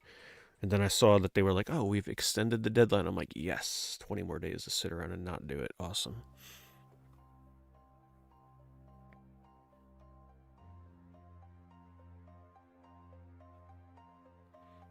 Big Box D.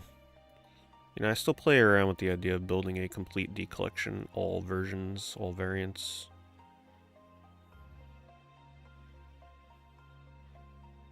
Sealed copy of this would be required, though.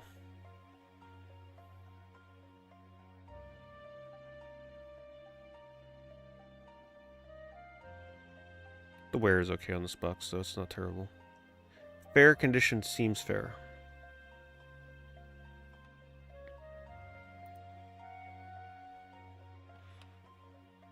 People on YouTube right now are just like, I know they're still super confused. Like, they're like, why is there an emote of a D being pet on Twitch right there? See? They'll learn over time. Now I gotta resize my chat, damn it. Oh my god, it's too big. Hold on. Where is it? I lost it. I can't, like, re-grab it. Is that it?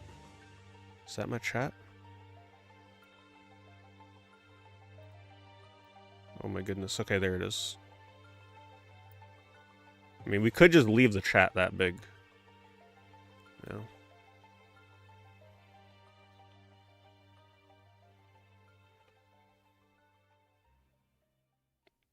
If somebody posts a long message, it's going to fill up the entire screen.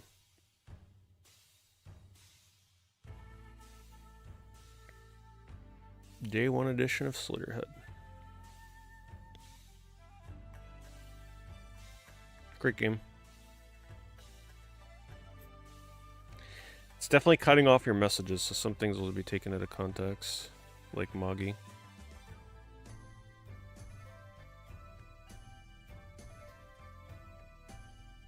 Anybody need a graded copy of Silent Hill 2? Tell you what, you can go to the store right now, buy it sealed for like half price, and get it graded yourself, and you save yourself $200. Actually more than that, because grading cost is actually quite a lot. Alright, let me see if I can actually resize this. Hold on. Chat size is getting out of hand here.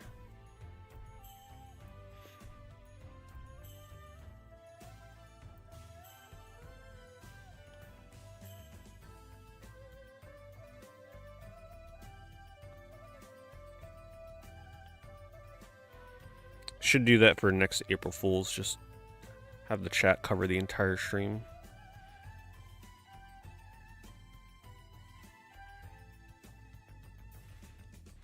I forget who it was, but I remember somebody, like, when I was taking like game requests to stream, I remember they requested this game to be streamed, and I did stream it, but I wasn't super into it.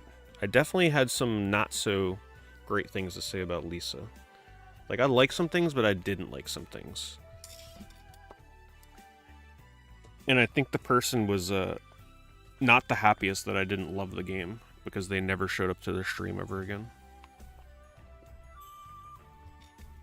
To my knowledge, unless they changed their name. But listen, I'm going to give you my honest thoughts. I'm not going to give you disingenuous thoughts on a game.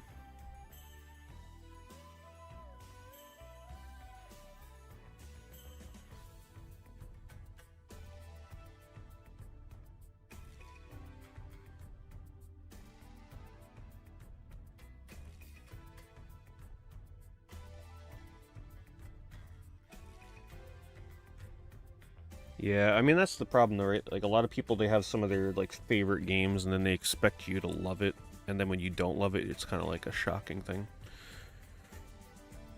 I understand. Just like when somebody says they don't like Eco, they get blocked and banned for life and cut off all contact. So I get it.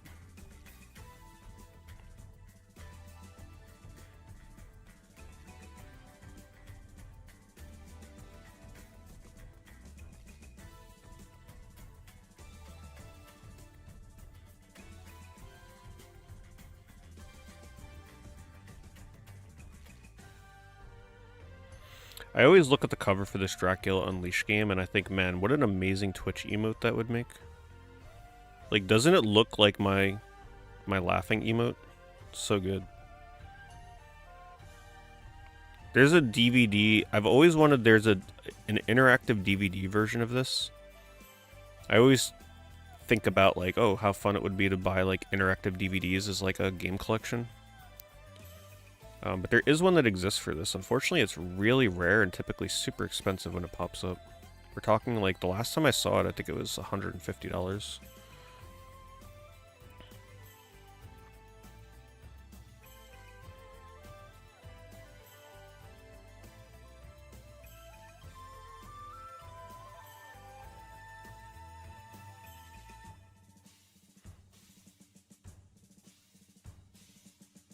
Let's check sold prices for horror. That's the scariest part.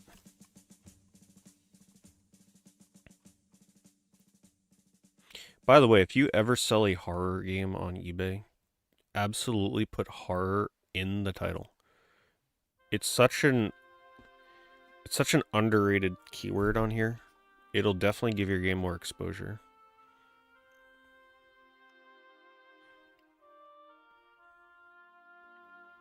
Oh my god. Why is this showing up under horror?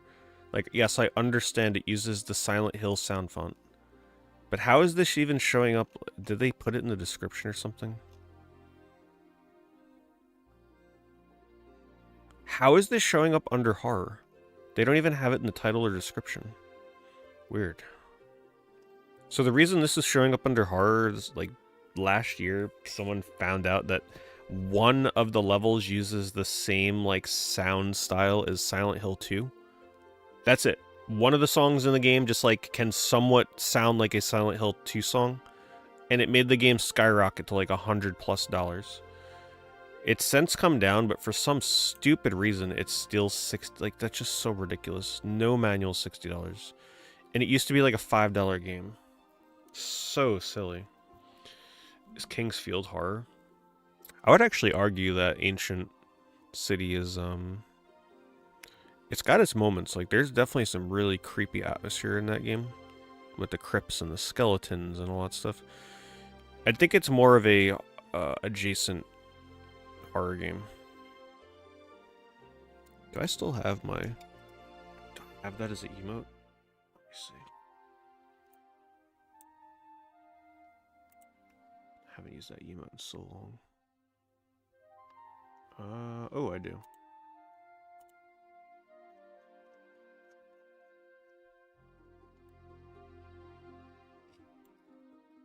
Yeah, it's horror adjacent.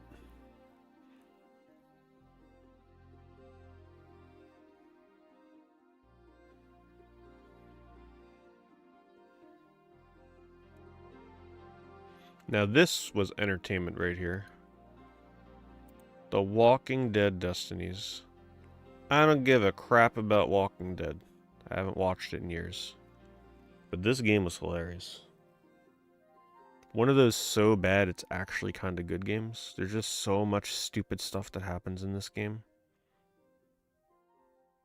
The idea, if you missed this, by the way, like I streamed this in October, last October, you can determine the outcome of like the original Walking Dead story. So like there's branching story paths and you can just completely change what happens in the show. So it's got some pretty funny scenarios. And the melee combat was hilarious.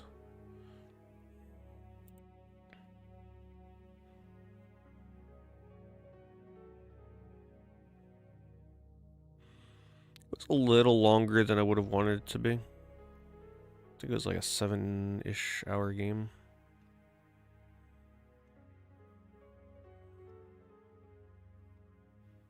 Wow.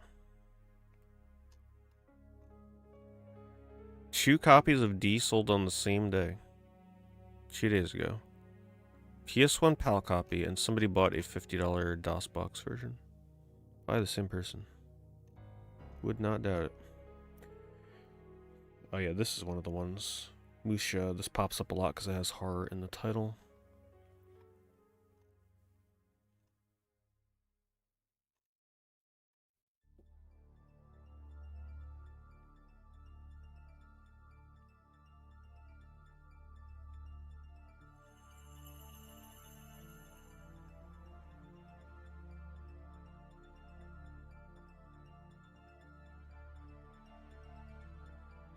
Walking Dead, yeah. I played the first Walking Dead Telltale game. The game was amazing for the time. Absolutely. I will never shit talk that game. Then I never continued. I never did anything else Telltale, really. I just got really into the first season of The Walking Dead, and then that was pretty much it.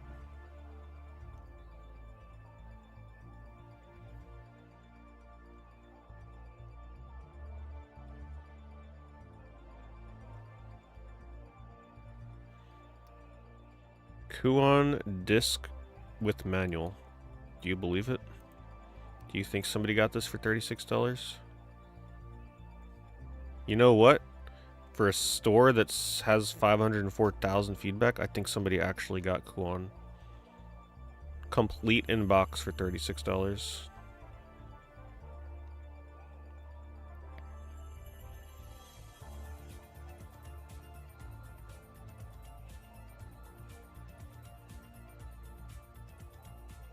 It just looks like the kind of store that may not research this correctly.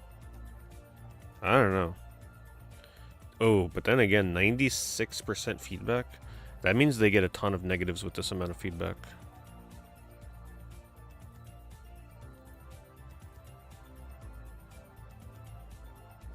Yeah, I don't know about this. 3.8 million items sold.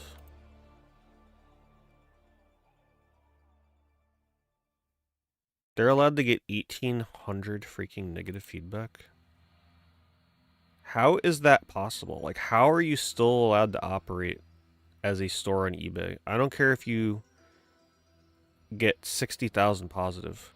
That is a really high negative rate.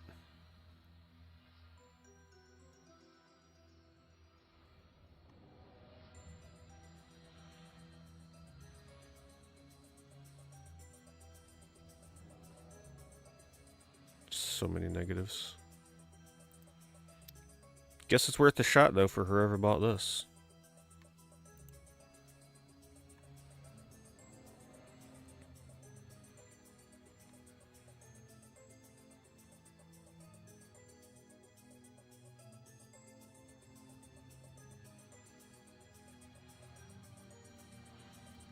Coraline on Wii sold for 120.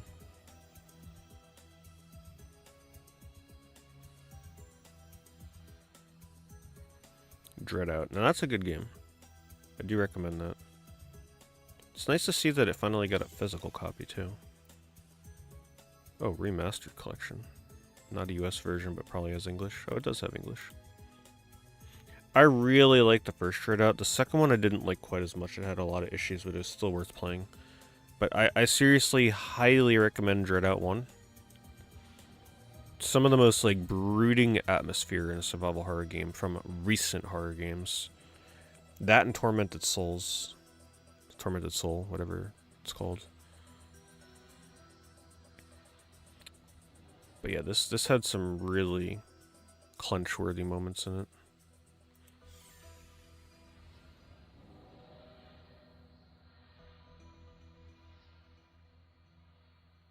Yep, Tormented Souls, there we go.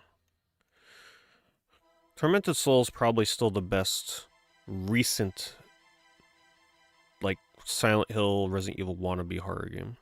In terms of the ones that attempt to be that is still the best. Not even close.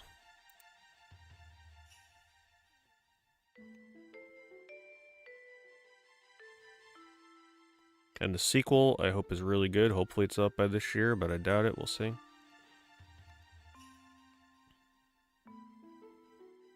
I have not played Stranglehold, no. I do have it, though. I bought it right before the 360 Apocalypse stuff happened. I have the collector's edition. Like, right before the prices went crazy. Somebody got a nice little horror lot here. $180. Not bad at all.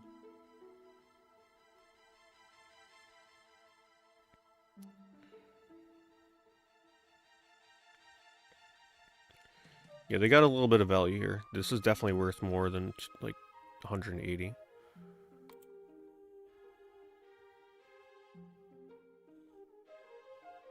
Post-trauma Silent Hill clone.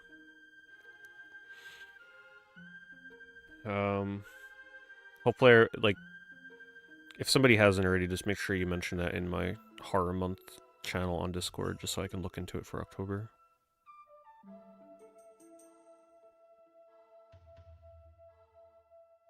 Yeah, $10 for Tormented Souls, though. You'll enjoy it.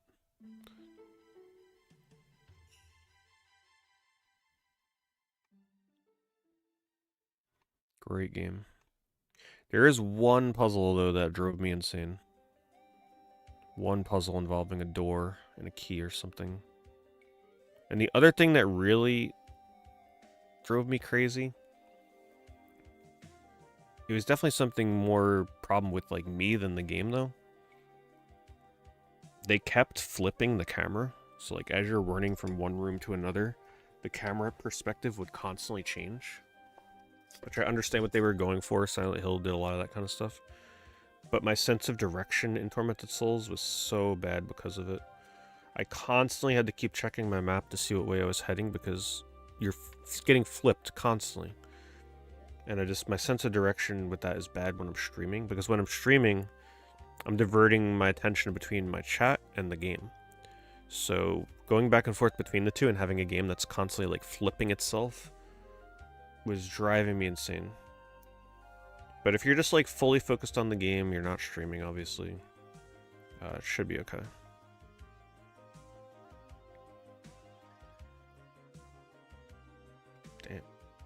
$190 for Darkwood physical.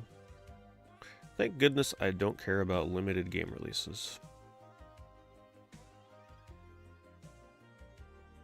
Another GOAT. All-time great. I can also see Countdown Vampires maybe eventually being one of the games I revisit. What a classic. But then again, it is one of those games where like it'll be really hard to recreate that first playthrough. The cheap-ass kills. But man, was it unexpectedly fun. Just very challenging. For the wrong reasons.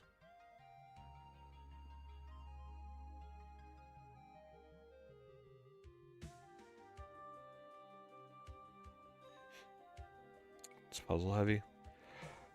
That's unfortunate. See, Silent Hill games have puzzles in them, but they're never really the focus. I actually look forward to puzzles in Silent Hill. Silent Hill and Resident Evil are the only horror games where I look forward to the puzzles. Because they're just so clever. Especially Silent Hill.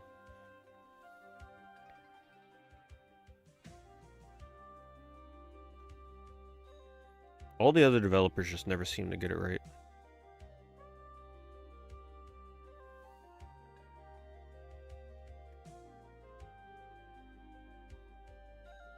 This is another really interesting one.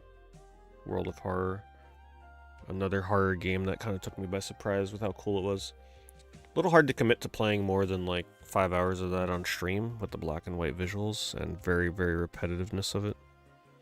But for a like choose your own adventure dungeon crawler turn-based RPG. Roguelike kind of style, it was really neat.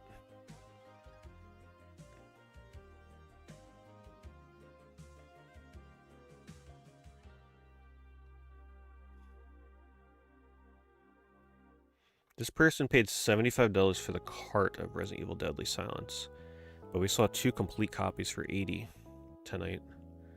That's a shame. A lot of times there's some consoles like the DS2 where there's not a lot of discrepancy between cart-only pricing. That's why I say approach with caution if you ever take the route of buying cases and manuals without the games. You should really research what the carts or the CDs go for ahead of time. Because sometimes those carts and those CDs are almost just as much as the game complete in box. I remember one time I got a box of DS games that were box and manual only.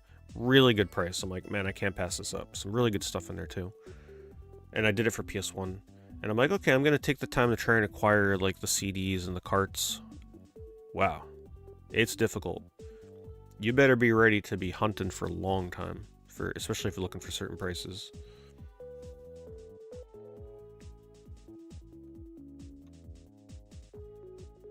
This was good. Uninvited was good. I played the DOS version for Horror Month, not the NES version. Definitely required some hints. Kind of hard to get through at times if you were going in blind. But if you're looking for a retro style horror point click, super good game. You can play it on Steam, it comes in a bundle. Much cheaper than the NES version.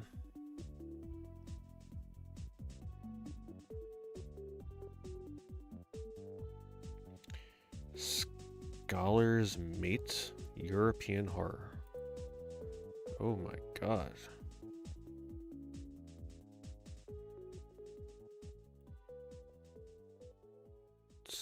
Stop hiding, I can smell your fear.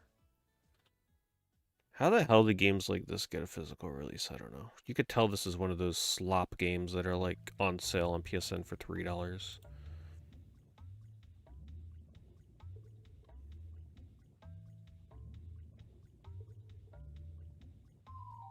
Complete in box Splatterhouse 3 for $135. It's gotta have something drastically wrong with it. Yep, I called it. What the hell is that? Is that a mini printed Xerox copy manual? It's actually kind of cute. What in the world? So, pick a movie. It has the original manual? Wait, what? I love this manual, by the way. Look at that. You could tell this game was rented like crazy. Still got the original Cheeto finger stains on the pages. What's up with the original manual? Maybe there's no pages. Let's see.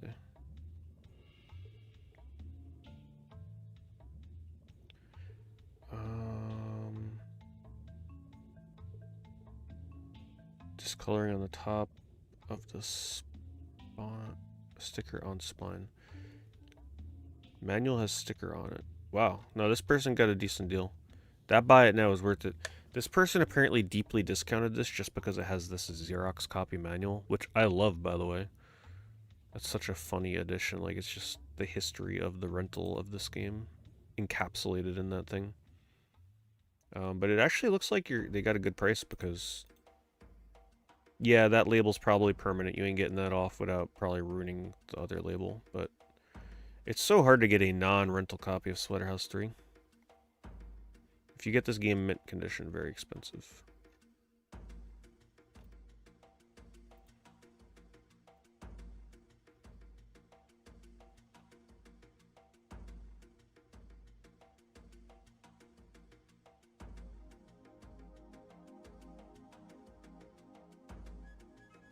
It's another classic. Land of the Dead, Road to Fiddler's Green. That's the kind of game where if you like games that are so bad they're good and you like to get a laugh out of the weird janky stuff that happens, you definitely need to play Land of the Dead. Totally worth it. The game is way better than the movie too. Way better.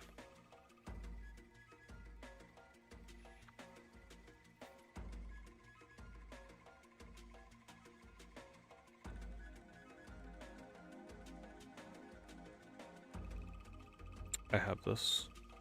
This is how I originally streamed the Puppet Combo games. You had to order this physically from Puppet Combo themselves. This is before they got big. And apparently wherever this shipped from, the person lives extremely close to me, by the way. Which is a little scary. Like, we may have a serial killer in our midst. Because these games are crazy. Especially the ones that are on this demo disc. One of which you couldn't even stream. Well, I did, and I had to get rid of the VOD because it was...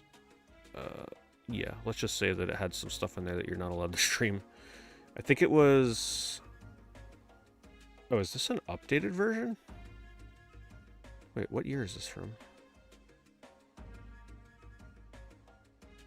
Stay Out of the House. Is that an old version of Stay Out of the House? Doesn't have the year on here.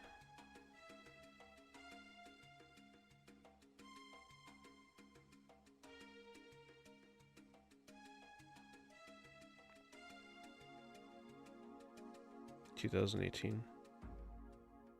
No, I guess, wow, I don't remember Stay Out of the House being on there. It must have been... Oh, no, I do remember that. Oh, shit, that's right.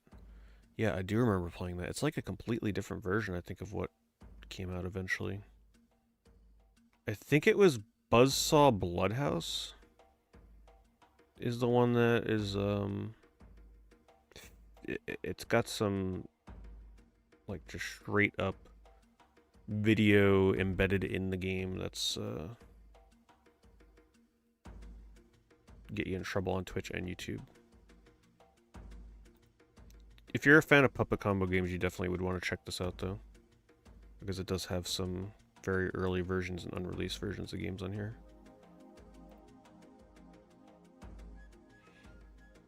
It was the one where, like, the concept of the game is...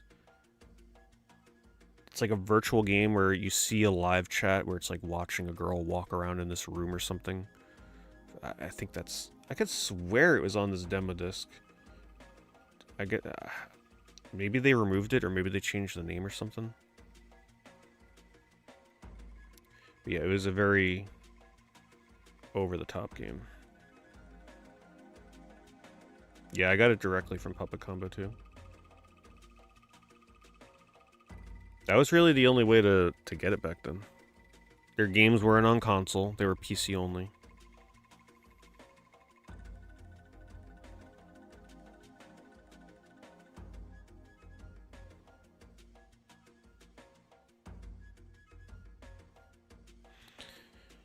Somebody paid $1,400 for Kuon. That's got to be a new high for this game. I don't think I've ever seen it sell that for that before. People typically ask that high, but they never get that high for this. See, that's the thing, right? That's why some of these sellers ask a ton of money. Even if you have a mint condition copy, you may think, oh, okay, most people are paying $800 to $900 for it. No one's gonna pay $1,400. Eventually somebody does, and then it drastically changes the market for the game. Just think about it. If you have a copy of Ku on the sell and you check recently sold, and you see that somebody got $900, but you see that somebody actually got $1,400, what are you gonna sell your game for? $900 or a medium between $900 and $1,400? You're probably gonna list it for like $1,100, $1,200 to see if you can get the best of both prices. As long as you have a mint condition copy, right? So that's why these listings, the ones that ask exuberant amounts of money, they're dangerous, because if they do eventually sell, especially for these rare games where they don't sell all the time, it can really change the price of the game. It's so crazy to me because not that long ago, but like last year, this was going for, it was not going over $1,000. And now it's apparently bidding over 1,000.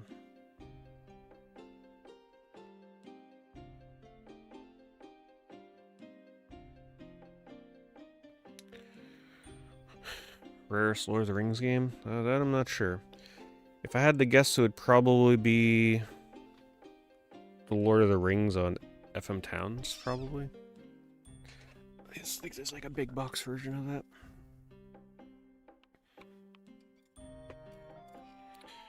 Have I tried Dementium? Yes. I like Dementium, but I like Dementium 2 much more. Dementium 2 is a much more complete game. It feels like what they wanted to do with the first game, but couldn't. Dementium 1 has a good atmosphere, but it gets very repetitive, whereas Dementium 2 does a good job of telling a story and taking you from one different location to the next. My full playthrough of Dementium 2 is on YouTube. If you search it, just type in Dementium 2 with my name, you'll find it. Great game.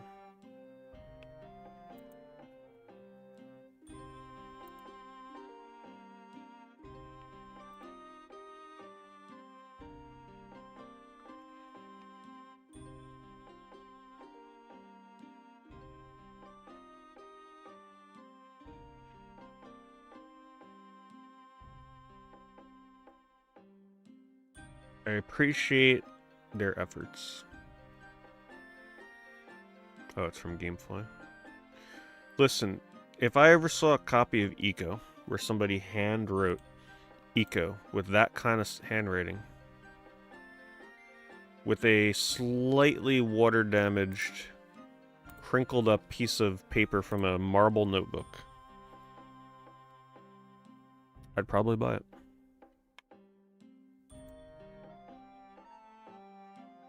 If the price is right.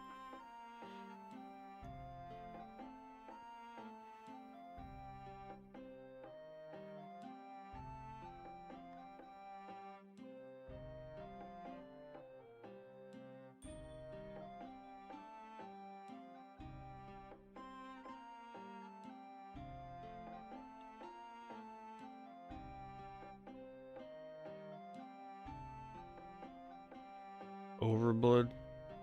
It's kind of messed up condition though, it's not complete. Still think it's one of the most slept on horror games on PS1. I think most people pick it up and they are immediately turned off by the animation and just the overall look of the game, because it does look kind of primitive. If only they knew the masterpiece which it was.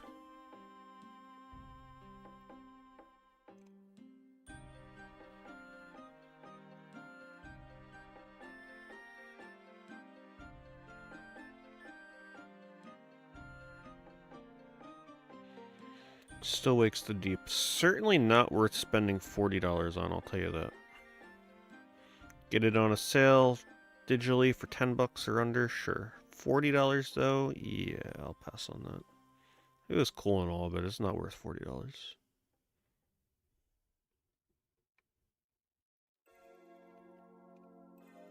Hello, Suntan Duck. Found some cool stuff earlier. Right now we're just looking through sold listings. See what things are selling for.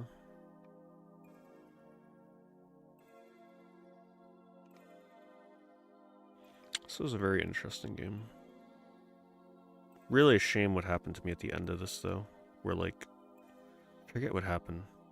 Where, like, I couldn't beat the game and I had to just quit. Or the game crashed and I lost a ton of progress and then had to, like, crawl my way back through it.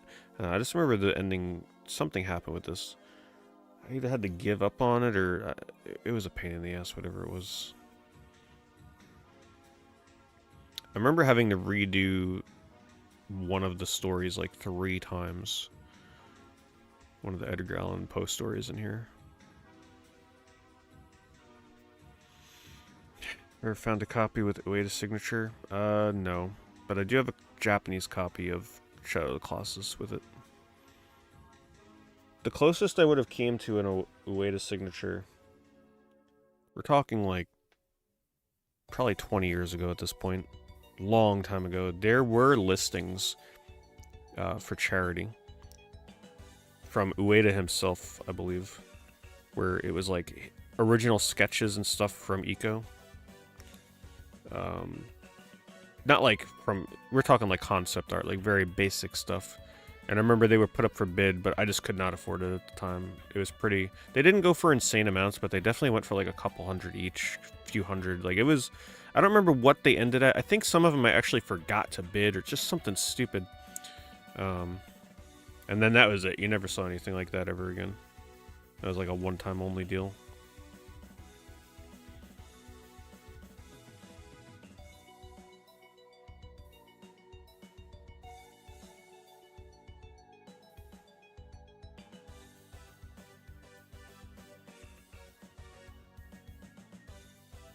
No soundtrack, Silent Hill 3, $199.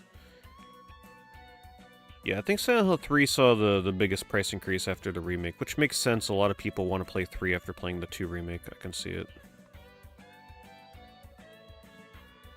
It's Halloween for $2,600, the most expensive horror game. Halloween is very expensive. I wouldn't doubt it. But at the same time, there's probably a lot of really expensive, obscure stuff on big box PC that might rival it. But yeah, Halloween is certainly up there.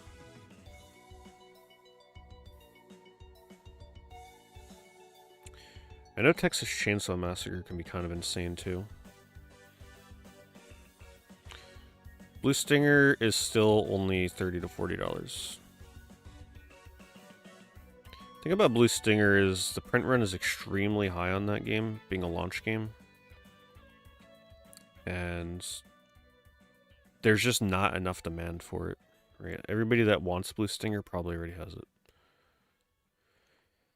So there's just too many copies to go around to ever foreseeably see that game going for much more than like 50 or 60 bucks at the most. Blue Stinger is also one of those games that appeals to a very specific crowd. It doesn't really appeal to the crowd of people that want serious horror games, like a Resident Evil kind of serious from back then. For some people, it's just a little too goofy. So it's hard for some people to get into, especially because the controls can be a little unwieldy in that game.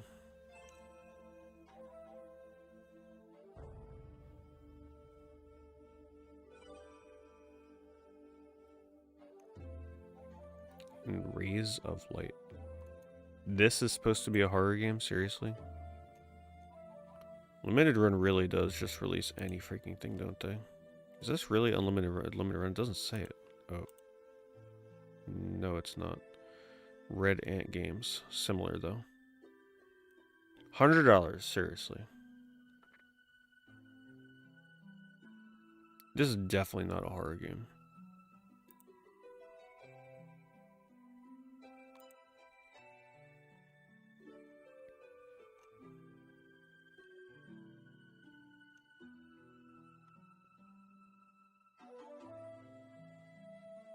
This is one that I've been wanting to redo again one of these Octobers. Because the year where I was streaming this, I was using a capture card that was having audio issues with this game. So I had to stop because it was just constant audio crackling. And then I never went back to it. For Calling. I always feel like this game should have been called The Calling. Calling it Calling, it just doesn't sound right. I remember having some pretty thick, decent atmosphere.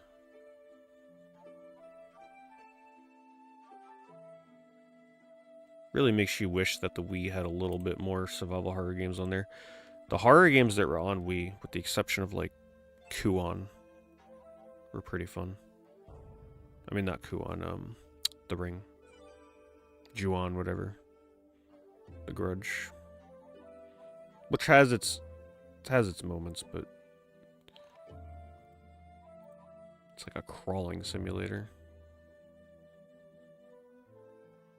I have not played Alan Wake 2, no.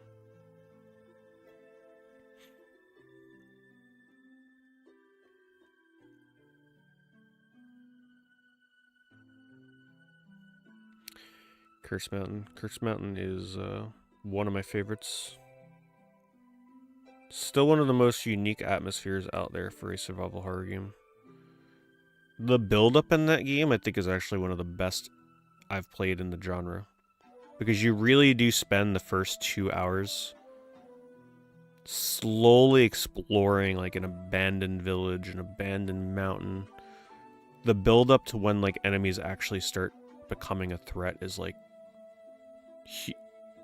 it's a very surmountable kind of experience. There's a long time you gotta wait before that starts becoming a thing. And I think they did a good job with it. It immediately turns off a lot of people from the game, though, because the beginning is extremely slow. And I feel like from beginning to end, it has good progression. By the time the game ends, it feels like it's ending at a good point. I remember having some complaints with it, though. Oh, that's right. My final boss battle glitched. Where, I don't know if any of you guys remember this that were there for the stream, but like my camera got stuck on the mountain. So I actually had to fight the final boss blind. Without seeing the boss. I don't know if any of you remember this. I got to the end of the game, you fight a final boss, but my camera got stuck on a mountain, so I literally had to go through the final level without being able to see anything. And then go to the final boss and then fight them. And I managed it. I think that stream is on YouTube. Yeah, I think my playthrough of Curse Mountain's on YouTube. The ending is a very unique experience.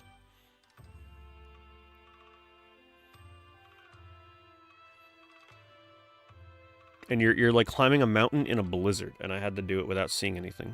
I can only go based off of sound and vibration.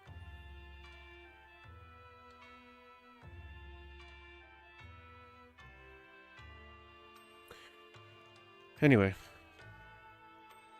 I was No, I was not. I definitely don't purposely try and get out of bounds during Horror Month. Because of games like Curse Mountain. It just happened, and I couldn't do anything. Even reloading wouldn't fix it. The save was stuck with that camera.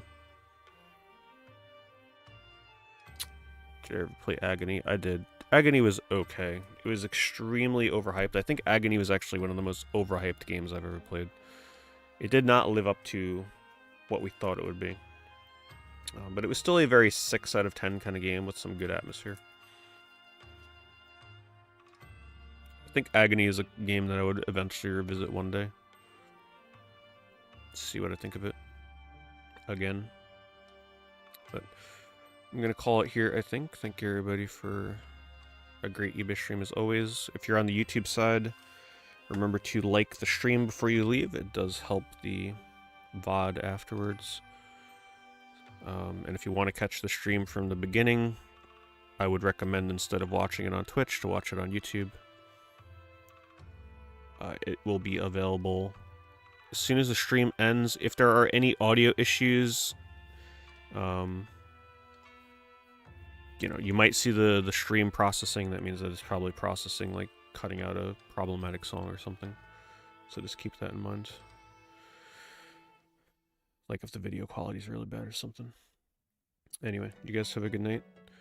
Next stream, I think we're going to take a day or so off from Oblivion, because I've been doing a lot of Oblivion streams. We'll do something else. I don't know what yet, but we'll play something different. Maybe we'll take a look through the PSN sale, because I want to keep on top of that. Or we'll do an RPG Maker creation stream or something. We'll see. But yeah, you guys have a good night. I will see you next... Well, YouTube people, I'll see you next Saturday. Twitch people, I'll see you tomorrow.